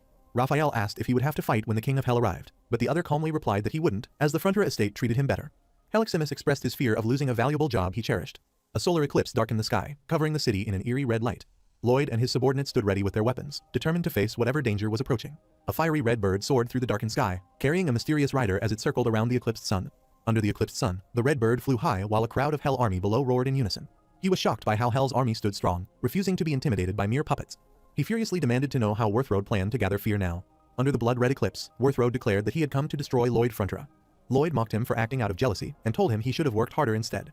He insulted Worthroad by saying he was only good at being jealous and throwing tantrums. Worthroad grew enraged and shouted that he didn't come to talk but to confront the arrogant opponent. The monstrous army, under the red eclipse, roared fiercely as Worthroad ordered them to tear them apart. As the monstrous horde charged forward, the orcs and elves swiftly prepared their bows, ready to strike back with precision and determination. Lloyd determinedly declared that their best chance was to stop the King of Hell from rising, believing for now that the task wouldn't be too difficult. He confidently claimed that defeating the enemy would be easy, believing a single mana blast would be enough to take him down. As a horde of red beasts charged forward, he reassured himself that Javier was strong enough to face them alone. He realized that not a single member of their army had flinched, showing their courage and resolve. Lloyd narrowed his eyes in intense focus, suspecting and trying to figure out what Worthroad was plotting. Artanis activated her surveillance ability, startling him, who looked up in shock and exclaimed in confusion. Artanis confidently revealed that she already knew every part of his plan. Lloyd determinedly declared that he would uncover the truth himself. Artanis warned them not to attack the animals, explaining that they had feelings too, and that the enemy intended to harness their fear. Furious, Worthroad unleashed a powerful attack, but she swiftly dodged it with graceful precision. She swiftly ensnared him with her dark energy, leaving him screaming in pain. Lloyd almost fell for the trick and quickly shouted, telling Javier to dig a hole in the ground. Javier flew with glowing wings and immense energy surrounding him. He slammed his sword into the ground, unleashing a powerful impact. He unleashed Mana Blast as he unleashed a powerful surge of energy. A massive explosion erupted, shaking the ground and scattering debris everywhere. The powerful blast created a massive crater in the ground, scattering rocks and debris into the air. The Hell's animal growled and skidded to a stop before slamming hard into the ground. The impact caused a chain reaction of crashes and explosions as more red beasts roared and tumbled down the rocky terrain. Lloyd shouted for reinforcements, ordering them to surround and take care of them. In response, a group of large, fierce creatures surrounded by a crater looked at them. One of them assured PPO that no harm would come. In response, the red monsters growled defensively, readying themselves for a confrontation. On the other hand, Artness struck Worthroad, sending him crashing violently into the ground. He groaned in pain, showing the intensity of the blow he had just endured. Lloyd struck the ground forcefully with his shovel near his fallen enemy. He then stood beside him, ready to take action, his expression tense and determined. He stared down at his defeated opponent with arrogance, mocking him and demanding to know what he would do next. The enraged Worthroad screamed furiously, accusing the other of taking everything from him and vowing never to forgive him. As he screamed in agony, Lloyd looked at him with pity and disbelief, wondering how someone could become so twisted and broken. He realized that if he finished him off, it would all be over, but he hesitated and wondered why he couldn't bring himself to do it. He wondered why it still came down to him or Javier dying after seeing his saved count drop to -1. On the other hand, Halkeros stood before a powerful solar eclipse, facing the ominous force that awaited him. Whereas Lloyd ordered Artanis V to keep watch over the weakened enemy under surveillance. He declared his defeat and warned that it was time for his punishment as Worthroad lay exhausted on the ground. He gritted his teeth in rage and frustration as saliva dripped from his mouth. He furiously vowed to destroy Lloyd, even if it meant sacrificing his own life. Lloyd looked shocked and tense, his eyes wide with sudden realization or fear. Artanis apologized to the Demon King, Lloyd, admitting that there was no way to stop the enraged man. Worthroad screamed in pain and desperately called upon the King of Hell, begging for his final wish to be granted. As he was self-destructing, Lloyd was shocked to see that scene. It shattered his last bit of control, leaving him frozen in disbelief. Halkeros stood in a massive crater, smirking with satisfaction as he surveyed the devastation before him. Under the massive dig, beasts roared in chaos as a dark explosion erupted, spreading destruction all around. The pink beast roared in agony as they exploded the animals, engulfing the battlefield in chaos and destruction. Lloyd realized that with the dark magic caster's death, all the bewitched animals were also beginning to die, their fear and agony spreading through the air. The energy of death and fear from the animals gathered in the sky under the eclipse created a powerful and ominous surge. A surge of intense purple energy swirled upward toward it. Lloyd realized that the dark energy was being drawn into a massive skull-shaped vortex, gathering the terror of the dying creatures. Javier gathered a powerful surge of energy through his sword. With a fierce shout, he unleashed the attack toward the vortex of dark magic. His attack collided with the swirling energy, creating a powerful impact. Shocked, Javier realized something unexpected had happened. The demonic skull declared that the summoning was unstoppable, inevitable like gravity and time. Lloyd looked up in shock and realization, exclaiming that the King of Hell was being summoned. The demonic skull emerged amid swirling energy, declaring it had come to take Lloyd Frontra. It transformed into the Hell of King Halkeros, who claimed that he had completed his dark ritual, calling upon the shards of the god of evil to fulfill his sinister wish as the ground trembled with power.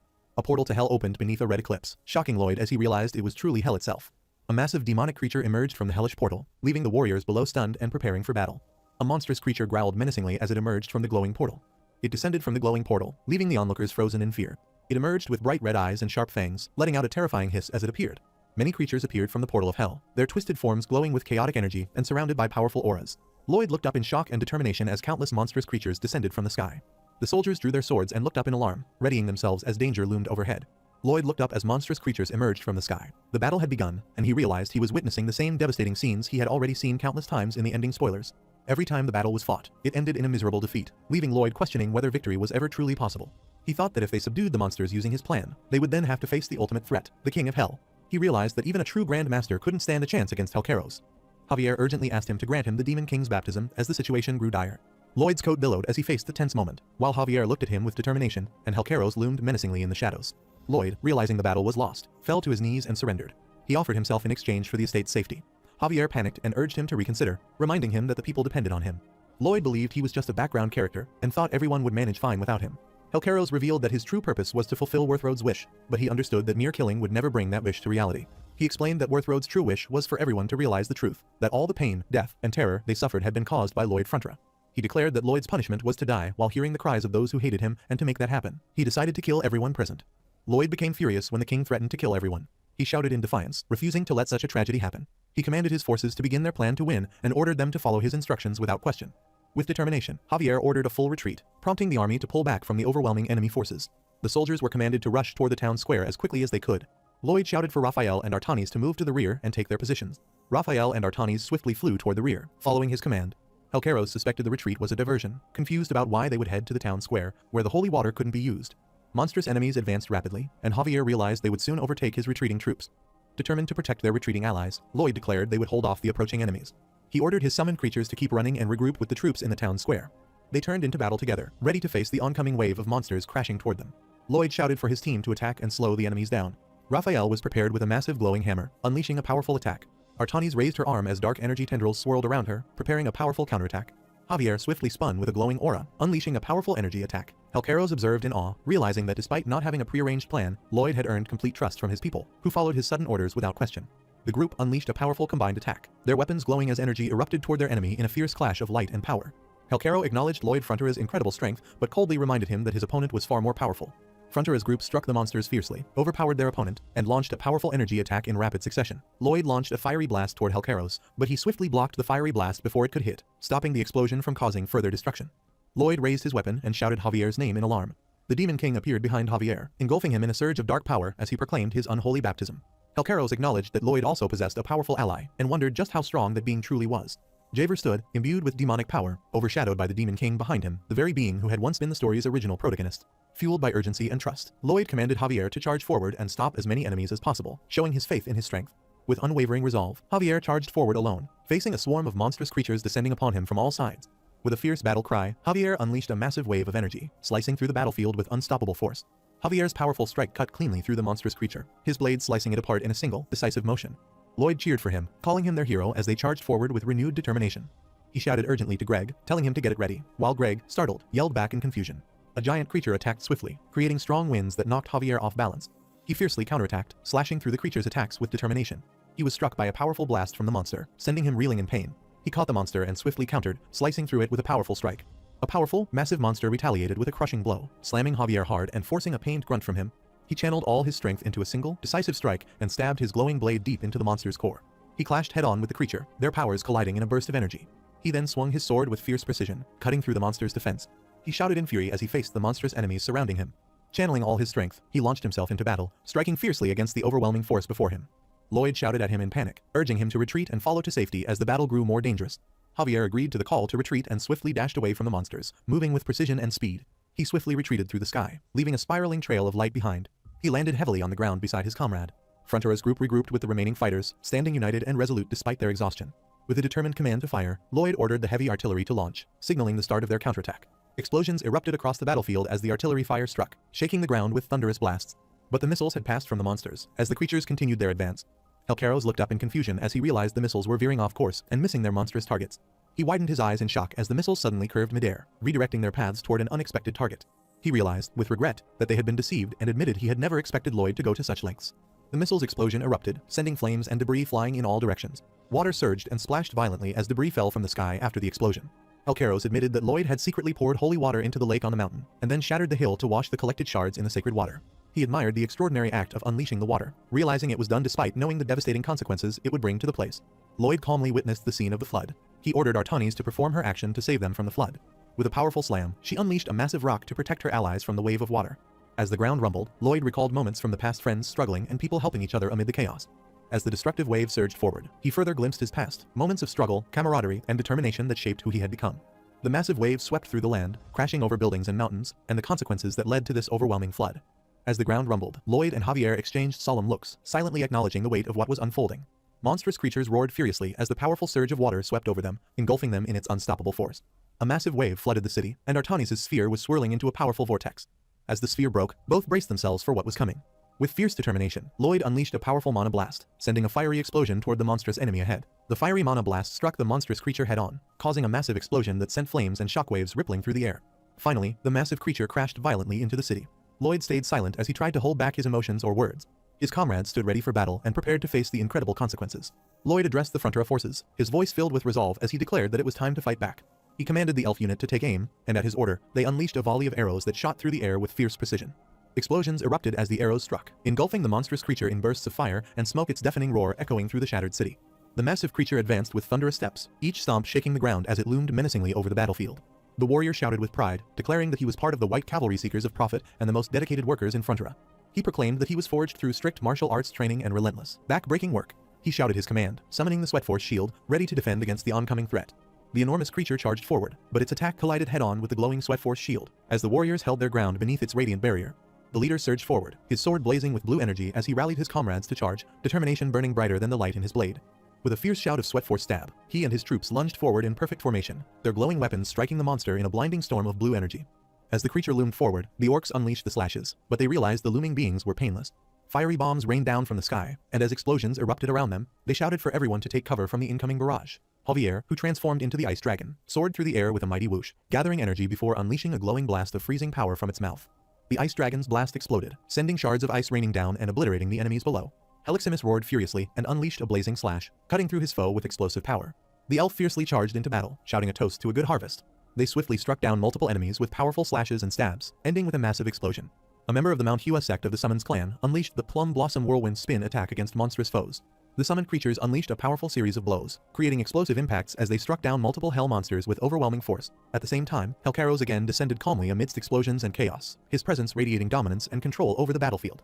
He calmly assessed his power, noting it was only at 30%, but decided it was sufficient, adjusting his attire with composed confidence before taking action. He called Lloyd an extraordinary man. He was powerful enough to defeat the shards of the god of evil and capable of conquering the human world whenever he wished. He reflected that despite his immense strength, the man chose to use his power only to protect those dearest to him. He admitted that it was precisely because of Lloyd's selflessness and restraint that his desire to have him grew even stronger. He declared intensely that his feelings were not hatred or envy, but genuine love for Lloyd, whom he admired. Javier coldly remarked that it was just a pathetic one-sided crush and advised that if the feelings weren't mutual, he should walk away. Helcaros calmly replied that his actions reflected genuine sincerity.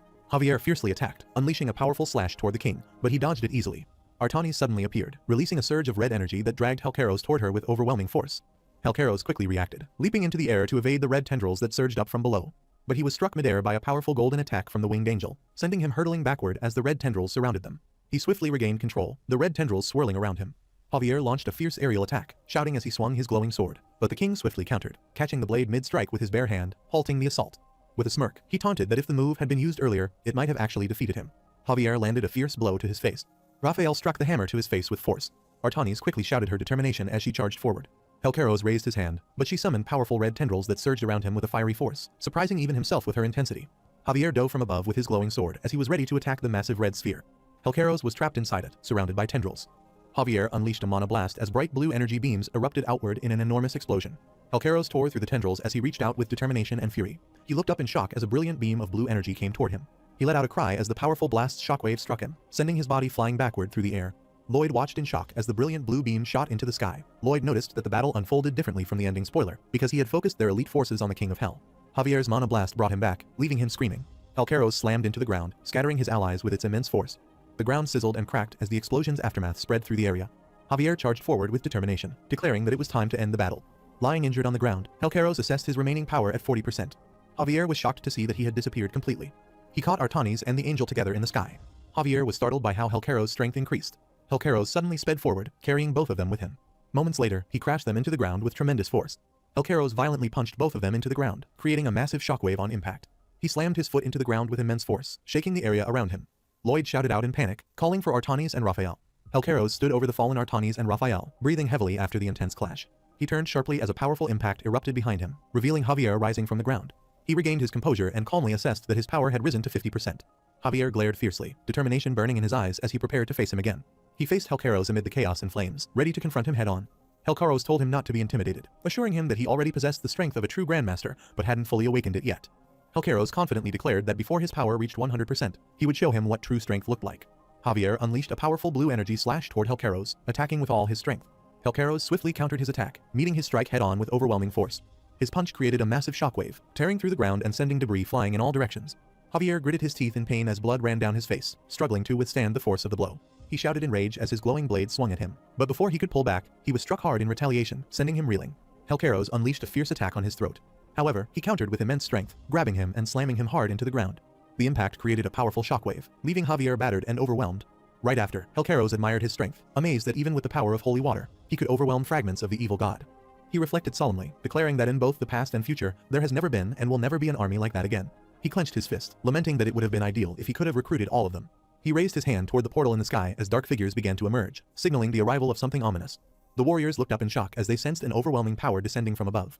A massive portal burst open, unleashing a horde of monstrous beings that descended in a chaotic swirl of color and darkness. Lloyd looked up in shock as a massive dark swarm poured from the glowing portal. Terrified by the overwhelming sight, he wondered hopelessly how they could possibly win against such a force. As he stood frozen in despair, a blue system message appeared before him, reminding him that he still had one weapon left. He turned toward the red-haired warrior as the system announced the activation of the special skill, the Queen's Beloved. He looked back in realization as the message clarified that it wasn't a skill in the usual sense. The Empress of the Magentano Empire, Alicia Termina Magentano, stood tall before a grand army, as the message revealed that the true power came from the bonds Lloyd had built. Lloyd was surprised to see Alicia leading the gathered allies, standing before him with determination. Alicia realized the water was holy and suggested using it to weaken the beast's strength. Lloyd, filled with concern, begged her to retreat, warning that the area was too dangerous for her to stay. Alicia, filled with determination and authority, shouted an order to the Kingdom Magic Division to unleash their power and flood the enemy. The ranks of the Magic Division were as if a fierce battle had begun. A mage from the Magic Division summoned powerful typhoons, intensifying the holy water's destructive surge against the monsters. Massive waves of holy water, driven by the summoned typhoons, surged forward and drowned the enemy forces. The monsters screamed in agony as the holy water burned and weakened them, their bodies dissolving under its purifying force. The mages unleashed their combined power at once, launching a massive barrage of magic that illuminated the battlefield with blinding blue light. Glowing projectiles rained down from the sky like a storm of light, and Lloyd looked up in awe as they tore through the dark swarm above. The bunch of arrows rained down from the sky, striking the enemy forces with overwhelming force. The explosion of arrows tore through the monsters, leaving chaos and destruction in its wake. The mermaid leader led her forces as they dove swiftly toward the battlefield from the sky. With a mighty splash, she plunged into the water, ready to join the fray. The muscular mermaid mocked Lloyd, calling him ugly, and expressing her disappointment at not being invited to the battle. She mentioned that she only came because she received a royal message from Queen Magentano. Lloyd was baffled as he questioned how sea creatures managed to appear on land. The mermaid proudly explained that she reached land by simply jumping her way there. As the warriors revved up with excitement, they charged forward, eager for battle and shouting taunts at their enemies. They, led by a muscular fighter, charged into battle, shouting that they had come to lend their support despite their small numbers. Alicia raised her sword and commanded the Frontier army and the Great Species Alliance to advance with determination and courage. The united forces surged forward onto the blazing battlefield, charging fearlessly toward the chaos ahead. Lloyd realized that this battle was nothing like before they were no longer helpless against the evil god's fragments. He vowed that the moment when Javier and Artenis sacrificed themselves to save everyone would never happen again. He shouted to Jigoming with determination, telling Javier to hold on as he rushed to his aid. He charged forward with Jigoming, ready to face danger just like he always did. He rode into battle with his companion, determined to finish the fight together. On the other hand, a massive dragon unleashed a powerful blue energy blast, lighting up the battlefield with overwhelming force. Its energy blast struck fiercely, but Helcaros below stood firm, witnessing that scene. He understood that their time had already run out, and urgency filled the moment. He raised his hand and unleashed a red orb pulsing with dark energy. He was about to apply it to the ice dragon, who was flying through the air. Javier, who was a brave protagonist and never gave up, suddenly descended with his glowing sword, aiming at him. Shocked by his unexpected strike, Helcaros turned around in alarm. Javier unleashed a powerful blue energy slash toward him. Helcaros stood motionless as the attack struck him directly. He was struck by the blue slash, and a deep red wound burst open on his body, making him cry out in pain. He erupted in a burst of blood and was releasing a violent crimson shockwave. Javier charged forward with fierce determination, his blade glowing with intense energy as he prepared to strike. But Helcaros struck him hard on the face, leaving him in pain.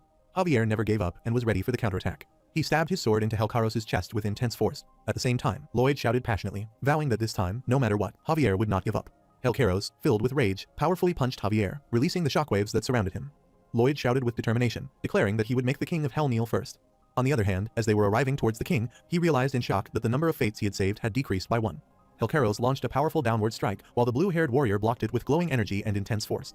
The two warriors faced each other in a tense standoff, ready to strike. Helcaros struck the blue-haired opponent in his face with immense force. It was revealed that their fierce battle could only end with one of them dying, meaning Javier. Refusing to accept the cruel reality, Lloyd declared he wouldn't let either himself or Javier die. He suddenly realized that the Javier he was fighting was the protagonist of this world.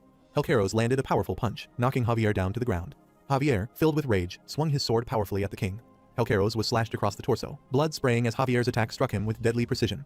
Javier, filled with determination, charged forward with his glowing sword, vowing not to lose, because if he did, Kim Suho, the protagonist of this world, would die.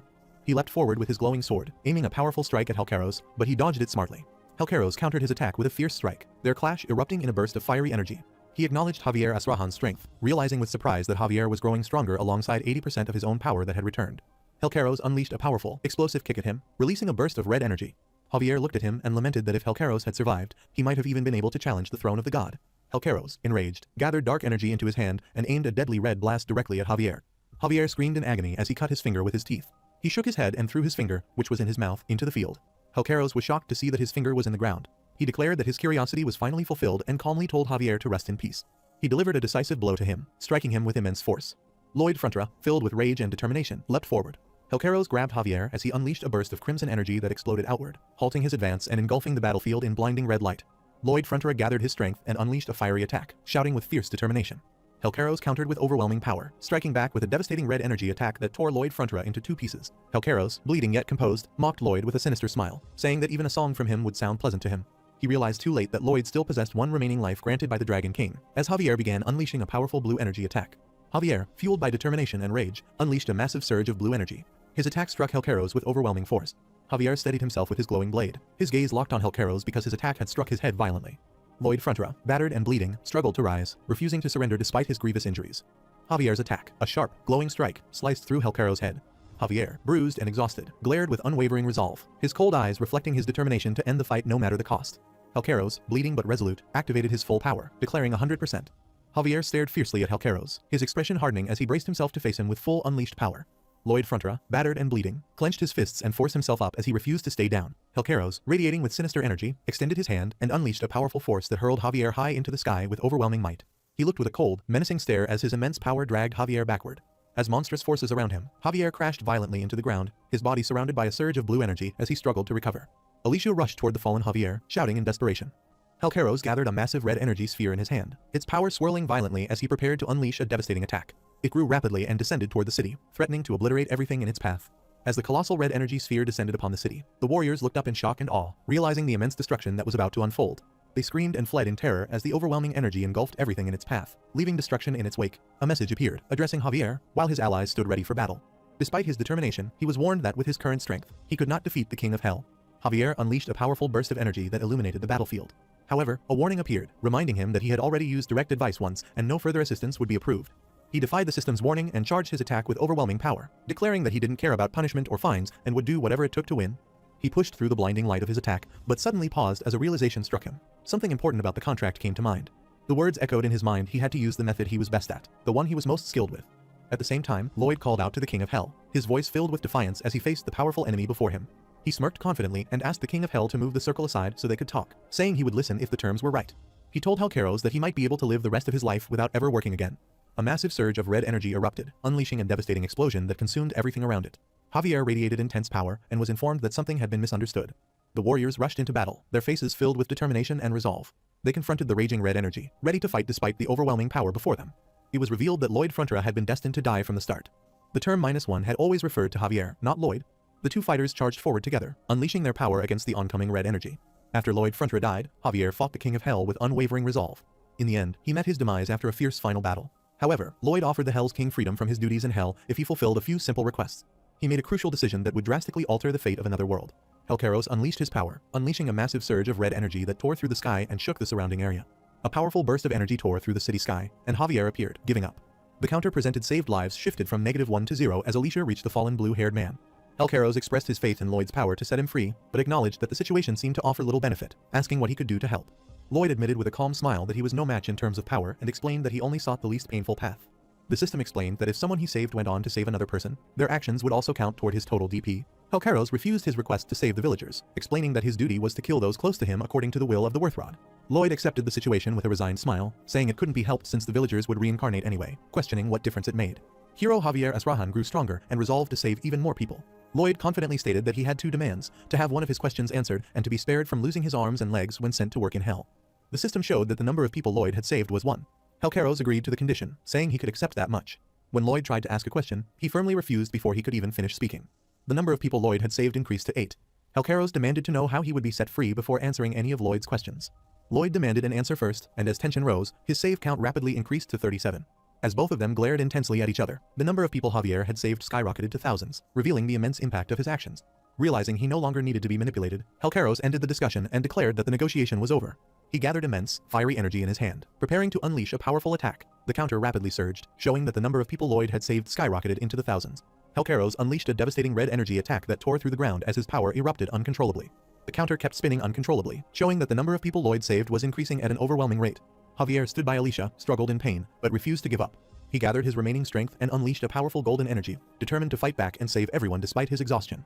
He screamed as the intense power surged through his body, pushing him to his absolute limits. He unleashed a massive golden energy blast that clashed with the red destructive force, creating a blinding explosion that shook the entire battlefield. Helcaros looked on in shock before gritting his teeth in fury, realizing the tide of battle was turning against him. He screamed in rage and desperation, his eyes wide with fury as the overwhelming power surged around him. Consumed by fury, he charged forward with blinding speed, his power exploding on impact and shattering the ground around Javier. He shouted furiously that all his polite offers had come to an end, raising his hand. But fiery orbs filled the sky above him, radiating destruction and power. Flaming meteors rained down from the sky, lighting up the night as they descended toward the city below. Lloyd mocked the king, calling him a twisted old fossil. With fierce determination, he warned him not to underestimate the protagonist. The system displayed that he had saved over 73 million people. It then offered him the chance to activate the strongest in the world, warning that doing so would sever all support from the messenger. Lloyd looked on with determination as his companions, small, emotional creatures, watched him solemnly, sensing the gravity of his next decision. Their expressions show both worry and faith. They happily cried out together, their voices echoing with emotion because their leader had become the strongest protagonist in the world. He expressed his final gratitude to everyone, saying it had been fun, as he prepared to face the end with calm acceptance. With determination in his eyes, he said his final goodbye and activated the strongest in the world, ready to face his ultimate destiny. As the power awakened, his creatures slowly vanished. One of them tearfully embraced its glowing companion, knowing it was the last hug they would ever share. The creature wept as the glowing being drifted away, fading into the blue light while sorrow filled the air. A heartfelt message appeared, granting Lloyd unparalleled strength for 30 seconds and expressing sincere affection. Surrounded by swirling blue energy from the creatures, he felt the immense power awaken within him, his expression calm yet determined as his body began to glow. Lloyd stood tall as the glowing energy surged through him. Helcaros witnessed his power, sensing his transformation, and compared it to what it was before and after. With determination burning in his eyes, first of all, Lloyd finished the fiery orbs that filled the sky. Helcaros stood firm amid the chaos, his expression cold and unyielding. Lloyd slowly approached the king, the two locked eyes in silence, an understanding passing between them before their inevitable clash. Helcaros sneered in disbelief and panic, realizing that 10 seconds had already slipped away, and Lloyd still had 20 seconds of unimaginable power left. With unstoppable force, Lloyd lunged forward and struck him with a devastating blow. He glimpsed his past when the peaceful morning light bathed the city. Raphael was surprised to hear about the question of the true nature of angels and demons. Lloyd wondered if angels and demons had human-like forms or were spiritual beings, while another replied that they felt pain and worries just like any other living beings. Raphael explained that angels were granted power when chosen, and Lloyd asked him whether he had once been human, to which he replied that such cases happened occasionally, but were not common. Raphael explained that both demons and angels were predetermined at reincarnation, suggesting it wasn't a random selection by the laws of the world. Lloyd wondered if the Archangel and the King of Hell were essentially the same. Raphael confirmed that all beings, including archangels and the King of Hell, were the same kind who had to follow the laws of the world. He explained that they simply repeated reincarnations and stayed in one place for a time. Now, in the fierce battle, Lloyd became enraged and threw a powerful punch in a burst of anger and intensity. 20 seconds remained, and Helcaros' condition had deteriorated. A good deal of blood was coming out of his mouth, but he was trying to fight. With only 19 seconds left, Lloyd, filled with rage and fury, charged forward to the king. Their clash shook the ground, unleashing a shockwave of raw power as the two forces collided with everything they had left. Several warriors trembled against a massive shockwave, surrounded by red energy and smoke. Lloyd, with blood and teeth flying from his mouth, screamed in agony and fury. He delivered a powerful, explosive punch to his face, sending out a burst of energy and impact. Helcaros countered with a devastating punch to his face, creating a violent explosion of impact and blood. A massive, swirling vortex of red and black energy erupted in the sky. Both screamed furiously at each other, their faces twisted with rage and intensity in the heat of battle. With 18 seconds remaining, they clashed violently, their blows creating explosive shockwaves of energy. Javier, bruised and exhausted, struggled to push himself up from the ground amidst the chaos. He glimpsed his past when the sun set over the mountains. He, leaning on his cane, remarked to Lloyd that he still insisted on taking the most dangerous missions. He sternly told him to stop making sacrifices, showing frustration and concern. Lloyd laughed confidently at sunset, denying any notion of sacrifice and saying he'd never do something so foolish, claiming instead that this was how he earned the most. With 17 seconds remaining, Alicia and Javier looked on in shock and fear because there was only a short time remaining to finish Lloyd's power. On the other hand, Lloyd stood fiercely amid crackling red lightning, determination blazing in his eyes. But he was struck by Helcaros' powerful punch. He yelled in anger, warning that Lloyd's power would vanish in a few seconds. He attacked fiercely and shouted that Lloyd and his friends would all die, questioning why he deliberately chose pain. He furiously shouted at Lloyd, mocking him for ever believing he could win and declaring that he was already losing. Lloyd was struck hard in the neck, blood spurting out as he winced in pain. He stood battered and bleeding, yet his power remained unbroken as he clenched his fist and glared forward with fierce determination. Helcaros landed a powerful uppercut on him, sending him flying upward as the ground cracked beneath the force of the blow. 13 seconds were remaining, but Lloyd seriously faced the king without any hesitation. They clashed and pulled out of each other's distance. Helcaros groaned in pain as he was struck hard, blood spilling from his mouth. Lloyd, bruised and exhausted, said he hadn't gotten the chance to ask something before. He asked how many times Helcaros had truly felt pain in life and declared that he was already used to it. Helcaros grew furious and charged at him with rage burning in his eyes. Lloyd stood back up and faced Helcaros as a massive, glowing energy portal formed above them, and Lloyd's power timer had 11 seconds remaining. Lloyd and Helcaros charged at each other with immense force as debris floated around them, the energy ring above intensifying with their clash. Both of them were madly fighting with each other, creating a shockwave that leapt upward from the rocks. As the 10 seconds remaining, Alicia screamed Lloyd in desperation as she rushed forward, her face filled with fear. Javier launched himself from above, channeling immense power into his glowing blade as he descended toward Helcaros. The countdown reached 9 as the King of Hell's warning echoed to Javier. Kim Suho's power would fade in just 20 seconds. He knew victory seemed impossible, yet believed in Kim Suho's resolve because Suho never acted without a chance to succeed. Amid the storm of red lightning, Lloyd loomed over another, ready to strike in a fierce and desperate confrontation. He delivered a powerful, glowing headbutt that smashed into Helcaros' face, leaving him screaming in pain. Lloyd glimpsed his past when he curiously asked whether powerful beings like the King of Hell, the Archangel, or Verkis were reborn as random creatures in another world upon entering the gate of reincarnation. Raphael replied that it was indeed a law, just like how time flowed and gravity worked. Lloyd asked if they should capture the King of Hell and throw him into the gate of reincarnation. Javier replied that it would only be possible if the King of Hell were that easy to defeat. Raphael expressed his doubt, saying that the plan wouldn't succeed. He explained that the three beings mentioned earlier were among the most powerful in the world, and even they couldn't defeat one another. He said that if it were possible at all, they would have to enter together, dragging each other along. Javier looked up at the swirling gate as the countdown reached 7, bracing himself for what was about to come. He screamed with determination and realized that he knew exactly what kind of man Suho was and where he was placing his hopes in that critical moment. Lloyd, bloodied but resolute, glared fiercely at the dark swirling vortex above, realizing that this was the moment his final gamble would decide everything. He screamed with all his strength as he grabbed Helcaros and decided to go toward the swirling vortex. He furiously shouted at Helcaros, declaring that he would drag him away and end his reign in hell once and for all. Helcaros looked shocked and confused, unable to comprehend what was suddenly happening before him. Javier screamed in desperation as if trying to stop Lloyd from going to the portal. Lloyd propelled himself upward with Helcaros, using immense power, straight toward the swirling black hole in the sky, ready to face his fate. As the 5 seconds left, he shot upward, piercing through the sky as it aimed directly toward the swirling vortex of light above. Helcaros shouted in fury as he demanded to know what Lloyd was trying to accomplish. His expression shifted from anger to shock as he looked up, realizing something catastrophic was forming in the sky above him. Furious and desperate, he screamed in rage, calling Lloyd a crazy bastard as chaos erupted around him. With a mocking style, Lloyd said that there was nothing to be surprised about. He declared with defiance that he, Kim Suho, was someone even hell desired, proving his unyielding strength and fearlessness. As the 4 seconds were remaining, Lloyd descended from the sky toward the swirling red vortex, while the Empress stood firmly on the ground, witnessing this terrible scene. Javier and Alicia stare in shock and fear, realizing the gravity of the destructive event unfolding before them. Helcaros roared in agony as he was gripped tightly by Lloyd, who pushed upward. He screamed in disbelief as he struggled against the overwhelming force, realizing that Lloyd's power surpassed his own, something he thought impossible. He realized that Lloyd was channeling all his power into propulsion, recklessly pushing himself beyond his limits. He shouted in rage, warning that Lloyd would experience nothing but one-sided pain. He struck Lloyd with overwhelming force, causing him to spit blood in agony. As 3 seconds left, Lloyd pushed him into the air with immense power, as the distance between them and the vortex had narrowed. Helcaros tried to escape from his grip, but to no avail. But he hurled himself through the air with explosive force, trying to escape. Lloyd felt unbearable pain as he again gripped him strongly. Helcaros mustered his remaining strength and struck him with a desperate, explosive attack.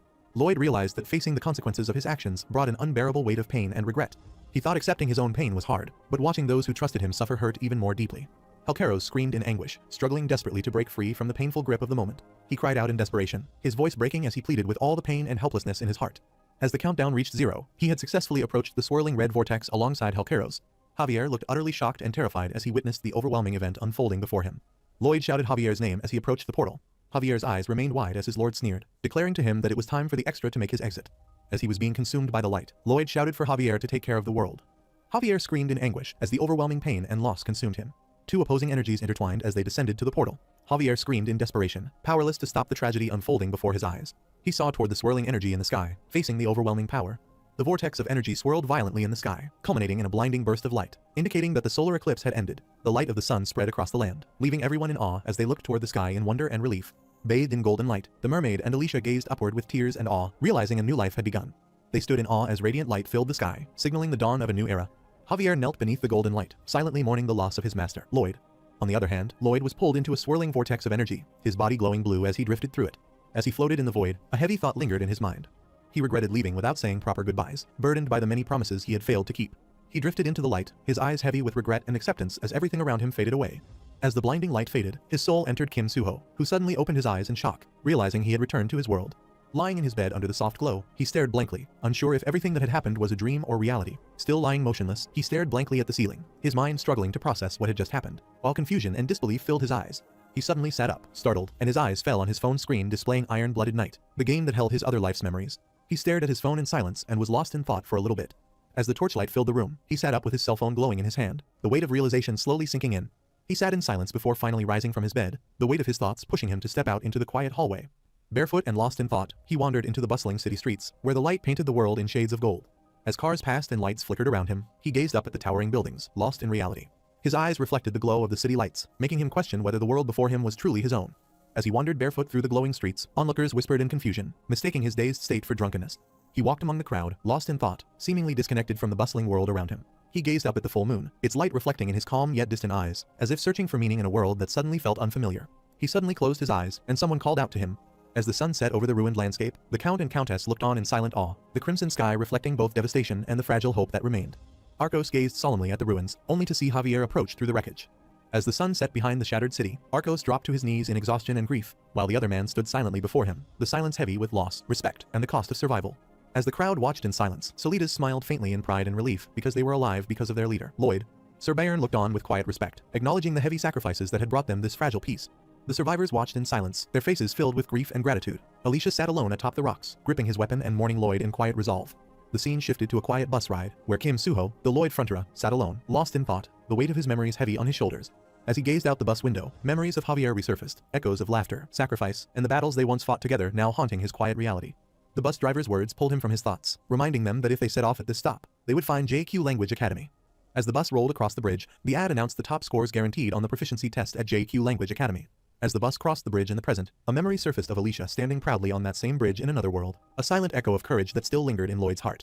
The bus screeched to a stop, and Lloyd stepped off with quiet determination, leaving behind the hum of the city as he took his first step toward a new chapter. He walked down the quiet path, his gaze wandering until a faint rustle made him look up, where he noticed a small bird perched calmly on a branch.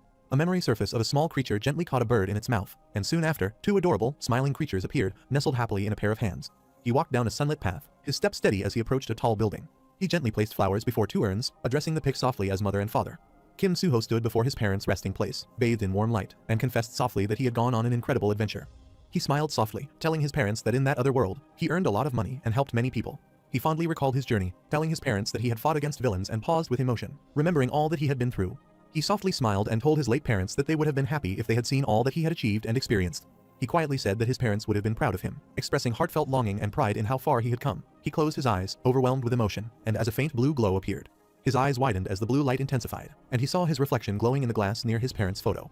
A surge of blue light enveloped Suho, his eyes widening in shock as an unknown power began to activate before him, pulling him toward something beyond comprehension.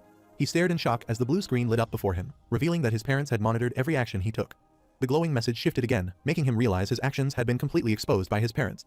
The message continued, declaring that both of them had seen everything, leaving Suho frozen as the truth stared back at him. He stood in shock as the glowing message dissolved into light, leaving only shimmering fragments that reflected his stunned expression. As the blue light flashed, his parents appeared within it, smiling warmly as if watching from beyond.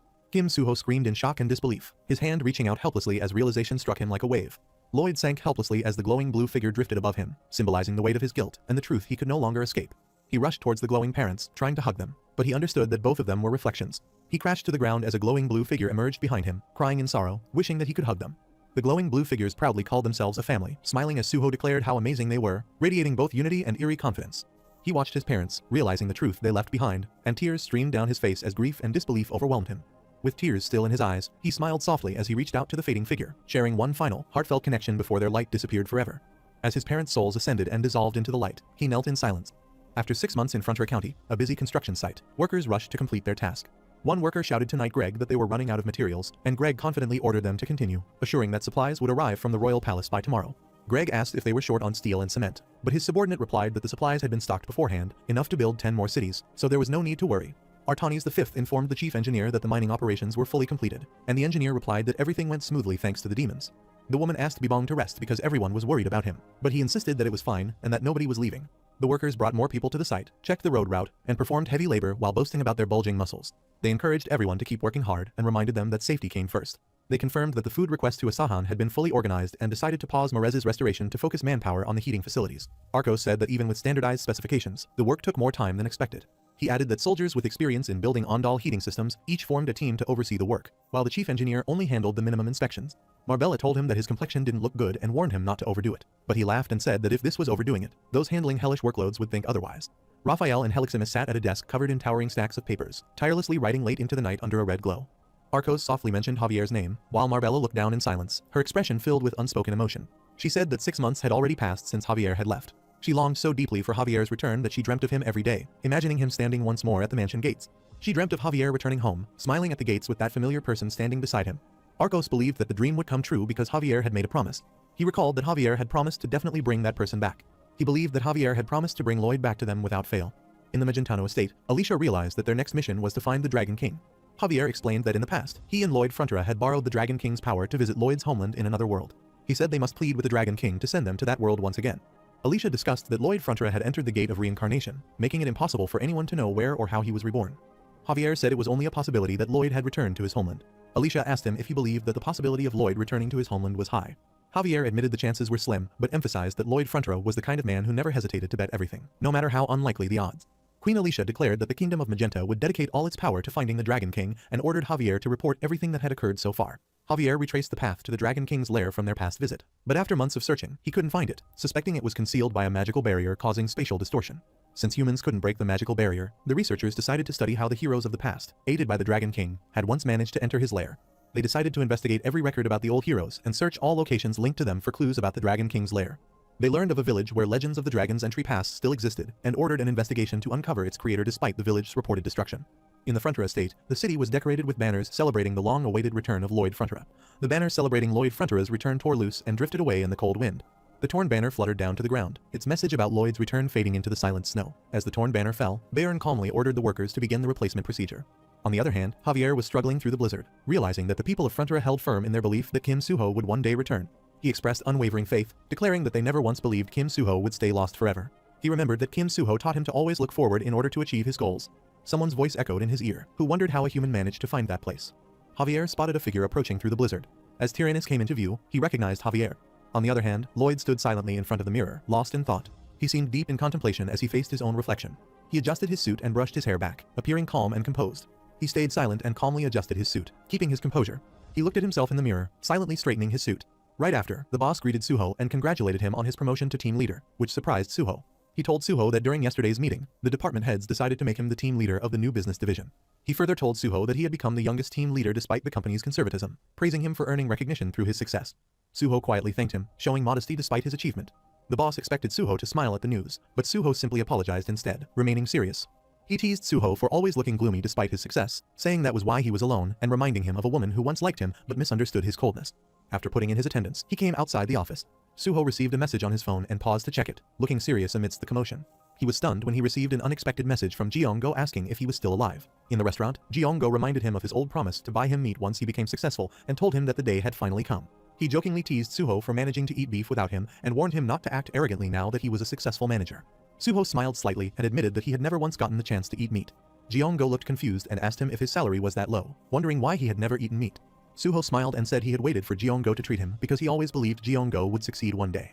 Jeong-go laughed at his words, calling him sly for flattering him, and jokingly offered to give him even more premium beef. He, now relaxed and curious, asked his friend where he had been and how he had lived all this time. Suho paused for a moment, then softly said that he had a really interesting dream.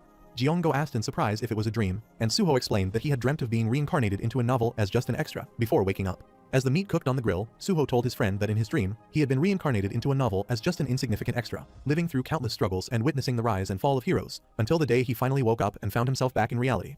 Suho continued the story at the bar, the mood calm and reflective, as the warm sunset light filled the quiet room around them. Suho passionately told his friend that the King of Hell had torn his arm off, but he refused to lose and kicked the king into the gate of reincarnation along with himself. He finished his strange story, but his friend looked at him with curiosity, leaving Suho awkward. He awkwardly apologized, laughing at himself for rambling like a delusional teenager and calling his dream childish despite being an adult. Jeong-go looked at him seriously and asked if what he described was really just a dream, implying he suspected it might have been real. Suho smiled faintly and insisted that it was just a dream, pretending to brush it off while hiding the possibility that it might have been real. Jeong-go firmly denied it was just a dream, insisting that everything he described had truly happened to him. Suho widened his eyes in shock and disbelief as his friend's words sank in, realizing that his dream might have actually been real. He stammered in disbelief, insisting that if it wasn't a dream, then there was no other explanation. Something so unreal couldn't possibly have happened. Jeong-go suggested that perhaps this world was a dream, and the world inside the novel was actually the real one. He explained that Suho didn't belong to this world, like a hero from another realm who ended up drained and weakened after arriving here. But Suho humbly denied being a hero, saying he was only a supporting role, not someone extraordinary. Jeong-go reminded him gently that not all heroes are protagonists, implying that even those in the background can still be heroic in their own way. He shifted the conversation, asking about Javier and hinting that his story might not be over yet, catching Suho's attention. He said that, in his opinion, Javier wouldn't have stayed idle, implying that Javier was certain to take action. He believed that Javier would have done everything in his power to find Suho, the Lloyd Frontera, again, no matter the obstacles. On the other hand, Javier appeared in a radiant golden place and looked down at another man resting on a couch amid the shining light. He earnestly requested to be sent to Seoul, revealing his deep determination, while Verkis looked stunned, unable to comprehend the reason behind such a sudden plea. In a serene valley, Verkis was surprised as he wondered how the visitor had entered despite the powerful spatial distortion magic protecting the place. Javier explained that he had asked Tyrannus for help, and Tyrannus told him that if he drew a pattern powerful enough to cut through space, he would be able to break the barrier and enter. Verkis was shocked and demanded to know how Javier managed to reach his father, clearly surprised that Javier had even been able to make contact with someone so powerful. Javier stayed silent, his expression calm yet intense. Verkis sighed and acknowledged his determination, realizing that since his father was Javier's comrade, Javier must have gone through every possible hardship to reach this place. He sighed and said he had already heard the news, expressing regret and pity that Lloyd Frontera had been defeated. With determination in his eyes, Javier refused to accept defeat, declaring that as long as he was alive, he would keep searching for him. He explained that the event had been decided and executed in a realm far beyond their own, making it impossible to know whether that person was truly in Seoul or not. Javier responded with determination, asking if that meant there was still a chance. Verkis let out a faint, almost amused laugh, as if finding irony or disbelief in the question. With a flick of his fingers, he activated a spell, releasing a burst of light, and a glowing green portal opened beneath the blue-haired figure. Verkis explained that the glowing portal was the gate to Soul and mentioned that, since the young master lacked any special mana, he couldn't provide a detector or similar aid. He handed over a device, explaining that pressing the middle button would instantly bring the user back to this place. He added that he hadn't even been able to sleep properly lately because he had been busy making it. Javier was confused and asked for clarification. Verkis, clearly annoyed, told him to hurry up and leave, muttering about how irritating people were. Javier expressed his gratitude passionately, bowing as he thanked the merciful Dragon King. Now, he was transported into the real world with beams of light striking the earth and nearby celestial bodies in a powerful display. He entered the territory of Korea, a bustling city where cars sped through the streets, their headlights flashing amidst the commotion. Javier suddenly dashed into the street, his expression tense as a car's red headlights glared. He, now dressed casually and wearing a cap, looked around the city alertly, catching the attention of a passerby who seemed puzzled by his behavior.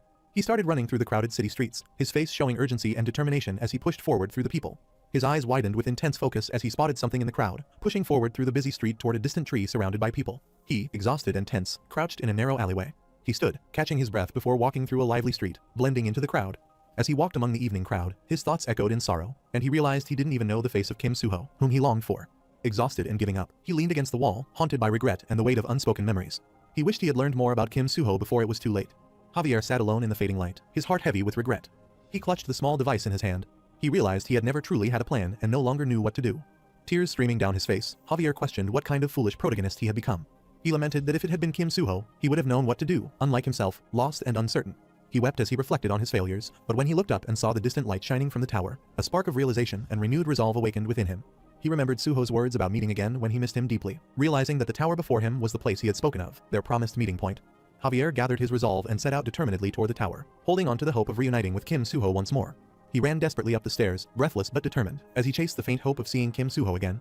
As he gasped for breath beneath the glowing tower, a memory of Lloyd softly asking about their family's struggles echoed in his mind, fueling his resolve. He finally reached the tower at sunset, standing amidst the crowd with determination and a sense of longing. He glimpsed his past when Lloyd urgently commanded him to head toward the Braconia Viscounty, shouting with determination. Javier ran urgently through a crowd to meet Kim Suho. He recalled his past again when Suho vowed with determination to find it for the Count, the Countess, and everyone else. A memory flashback appeared in his mind where his master furiously demanded to know the identity of his friend. Lloyd was stunned as the blue-haired figure appeared before him, leaving him speechless. As the crowd walked, a memory flashback appeared again about Kim Suho, who accepted his fate, realizing it was time for the extra to disappear. With his final cry, Lloyd urged the protagonists to protect their world before disappearing. Finally, Kim Suho appeared, who gazed ahead with a calm yet serious expression. Javier looked up in shock to see him. Amid a bustling crowd, they walked together discussing a past cafe visit, while one worried about confessing his feelings, and a boy eagerly called out to his father about wanting to go somewhere.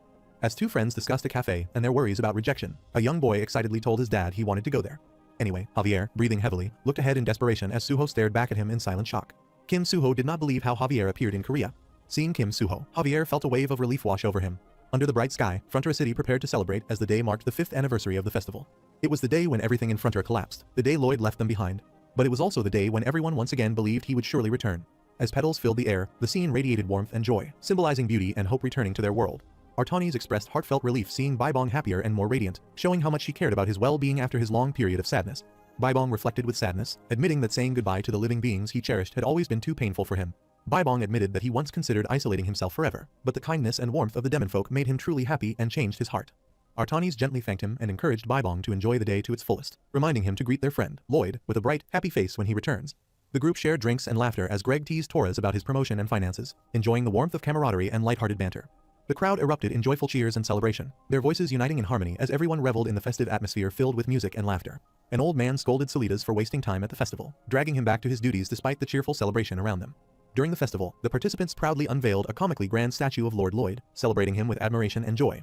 Another laughed and debated over whose statue best represented Lloyd, each trying to capture his true spirit and fierceness. Both of them argued with each other, leaving both of them shocked. They were stunned to see a hilarious and exaggerated painting of Lloyd being proudly presented at the festival. The competitors humbly admitted their loss, bowing in acknowledgement of the superior artwork before them. As the sun set over the distant town, Lady Sarajard found Sir Julian sitting alone, lost in thought. Lady Sarajard questioned him why he was alone in such a place, and he hesitated, beginning to explain. Julian gazed down the path and softly wondered if the Queen would visit that year. Sarajard mentioned the kingdom's troubled state and the minister's likely opposition to the Queen's events, and Julian quietly agreed. Realizing the Queen's determination, she admitted she had underestimated her willpower, leaving Julian puzzled. Julian smiled confidently as the Queen's grand procession appeared in the distance, proving her unwavering resolve. Under the glowing moon, Javier met him in the city, their encounter charged with unspoken tension and purpose. Suho stared in disbelief, his voice trembling as he asked if the person before him was truly Javier. Javier stepped forward towards him and made a dramatic entrance through the crowd and respectfully knelt before Lloyd, declaring that he had come to escort him. Jiong-go was speechless, realizing that Javier looked exactly like the character from the novel's illustrations. He was stunned, realizing that what he joked about had actually happened. Javier had truly crossed dimensions to find Suho. Suho questioned whether returning to his old world was truly the right choice for him. Javier looked at him in stunned silence, taken aback by his uncertain question. Suho reflected on his past, realizing he had only stumbled into another world by chance and was now questioning his place after once being praised for his extraordinary powers. Suho admitted that he no longer had any abilities. But Javier reminded Suho that his true worth lay not in his powers, but in who he was as a person. Suho was deeply moved by those words, realizing that his true value went beyond his lost abilities. He reflected that he had been powerful in the other world but felt entirely different now, realizing that his strength had come from crossing dimensions. He thought that if he returned to the other world, he might regain his former strength. He felt that returning would mean running away, realizing that while everyone struggled to live, he lacked the strength to endure and would merely be fleeing. Suho was suddenly struck in the spine by the blonde man, the impact leaving him in visible pain. Suho quickly intervened, shouting for Javier to stop and explaining that the man he attacked was actually his friend. Jiong-go confessed that despite wanting to study well like his friend, he couldn't, and it made him feel worthless to the point of wanting to die. He admitted that he once gave up and ran away, but through living earnestly, he realized he had never truly been running away. He reflected that instead of running away, he had been searching for a place where he truly belonged, like a journey to find his own unique strength. He realized that those who see themselves as worthless might simply not have discovered the place where they truly belong yet. He encouraged Suho to return to the world where he truly excelled, the place where he was the greatest estate developer. Suho looked up in surprise, moved by his friend's words and the realization of where he truly belonged. Javier appeared before him with a calm smile and extended his hand, inviting him toward a new beginning. Suho smiled softly and reached out his hand, accepting the unspoken invitation to move forward into a new world. Their hands clasped firmly, symbolizing trust and the beginning of a journey into an unknown yet destined world. As the device clicked, a brilliant explosion of light erupted, signaling the moment of departure. As the light engulfed Suho, he exchanged a final, knowing look, a silent farewell filled with respect, gratitude, and unspoken understanding of the paths he had chosen. Finally, Javier and Lloyd shot toward the moon, symbolizing their departure from their world and the start of their destined journey. They soared past the moon, leaving a sparkling golden trail across the starry sky. Jiong-go watched the spectacle in awe and smiled, saying it was amazing. They crossed the sky beneath glowing auroras as mermaids watched in awe from the water. They streaked across the starry night as two animals watched from a hilltop. The group enjoyed a peaceful picnic while watching the sky. Verkis gazed upward with a serene smile, his expression calm and content. The group watched in awe as a blazing comet illuminated the night sky with golden light. The boy's eyes widened in shock as a brilliant golden light suddenly engulfed him. A radiant light descended toward the city as Lloyd felt relieved, realizing that everyone had been doing well. A decree declared that anyone who entered the queen's chambers, for any reason, would be betrothed to her by the sacred laws of the Magenta Kingdom. A man passionately invoked the great ancestors of the Magenta Kingdom and called upon Queen Alicia Termina Magentano.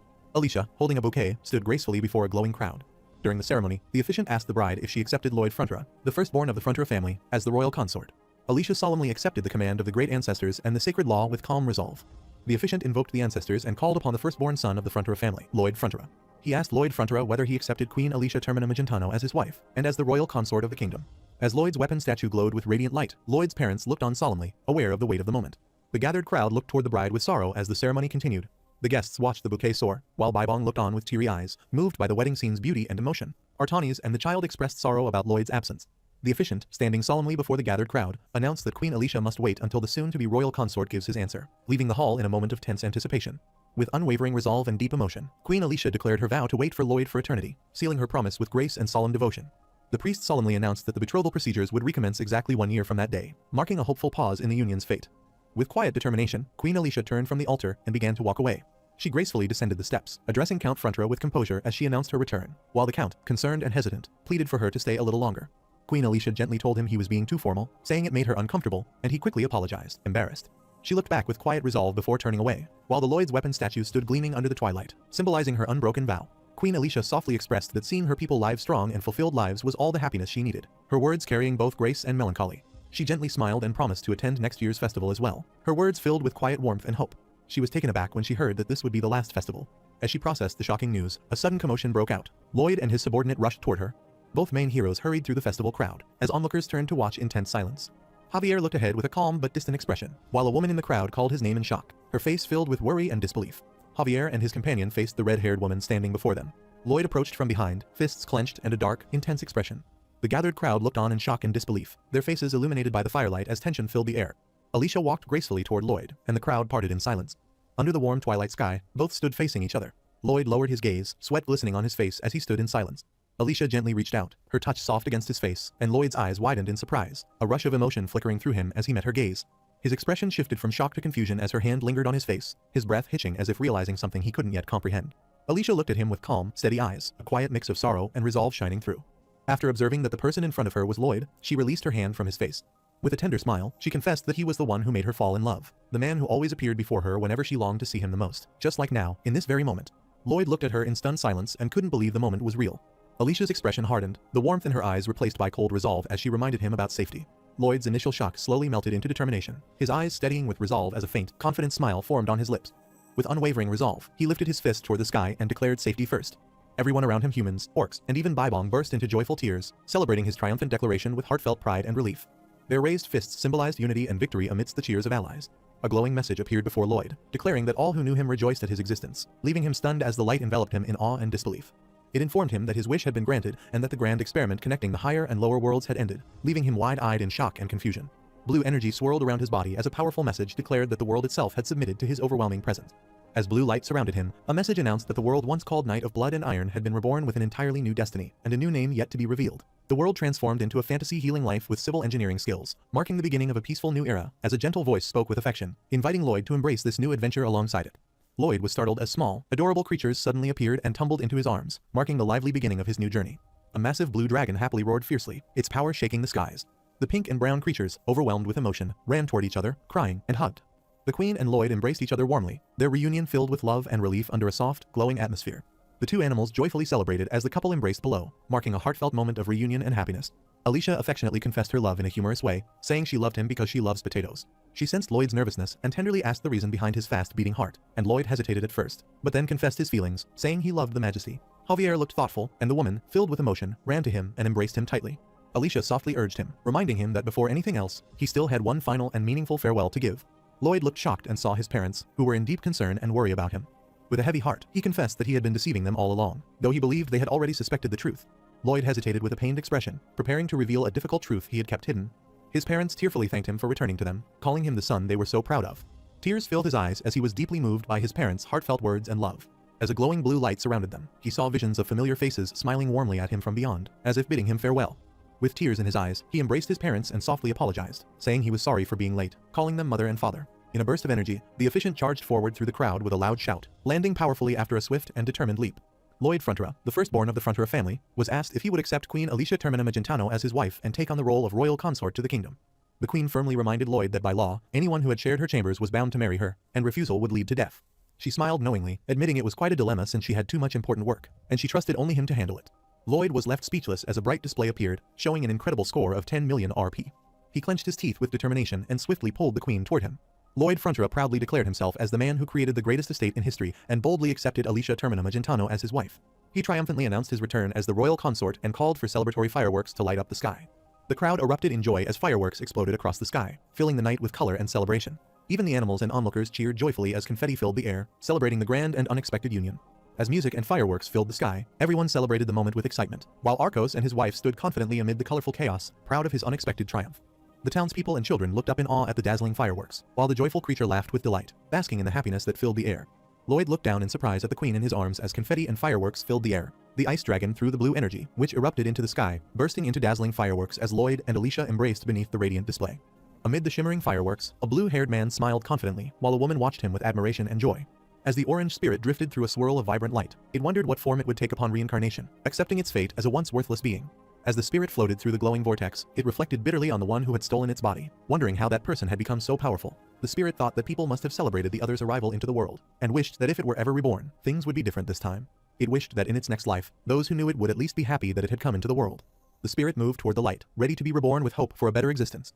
It closed its eyes and embraced the light, signaling the moment of its rebirth. The baby was born, opening his eyes to the world as his joyful parents admired how much he resembled his father. The newborn cried in confusion at the unfamiliar world, while his loving mother gently introduced herself and his father, comforting him with warmth and affection. The father proudly lifted his baby, expressing his hope that the child would grow into a strong, intelligent person who would protect and help many others. The parents joyfully named their newborn son Kim Suho, welcoming him into the world with love and hope. While the Frontera territory thrived amidst a construction boom, events were simultaneously unfolding in a distant domain.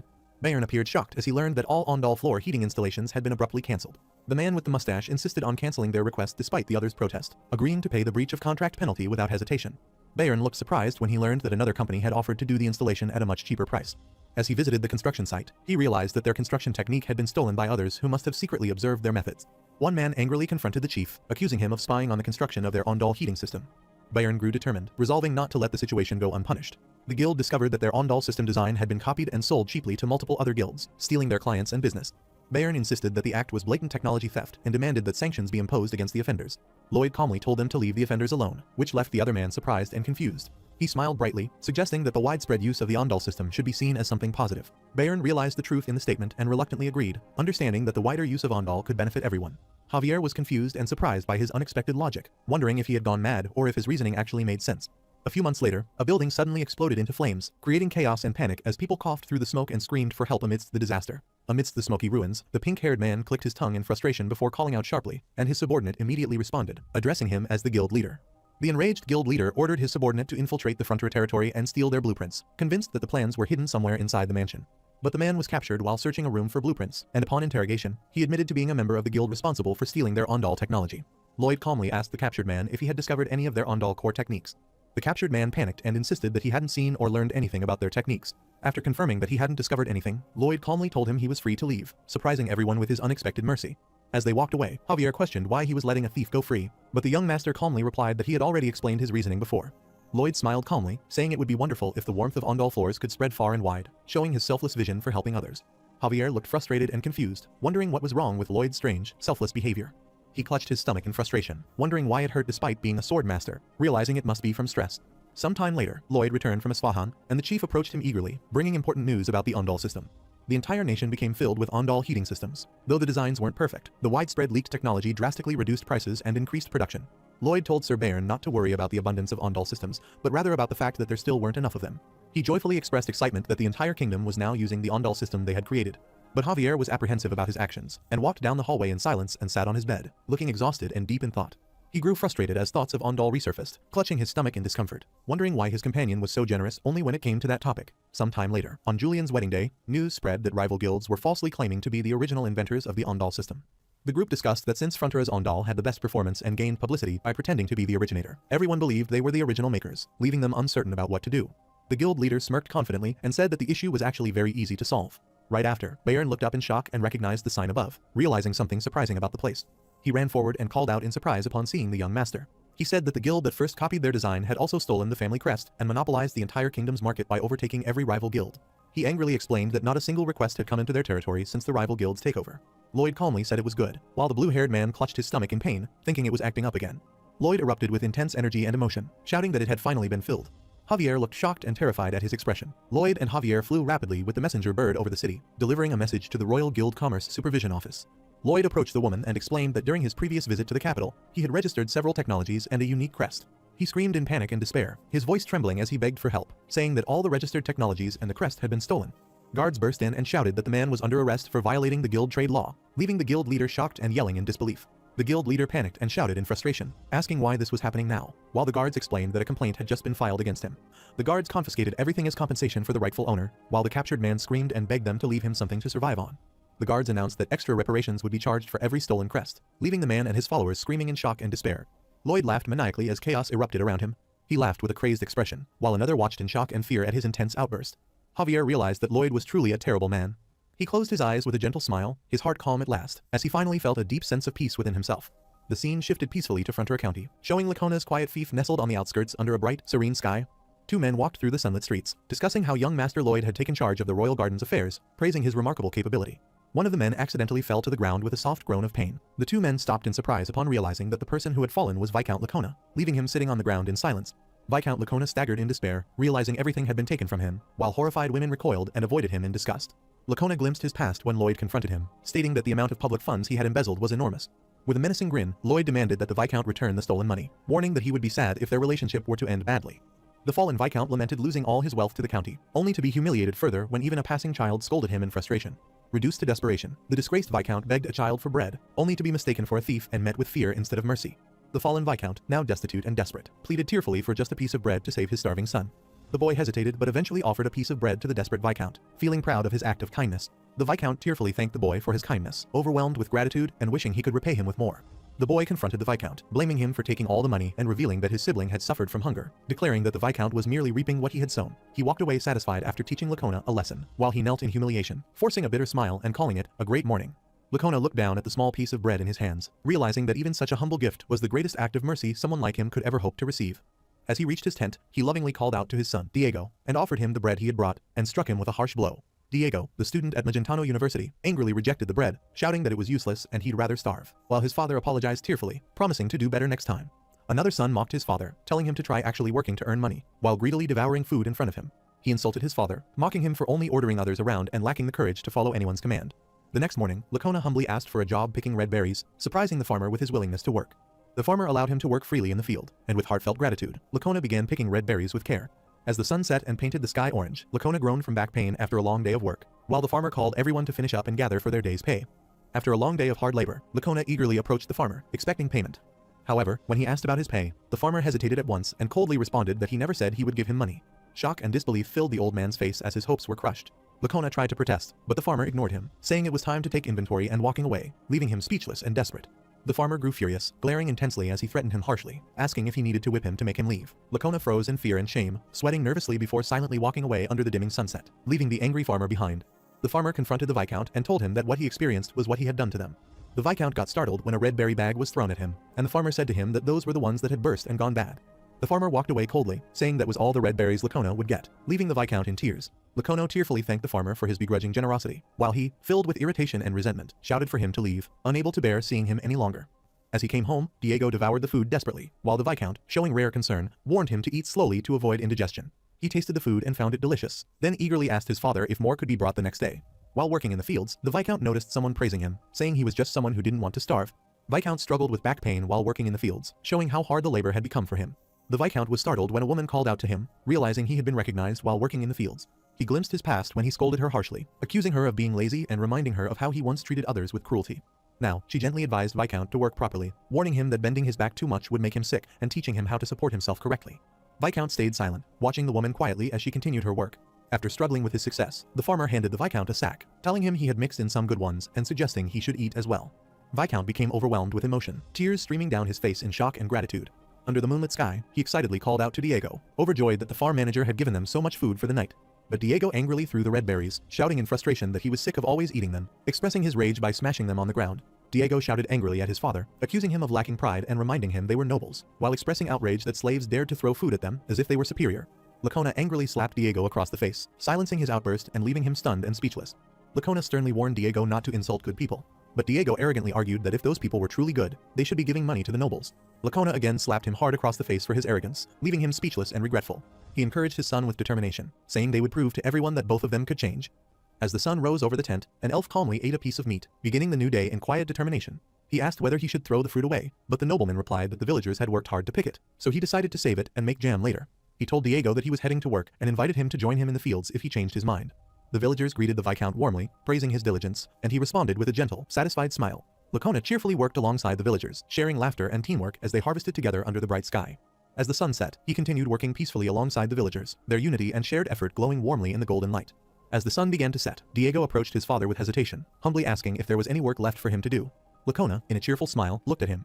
As he arrived at his place, he noticed a foul smell coming from the pot and wondered whether the food had spoiled after sitting for days. He regretfully remarked that the items he had received as a gift were being wasted. Lacona tasted the liquid curiously and was surprised to realize it was wine. On the other hand, the chief reported that wine could be produced from the red berries grown in Viscount Lacona's territory, surprising Lloyd, who thought the fruit was unsuitable for alcohol. Bairn explained that perfect fermentation conditions in the Viscount's tent, along with the pure water from the Prona River, had produced a premium quality wine. He revealed that Viscount had recently been making wine from discarded berries and generously sharing it with the villagers. But he mentioned that Viscount Lacona had completely changed, becoming hardworking and well-liked by the townsfolk. Lloyd decided to inform the Count about the wine, hoping to expand the business while planning for Viscount Lacona to manage operations and receive half the profits. When Harn approached him, Viscount Lacona reacted angrily, throwing his basket away in frustration. Observing from afar, they remarked with curiosity that Viscount Lacona had changed, noting that humans adapt to their surroundings.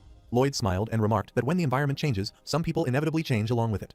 At the newly established Viscount Lacona brewery, the workers warmly greeted Lacona as he arrived and praised their efforts. Lacona joyfully thanked his workers, expressing pride that their brewery was finally thriving because of their efforts.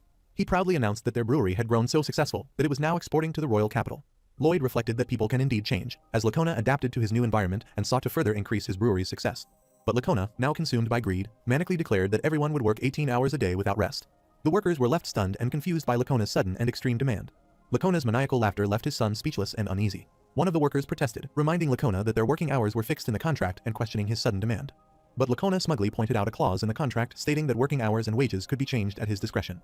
When the workers protested and tried to quit over the unfair terms, he smugly reminded them of the penalty clause that fined them for resigning. Lacona exclaimed with overwhelming excitement, feeling that this intense moment captures the true essence of success after enduring great hardship. Dago angrily yelled at his father, accusing him of being wrong for saying that people could change. Lacona slapped his son, who then exhaled weakly as he began to lose strength. Viscount Lacona declared with arrogance that he had changed, showing his twisted sense of pride and cruelty. He angrily addressed the workers, calling them slave-born wretches to assert his dominance.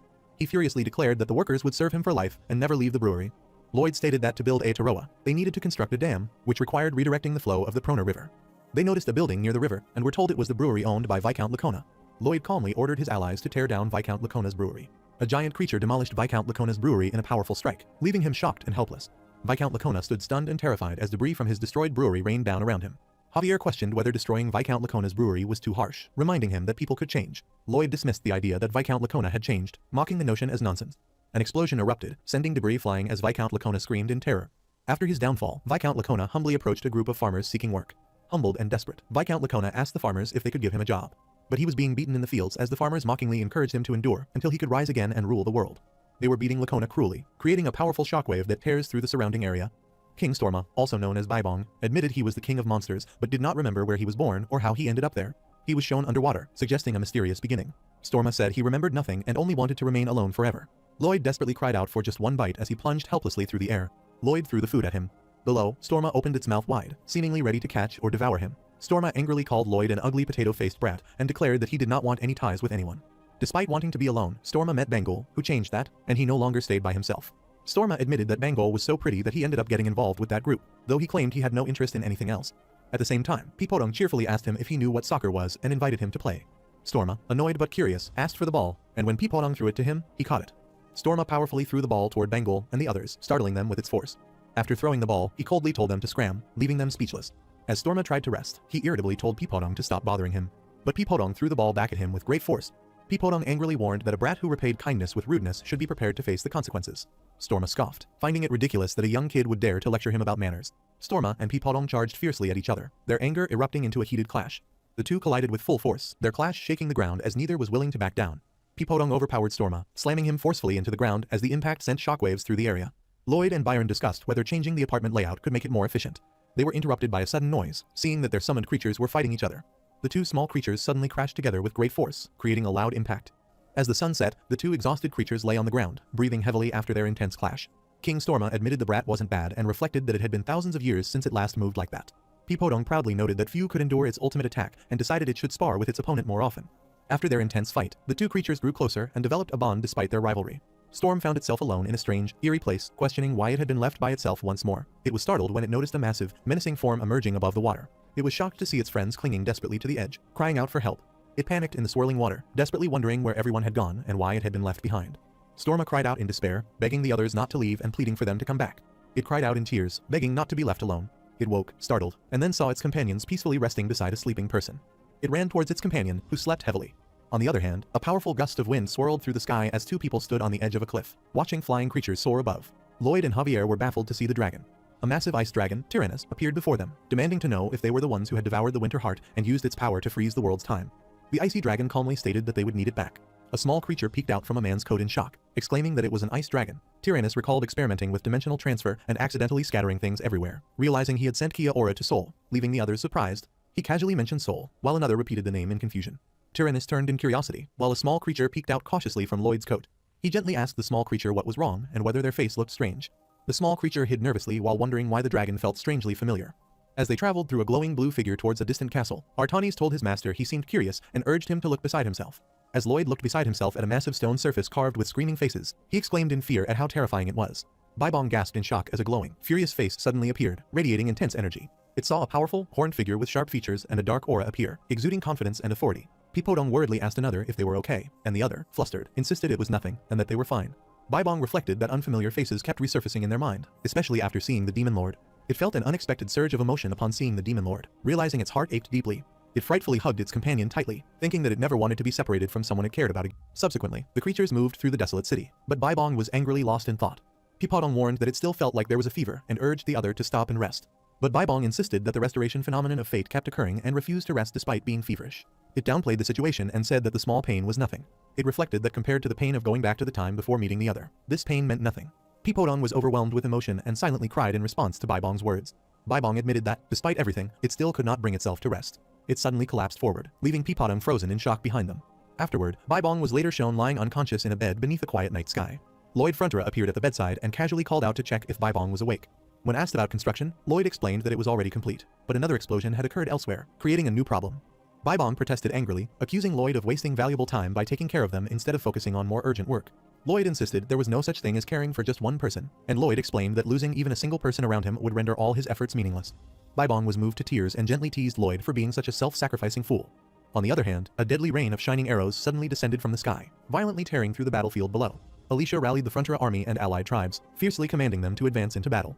The combined forces surged forward into the chaos as explosions lit the battlefield, bodies were hurled through the air, and the full-scale clash erupted at once. Lloyd sprinted across the water's surface and leapt onto a fast-moving aquatic creature to charge into the battle.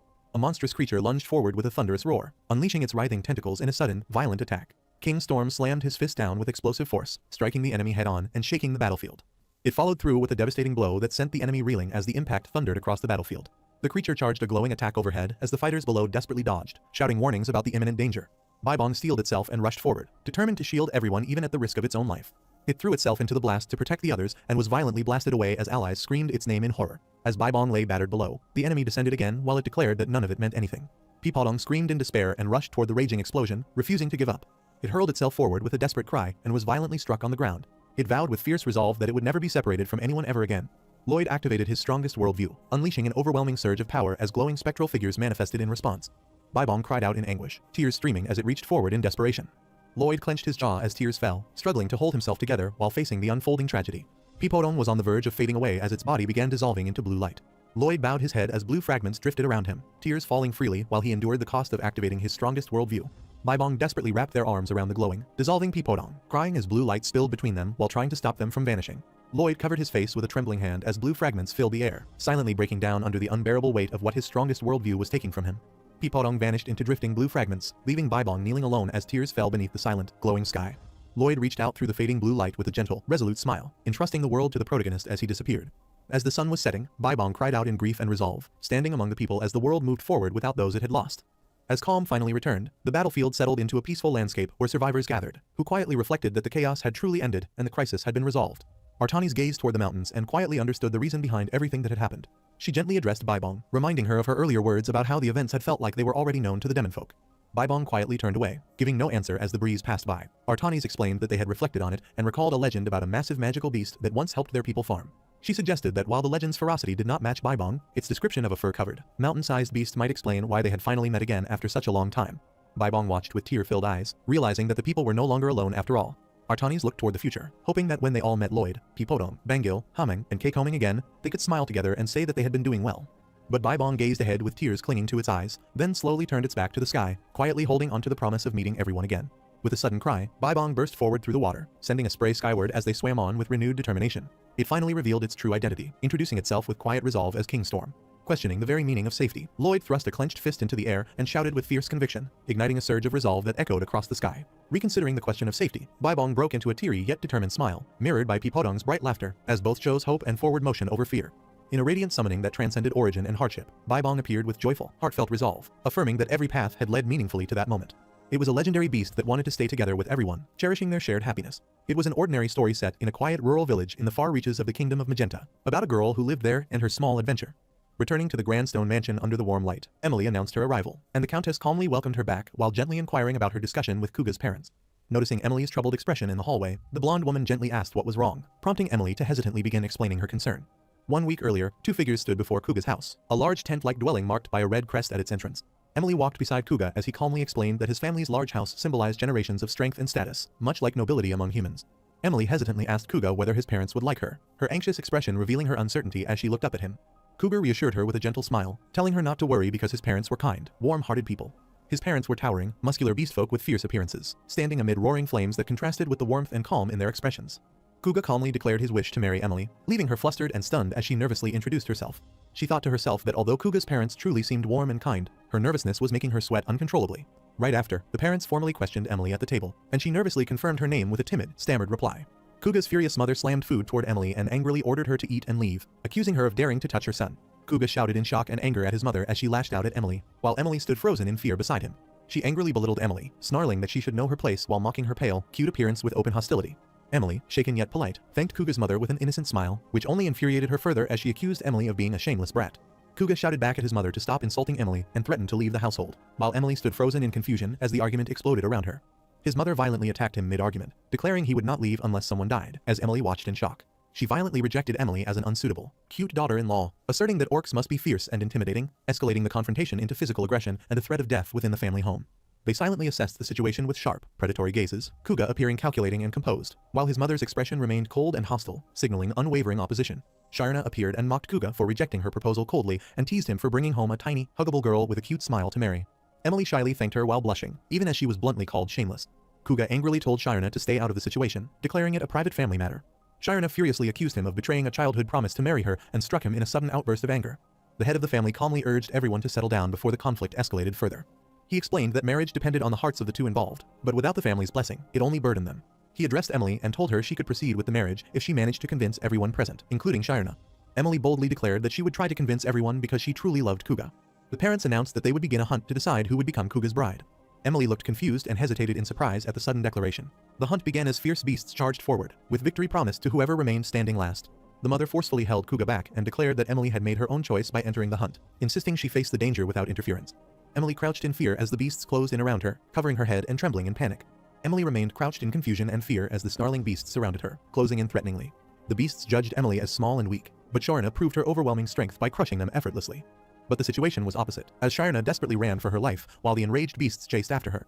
The mother screamed in shock as she realized that all 10 beasts were attacking Sharna at once. Emily leapt forward in desperation and swung her staff with all her strength to intervene in the chaos below. She slammed herself into the ground and unleashed a powerful whirlwind that hurled the attacking beasts away. She boldly declared herself as the opponent, revealing she was a girl from Frontra, but the beasts were about to attack Emily as they closed in on her from all sides. Sharna shouted in alarm that the pretty girl should have stayed still to win automatically and questioned why she chose to fight instead. The orcs clearly witnessed a fragile Emily standing her ground fearlessly against the terrifying hunting beasts. Emily fought not for victory, but out of kindness and concern for others as she stood amid the raging beasts. The match concluded with a score of 6-4, and Sharna was declared the winner. Emily stood quietly, accepting the defeat. Sharna approached her and bluntly remarked that she looked cute and tiny, wondering how she had managed to seduce Kuga. She acknowledged Emily's hidden strength, praised her fierce spirit, and declared that she trusted Kuga to her. The crowd cheered for the tiny yet valiant warrior, and Sharna admitted with a smile that she could not compete with that spirit. Emily gasped in surprise as she was suddenly swept up amid the cheering crowd. Right after, she and Kuga got married joyfully, celebrating their union amid cheers, flowers, and confetti. Javier commented that the thorn was repeatedly going in and out, and Lloyd agreed, noting that it was fortunately not a problem. Kuga smiled contentedly as he stood beside Emily, peacefully embracing their newly shared happiness. Lloyd recalled that, in the early chapters of the Iron Blood Night, Count Cremo once asked Javier what had happened to the servants of the fallen Frontra household. Javier answered in a heavy voice, recalling Emily and the weight of what had happened to that child. He stated grimly that all the servants were sold into slavery and that Emily herself was destined to become a slave. Lloyd urged Javier to move quickly and resolve the matter, and Javier agreed without hesitation. It was an ordinary tale set long ago in a quiet village on the far reaches of the Kingdom of Magenta, where one hopeful girl escaped the cruel fate of slavery and found happiness. The laborer completed the construction under the sunset sky and was informed that the team had finished work for the day. Jeong-go, one of the laborers, stood exhausted at the construction site holding his helmet after finishing a long day of hard manual work. It made sense because the hourly pay was good, so Kim Soo-ho managed to earn money while still having enough time to study. Determined to improve his grades, Jeong-go studied late into the night under a desk lamp, relying on tutoring and careful planning to secure his place at university. From that point on, Jeong-go resolved to face every challenge alone and rely solely on his own judgment and will. He encouraged himself by recalling Kim Soo-ho's example and endured to the end, studying with the same resolve he had at the beginning. Jeong-go steeled himself and pushed on with the same determination he had at the very beginning. He kept writing and studying relentlessly, determined to see everything through to the very end just like he had at the beginning. A moment later, he collapsed over his desk under the dim lamp, exhausted but still clinging to his resolve to study until the very end. The next day, his friends welcomed him back at the fire, amazed by his frighteningly diligent attitude and praising his insane persistence. But they noticed his worn, pale face and reacted with surprise and concern. Jeong-go suddenly ran off in a daze, tripped, and fell hard to the ground while his friends shouted after him in shock. He lay injured on the ground as his friends panicked, called an ambulance, and he realized he needed a less physically demanding part-time job. The manager gathered the staff inside the McDonald's entrance, announced that they had a new part-timer starting that day, and told everyone to greet one another before opening. He asked Jumi to train the new worker properly, and she agreed with a nervous nod. Jumi noticed the new worker, Jeong-go, and froze for a moment when she saw his unfamiliar face under the restaurant lights. She felt uneasy and thought he looked a little scary as she glanced at the new worker nervously. She explained the job to Ji-young-go in the busy restaurant, telling him to watch the timer carefully and handle each order step by step. Ji-young-go carefully wrote everything down while Jumi watched in surprise and asked if he was really taking notes on every step. Ji-young-go admitted that he grew up spoiled and forgetful, so he wrote everything down because his memory wasn't very good. Jumi looked at him and wondered whether he was being humble or quietly arrogant about his shortcomings. After work ended at McDonald's, Ji-young was called by Jumi, who thanked him for his hard work and worried that she might not have explained things well enough. Ji-young reassured her that she had taught him very well, and that there had been no problems at all. Jumi shyly admitted that Ji-young had seemed scary at first, but after seeing how hard he worked and how kind he was, she realized his serious expression just made him look that way. Ji-young said flatly that this was his version of trying his best to relax his face. Jumi worried that she had offended him and wondered nervously what she should do next. Ji-young told her he would see her tomorrow, then rode off on his bike as she stood watching him disappear down the alley. Jumi thought to herself that it was hard to get close to him despite wanting to understand him better. As she walked home, a coworker asked her if she was okay, and she looked up in surprise, unsure what he meant. Her coworker worried that Ji-young had bothered her, but Jumi quickly denied it and said she had only been saying goodbye. He judged Ji-young as untrustworthy, called him a sneaky rat, and protectively told Jumi to report it to him right away if Ji-young ever bothered her. But Jumi timidly answered yes, senior, forcing a cheerful smile while he kept a watchful eye on her. Ji-young rode his bike through the quiet, orange-lit street, pedaling steadily as he disappeared into the evening. He felt flustered by the moment but scolded himself to stay focused instead of getting distracted by feelings. He pedaled on through the night, telling himself he still had enough energy and had to focus on studying. Back home under the warm desk lamp, Ji-young sat in silence and immediately returned to studying with intense focus. He was surprised to realize that he remembered everything he had memorized the day before. While they cleaned the restaurant after closing, the coworker asked Jumi if she was free after work, and she hesitated, saying she had no plans. He suggested going to a bar and offered to treat her, but Jumi shyly refused, saying she couldn't drink. He kept trying to persuade her to go out with him, but Jumi nervously insisted that she needed to go home and study instead. Ji-young calmly cut into the conversation, called Jumi's name, and cleverly noted that he had already been helping her by carrying something heavy without being asked. Jumi eagerly agreed to leave with Ji-young, smiling as she ran off and left the other coworker behind. She eagerly agreed to leave with Ji-young, smiling as she ran off and left the other coworker behind. The coworker muttered angrily under his breath, calling Ji-young a bastard as he watched them leave. However, Ji-young-go and Jumi hauled heavy trash bags down the alley together, moving quickly as they finished their closing duties. Jumi shyly thanked him for helping with the trash, and he awkwardly brushed it off, teasing her for finding something so ordinary impressive. He awkwardly left while Jumi stood nearby watching him, the tension between them quiet but unmistakable. Jumi confronted him directly, asking why he was always so emotionless and admitting that his coldness embarrassed her all the time. Ji-young-go turned back with a cold look, saying it was unpleasant, briefly thought she meant him, then corrected himself and awkwardly realized she meant herself instead. He turned away with a tense, downcast posture and quietly admitted that he didn't deserve good things. Jumi stared at him with wide, confused eyes, clearly taken aback by what he had just said.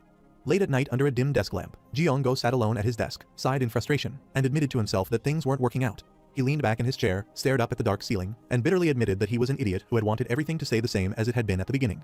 He called out to Kim Suho through clenched teeth, admitted he couldn't even take the first step, and stood there in the dim light, overwhelmed by his own weakness. At the fast food shop, Jumi learned from the manager that Ji-young had suddenly quit, and while he criticized kids these days, he made it clear he was really scolding Jumi instead. Walking home, Jumi reflected that Ji-young had been diligent and kind, though his intense expression and slightly irritating way of speaking made him hard to deal with. She wanted to know what kind of person Ji-young really was, realizing too late how sincere he had been.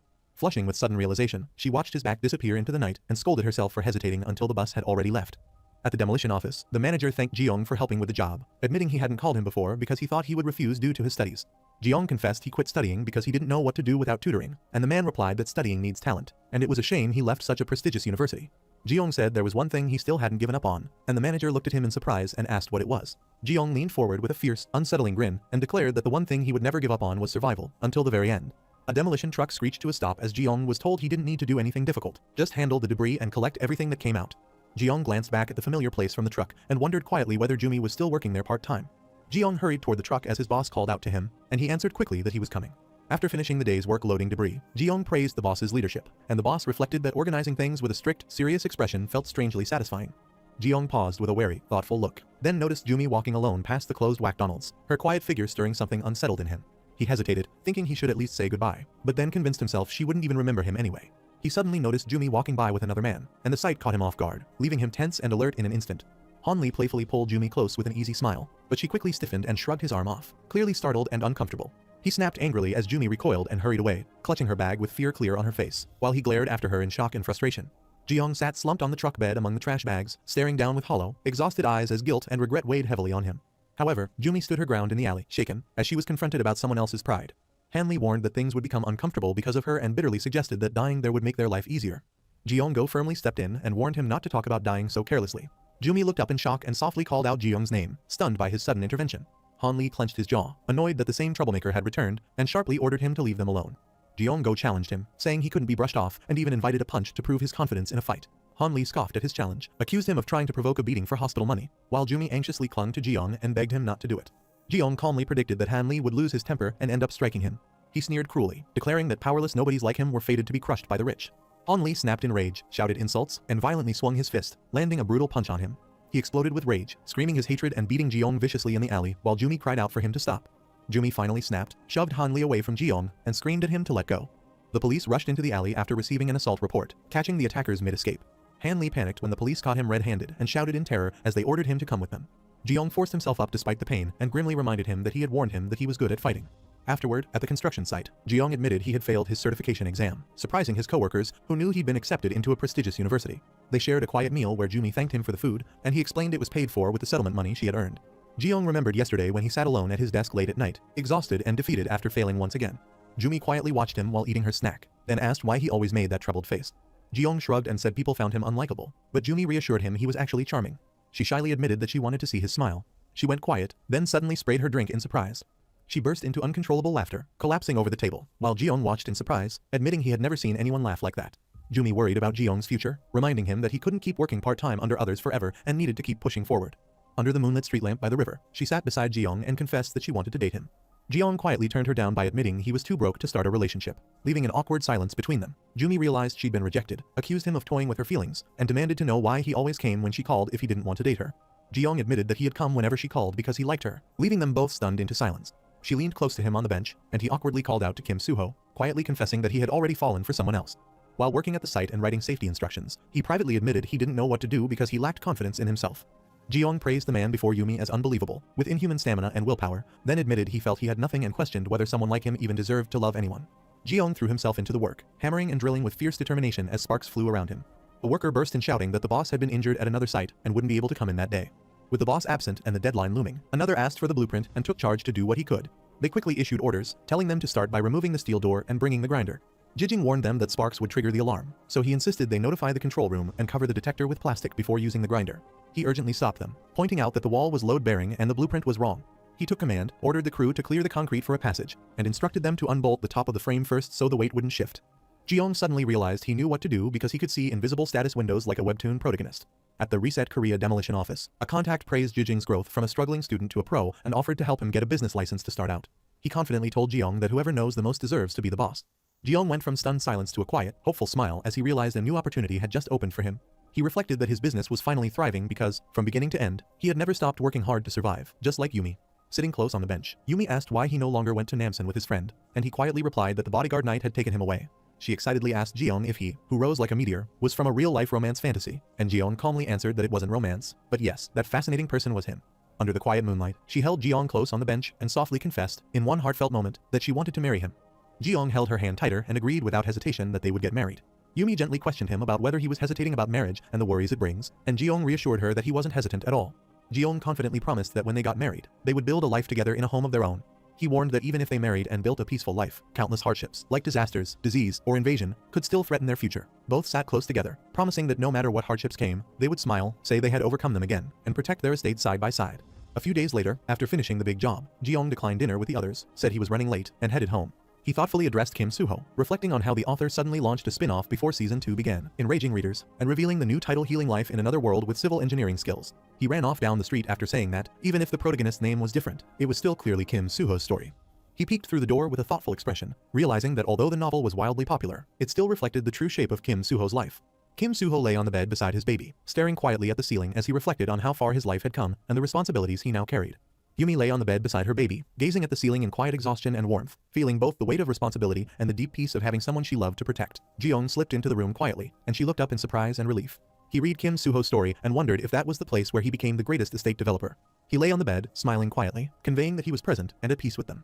The scene transitioned to the flashback when Suho's father stood under the streetlight at night, gazing down with a weary, troubled expression as if lost in heavy thoughts.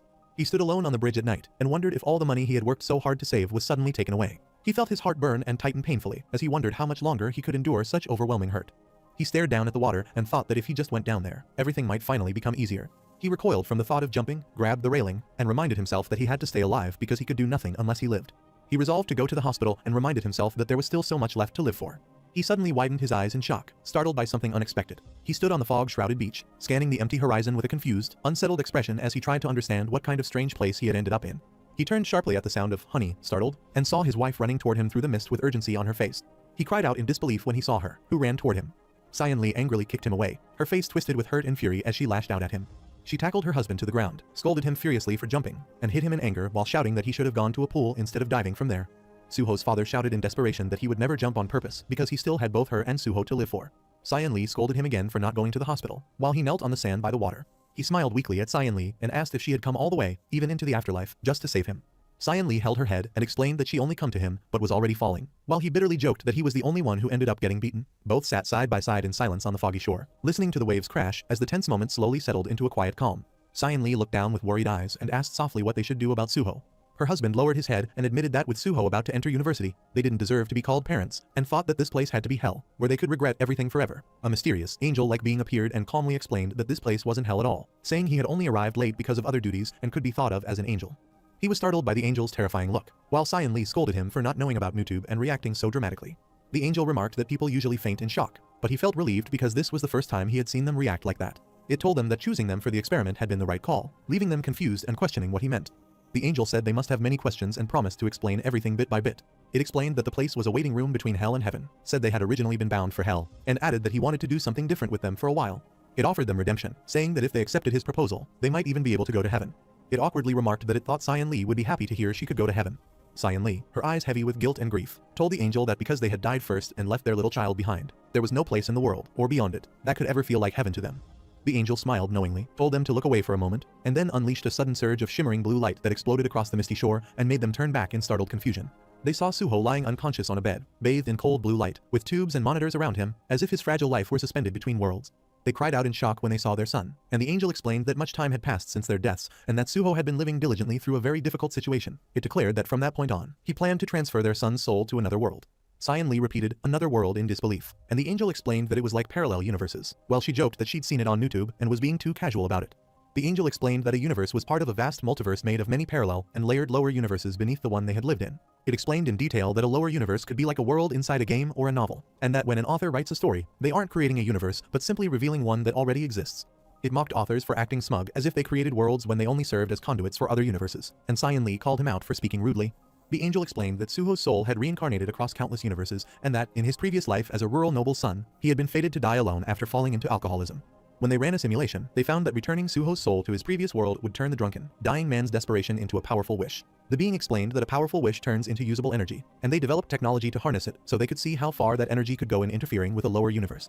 An experiment began when Suho opened his eyes in that new world and used the energy born from his past actions and emotions to support him. The being explained that the project was called Experiment on the Range of Possible Interference and Errors in a Lower World, and proposed that the two of them become its sincere supporters. Kim Suho's parents admitted they didn't fully understand the complex explanation, but still decided they would help Suho and urgently asked how they could support him. The mysterious butterfly-like being told them they would understand everything after signing the contract, and then directly asked whether they would accept the offer.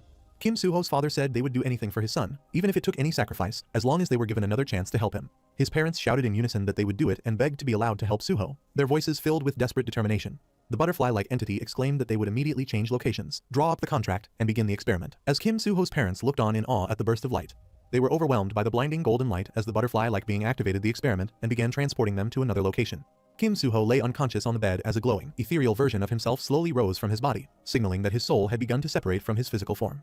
His parents were temporarily trapped inside a glowing, holographic platform, falling through a digital, otherworldly space as the experiment began to pull them into another universe to save their son. Kim Suho's spirit was hurled forward into a swirling, multicolored cosmic tunnel, racing toward a blinding point of light as he was transported into another universe. They found themselves in the office, anxiously watching on a laptop screen as his soul traveled through the glowing cosmic tunnel into another world. Kim Suho was violently pulled through a radiant, multicolored vortex, his body spinning helplessly as he crossed the boundary between worlds. His parents watched the glowing screen together with soft smiles, holding each other in quiet hope as they saw their son's journey continue in another world. Lloyd slammed into the ground with a jolt, eyes wide and breath caught in shock, as he suddenly realized he had awakened in an unfamiliar world. They frantically slammed the keyboard, and a glowing blue system notification suddenly appeared, announcing that he had been randomly selected as a wish-granting target of the Absolute One. Lloyd lay frozen on the ground in shock as a glowing blue holographic screen hovered inches from his face, reflecting in his wide eyes while announcing his sudden, unwanted involvement with a higher power. Suho's parents leaned close over the glowing laptop with gentle, hopeful smiles, then signed the contract with trembling resolve, sealing their decision to sacrifice everything to save their son. Javier appeared and urged him to move on, and they set off together under the moonlit sky. In the royal capital of Magenta, after the Winter Heart rampage, Alicia taunted Lloyd for being annoyingly smug as he knelt in submission before her on the sunlit red carpet of Magenta's royal palace. She sharply questioned whether Lloyd was about to abandon her again, claiming he had already done everything he needed to do. Lloyd bowed his head, apologized for his disloyalty, and explained that an urgent matter required his immediate attention and could not be delayed. Alicia scoffed and questioned whether anything could be more important than Lloyd staying by her side and resting for a while. Lloyd answered firmly that there was something more important. Alicia winced and admitted that his words hurt her deeply.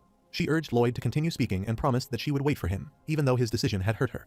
Lloyd looked up in surprise, his expression softening as he realized how deeply Alicia's words had affected him. As Alicia walked down the palace corridor with her guards, she reflected that Lloyd's face had definitely turned red and that he must have understood at least some of what she meant. Lying awake, Alicia wondered if Lloyd's red face had only come from exhaustion and worry that he did not even see her as a woman, but merely as someone to protect. She felt unsettled and scolded herself for worrying about such personal feelings when she was supposed to think only as the queen. She reminded herself that rulers could demand anything they wanted and did not need to consider other people's feelings, just as a king once boldly ordered someone to marry him. Alicia imagined herself bluntly demanding Lloyd to marry her, thinking that, as a ruler, that was all she needed to do. But she rejected the idea as too simple and admitted to herself that Lloyd was far from ordinary, the strongest potato in the world. Alicia panicked at the thought when Lloyd cried out that he would only marry the person he loved, fearing that marrying her might be worse than death for Lloyd. She imagined Lloyd screaming that he would never marry her, which plunged her into a fiery nightmare of rejection and despair. She rolled over and reassured herself that Lloyd would not reject her so cruelly, wondering who would be happy to be ordered into marriage and reminding herself that he was not exactly popular with women. She suddenly got out of bed and angrily struck Lloyd's dummy face for not being popular and stubbornly thought he should just obediently marry her. But Alicia admitted that she was still angry and wondered what she should do. Alicia had an idea and sat down to think it through, working at her desk as she tried to figure out her next move. Papers were scattered across the floor as she worked intensely at her desk. She carefully reviewed what she had written, her focus sharpening as she examined the paper in her hands. The next morning, Alicia was informed that states from the far eastern lands had been secured, though transporting them would take time due to crossing the sea twice, and she acknowledged the report with approval. She stopped the reporter as he prepared to leave, saying that there was something she wanted to ask. Alicia showed him a portrait of Lloyd and asked who it resembled, dismissing questions about the artist while pressing for his opinion. The advisor complimented the portrait as an unfamiliar handsome man, but Alicia insisted that he already knew the person and should look more carefully and think. He admitted he could not recognize the person in the portrait, prompting Alicia to sigh in quiet frustration. Alicia revealed that the portrait depicted Lloyd Frontra and pointed out that it closely resembled him. The advisor angrily questioned which palace painter had done the work, insisting that the portrait looked nothing like Lloyd and was painted with terrible skill. He criticized the portrait, asserting that none of its exaggerated and unsettling features resembled Lloyd Frontra in the slightest. He confirmed that the portrait truly did not look like Lloyd, and Alicia calmly agreed. The advisor declared that Lloyd Frontra was the type who devoted all his gifts to competence and none at all to his appearance. As the advisor went on, harshly dissecting Lloyd's appearance, Alicia silenced him mid-sentence and firmly dismissed him from the room. As he left, Alicia privately reflected that Lloyd was not that bad looking and only seemed unattractive when he deliberately made strange expressions. A servant hesitantly interrupted Alicia, warning her that dwelling on such thoughts during a meal was bad for her digestion. While soaking in the bath, the maid thoughtfully described her ideal husband as a capable and dependable man who would sincerely come to her side whenever she struggled. She was caught off guard when Alicia cautiously suggested Lloyd Frontra as a potential match. The maid collapsed to the floor in terror, profusely apologizing and begging Alicia to spare her by choosing eternal solitude instead of marrying Lloyd. Alicia lay back in the bath, gazing off with a conflicted and contemplative expression. After bathing, she stared out the window, thinking that somewhere in another world, there must be someone who thinks the same way she does. At night, she pinned the portrait onto a training dummy and was ready to slash at it with her glowing blade, venting her pent-up emotions through combat. She concluded that the portrait looked exactly like Lloyd when he was expressionless and admitted to herself that he was definitely not ugly. However, Alicia sat at the dining table and told the chief attendant that she had something she wanted to ask, and he respectfully responded. During dinner, she asked the chief attendant for his opinion of Lloyd Frontra, but cut him off before he could finish praising Lloyd's abilities. She clarified that she was asking specifically about Lloyd Frontra's face, leaving the chief attendant momentarily speechless. Alone at night, she sat by the open window under the moonlight, quietly lost in her thoughts. She thought of Lloyd as a pitiful man whom the world deemed ugly, while she alone understood him differently. She affirmed that Lloyd possessed a warmer heart and a stronger sense of responsibility than anyone else. She reflected that people thought Lloyd was ugly only because he constantly made odd expressions, causing that image to stick in their minds. She gazed at her reflection and quietly admitted that Lloyd was not that bad after all. The next day, the attendants confirmed that the Eastern statues had arrived, which pleased Alicia greatly, and were installed along the passage leading to her office. They quietly wondered why Alicia consistently praised only unattractive, potato-like things as beautiful. Alicia sat silently at her desk, lost in thought, while a framed portrait of Lloyd lay hidden in a drawer below. She smiled softly as she finally admitted to herself that Lloyd was truly cute. An error occurred, indicating that Kim Soo-ho's soul could not be injected into Lloyd Frontra. The system reported that only half the required energy was fulfilled, rendering the transfer impossible due to insufficient energy. Ferocious, lightning-veined beasts charged through the night, their massive bodies tearing across the ground with murderous intent. In an instant, the once peaceful village was plunged into chaos as a beast attacked a screaming villager. The village was transformed into a bloody hunting ground as starving beasts slaughtered its people. Javier, when he was a child, hid trembling beneath a bench amid blood-soaked ground, powerless and praying for time to pass while chaos consumed the village. He stared through tears and frozen terror as a snarling beast lunged toward him, its red eyes and open jaws filling his world in that instant. His small body was dragged across the ground as the monster seized him, his wide blue eyes shining with terror while its glowing maw loomed close. Javier's father suddenly appeared in the chaos, throwing himself between the beast and his child and saving him at the very last moment. Javier cowered in terror while a peaceful village was torn apart by ravenous beasts, surviving only because his father appeared at the last instant to cut them down and save him. He remembered his father as an ordinary, gentle farmer who had never left the village or quarreled with anyone, yet still fought desperately to protect him. Javier's ordinary farmer father, who had never wielded a sword, stepped into the carnage and single-handedly cut down the beasts to save his terrified son. He carved a path through monsters with nothing but a hoe, his fear drowned out by the instinct to protect his child. The beasts lay scattered across the village, their massive bodies collapsed in pools of blood, marking the end of the slaughter brought down by an ordinary farmer. Surrounded by the corpses of beasts, young Javier realized he survived only because someone stood between him and death. Standing alone amid the fallen beasts, Javier wondered whether he was worth protecting, or if one day he could become someone who protects others. The scene transitioned to the snow falling quietly over the harbor town. Arcos Frontera walked through the snowy streets with Marbella Frontera at his side, escorting their son to a distant banquet, while chatting casually despite the biting cold. Marbella noticed a bundle of cloth in the snowy alley, and remarked that it had moved slightly. They discovered that the bundle in the snow was a child, Javier, half frozen and trembling. They rushed down the snowy alley in alarm after realizing the bundle on the ground was a child, and asked if the child was okay, and wondered how someone so young could have been left alone. The next morning, they took Javier and his family, giving the orphan child a home, a name, and a future through butler training. Lloyd watched Javier with quiet curiosity, unaware that this meeting would shape both of their futures. Javier stood quietly with guarded blue eyes, a child shaped by fear yet trying to remain composed in an unfamiliar place. Lloyd cheerfully invited him to play sword training, seeing him not as a burden, but as someone worth reaching out to. Javier smiled softly, feeling a quiet warmth as he realized someone genuinely wanted to befriend him. He was praised for demonstrating remarkable talent during training, impressing everyone by handling the lesson with ease despite his young age.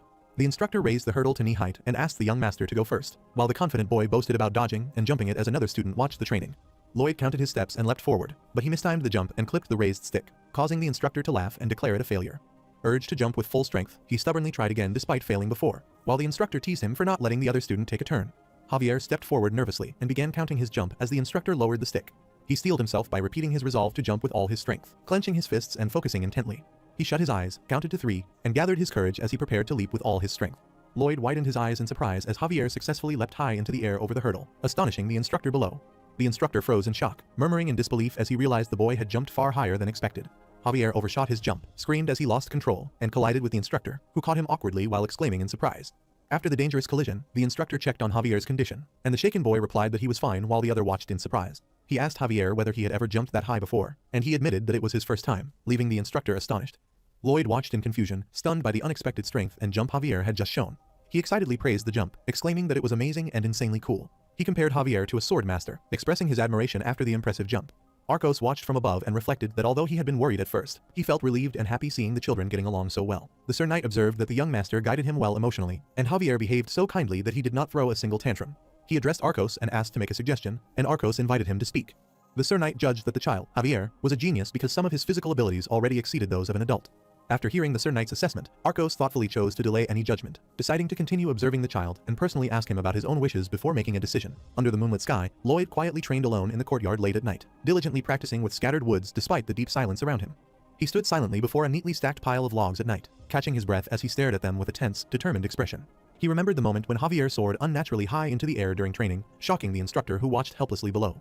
Late at night, Lloyd screamed as he sprinted toward the stacked logs and leapt with all his might, desperately trying to recreate the incredible jump he remembered. But he failed because he crashed into the stacked logs mid-jump, cried out in pain, and sent the pile splintering apart across the ground. Despite crashing and failing repeatedly, Lloyd refused to give up and kept charging toward the logs again and again, shouting as he pushed himself through the pain in the silent night. He struck the stacked logs hard once more, cried out in pain as they shattered beneath him, and fell again, yet showed no sign of stopping his relentless attempts. Under the cold moonlight, his repeated cries echoed through the night as he continued his painful, relentless attempts, each shout marking another fall and another refusal to give up. But at last, after countless painful failures, Lloyd collapsed among the broken logs and cried in frustration. The village children questioned Javier about being the orphan the Baron had taken in, wondered why he was not a noble, and excitedly realized that they all lived together in the same village. When Javier explained that he lived in the quarters next to the manor, a village boy angrily accused him of being an intruder and told him to get out of the Baron's house. The village boys surrounded Javier, hurled cruel insults, denied his protests, and chased him away in a burst of hostility. Lloyd rushed in, shouting for them to stop, interrupting the children as they ganged up on the boy. He unleashed an aura-charged kick to drive the bullies back and shouted for everyone to run as chaos erupted on the bridge. He fiercely declared Javier to be his #1 subordinate and warned everyone not to bully him. Javier watched Lloyd charge forward and, in that moment, felt as though he was seeing his own father again, the same presence that had once protected and saved him from the beasts. Lloyd angrily told him not to just stand there and to fight back as well, leaving Javier admitting that he had never really thought about doing so before. He grabbed Javier and ran across the bridge, boldly declaring that he would teach him how to fight and someday become a sword master. But Lloyd was knocked backward as a paper sword flew from above, while Javier looked on in shock. Javier rushed forward and apologized as Lloyd fell hard to the ground after being struck. He stared in disbelief when the paper sword snapped, and Lloyd burst into laughter as he praised Javier's unexpected strength. Javier smiled brightly, his earlier shock fading as joy and confidence filled his expression. Even at a young age, Javier realized he lacked the talent to become a warrior, and around that time, he started thinking that he wanted to become a knight instead. He swore to protect the Baron, his wife, and young Master Lloyd, who had once protected him when he was powerless. At night, Lloyd trained relentlessly, striking the wooden post again and again until his hands shook with exhaustion, but all in vain. The next day, Javier demonstrated his overwhelming strength by shattering the wooden training post with a single decisive strike as others watched in stunned silence. But that night, Lloyd relentlessly trained by striking the wooden post until his hands shook with pain, forcing his body to endure through sheer determination. Arcos remarked that he had heard Javier wanted to become a knight and suggested that, as a royal palace knight, the boy could instead grow into a skilled swordmaster. He reflected that while Lloyd lacked the innate aptitude required to become a knight, he was highly intelligent, possessed an excellent memory and strong comprehension, and therefore seemed far better suited to studying technical fields. Driven by wounded pride, Lloyd charged forward and leapt at the training target with fierce determination. But he misjudged the landing and fell hard to the ground, the failed jump shattering his momentum. He remembered how Javier effortlessly leapt over the training target, making the feat look easy and natural. Overwhelmed by failure and frustration, Lloyd lay on the ground with tears streaming down his face as the weight of his inadequacy sank in. However, Javier approached the defeated Lloyd, gently questioning whether he would abandon sword training despite his repeated failures. He earnestly asked to train together so he could quickly grow stronger. Lloyd suddenly struck, knocking the practice weapon aside and delivering a sharp blow that sent Javier reeling in shock. He furiously shouted at Javier, cruelly insulting him and driving him away by calling him an orphan who had no right to be there. Arcos sternly confronted Lloyd, rebuking him for his cruel words and demanding to know where he had learned to speak so heartlessly. Lloyd was whipped all night after insulting him and driving Javier, who was confused by his sudden anger, believed every lash he suffered that day was because of himself. After that incident, he called out to Javier with forced cheer, but it took a long time before Lloyd ever spoke to him again. He excitedly recognized the wooden sword Javier carried as the one his father had made for him, and Javier confirmed it without hesitation. Lloyd showed Javier the wooden sword his father had made so he could train, and Javier warmly acknowledged Lloyd's determination to become a knight despite everything. Lloyd gripped his father's sword and cruelly mocked his orphan status, declaring that someone like Javier could never become a knight. His cruelty left Javier silently blaming himself, as he believed there must have been a reason for the mockery and assumed he had done something wrong. He was mocked with cruel laughter, as he was ridiculed for believing that an orphan like himself could ever become a knight. Javier desperately reached out to stop him as the nightmare replayed, but it was too late, only to have his dream shattered when the wooden sword was broken away by Lloyd, and his hope was crushed by a vicious curse. At that moment, something within him broke, as both his dream and his vow to protect those he cared for were utterly shattered. As time passed, although not all of his dreams faded, Frontera became his home, where he found belonging and protection from his lingering fear of loneliness. Because Javier had once survived only through another's protection, he resolved to devote his life to safeguarding his homeland, the Frontera, the Baron and his wife, and all others who depended on him. He unexpectedly encountered Lloyd at dusk, their mutual shock freezing the moment as unspoken tension and unfinished history surfaced between them. Lloyd snapped at him for ruining his drink, masking shock and unresolved resentment behind irritation. Javier calmly remarked that he was glad Lloyd was alive and relayed the Baron and his wife's concern, pointedly asking him not to drink so much. Lloyd exploded in rage and hurled the bottle at him, absorbing the outburst without flinching while the confrontation finally turned violent. As Javier walked away unbothered, Lloyd furiously shouted threats after him, vowing to chase him out. Javier reflected that he had long questioned whether he himself was truly worth the protection given by his father, the Baron, and the village he now stood apart from. That night, Arcos felt frustrated that Lloyd had caused trouble at the shop again, and concern grew that his worsening behavior and absence meant he had likely gone out drinking once more. He apologized and asked Javier to go look for Lloyd, admitting that, despite calling him useless, they could not bring themselves to leave him alone out there. Javier quietly questioned how one could ever truly distinguish between those deemed worthy of protection and those who were not.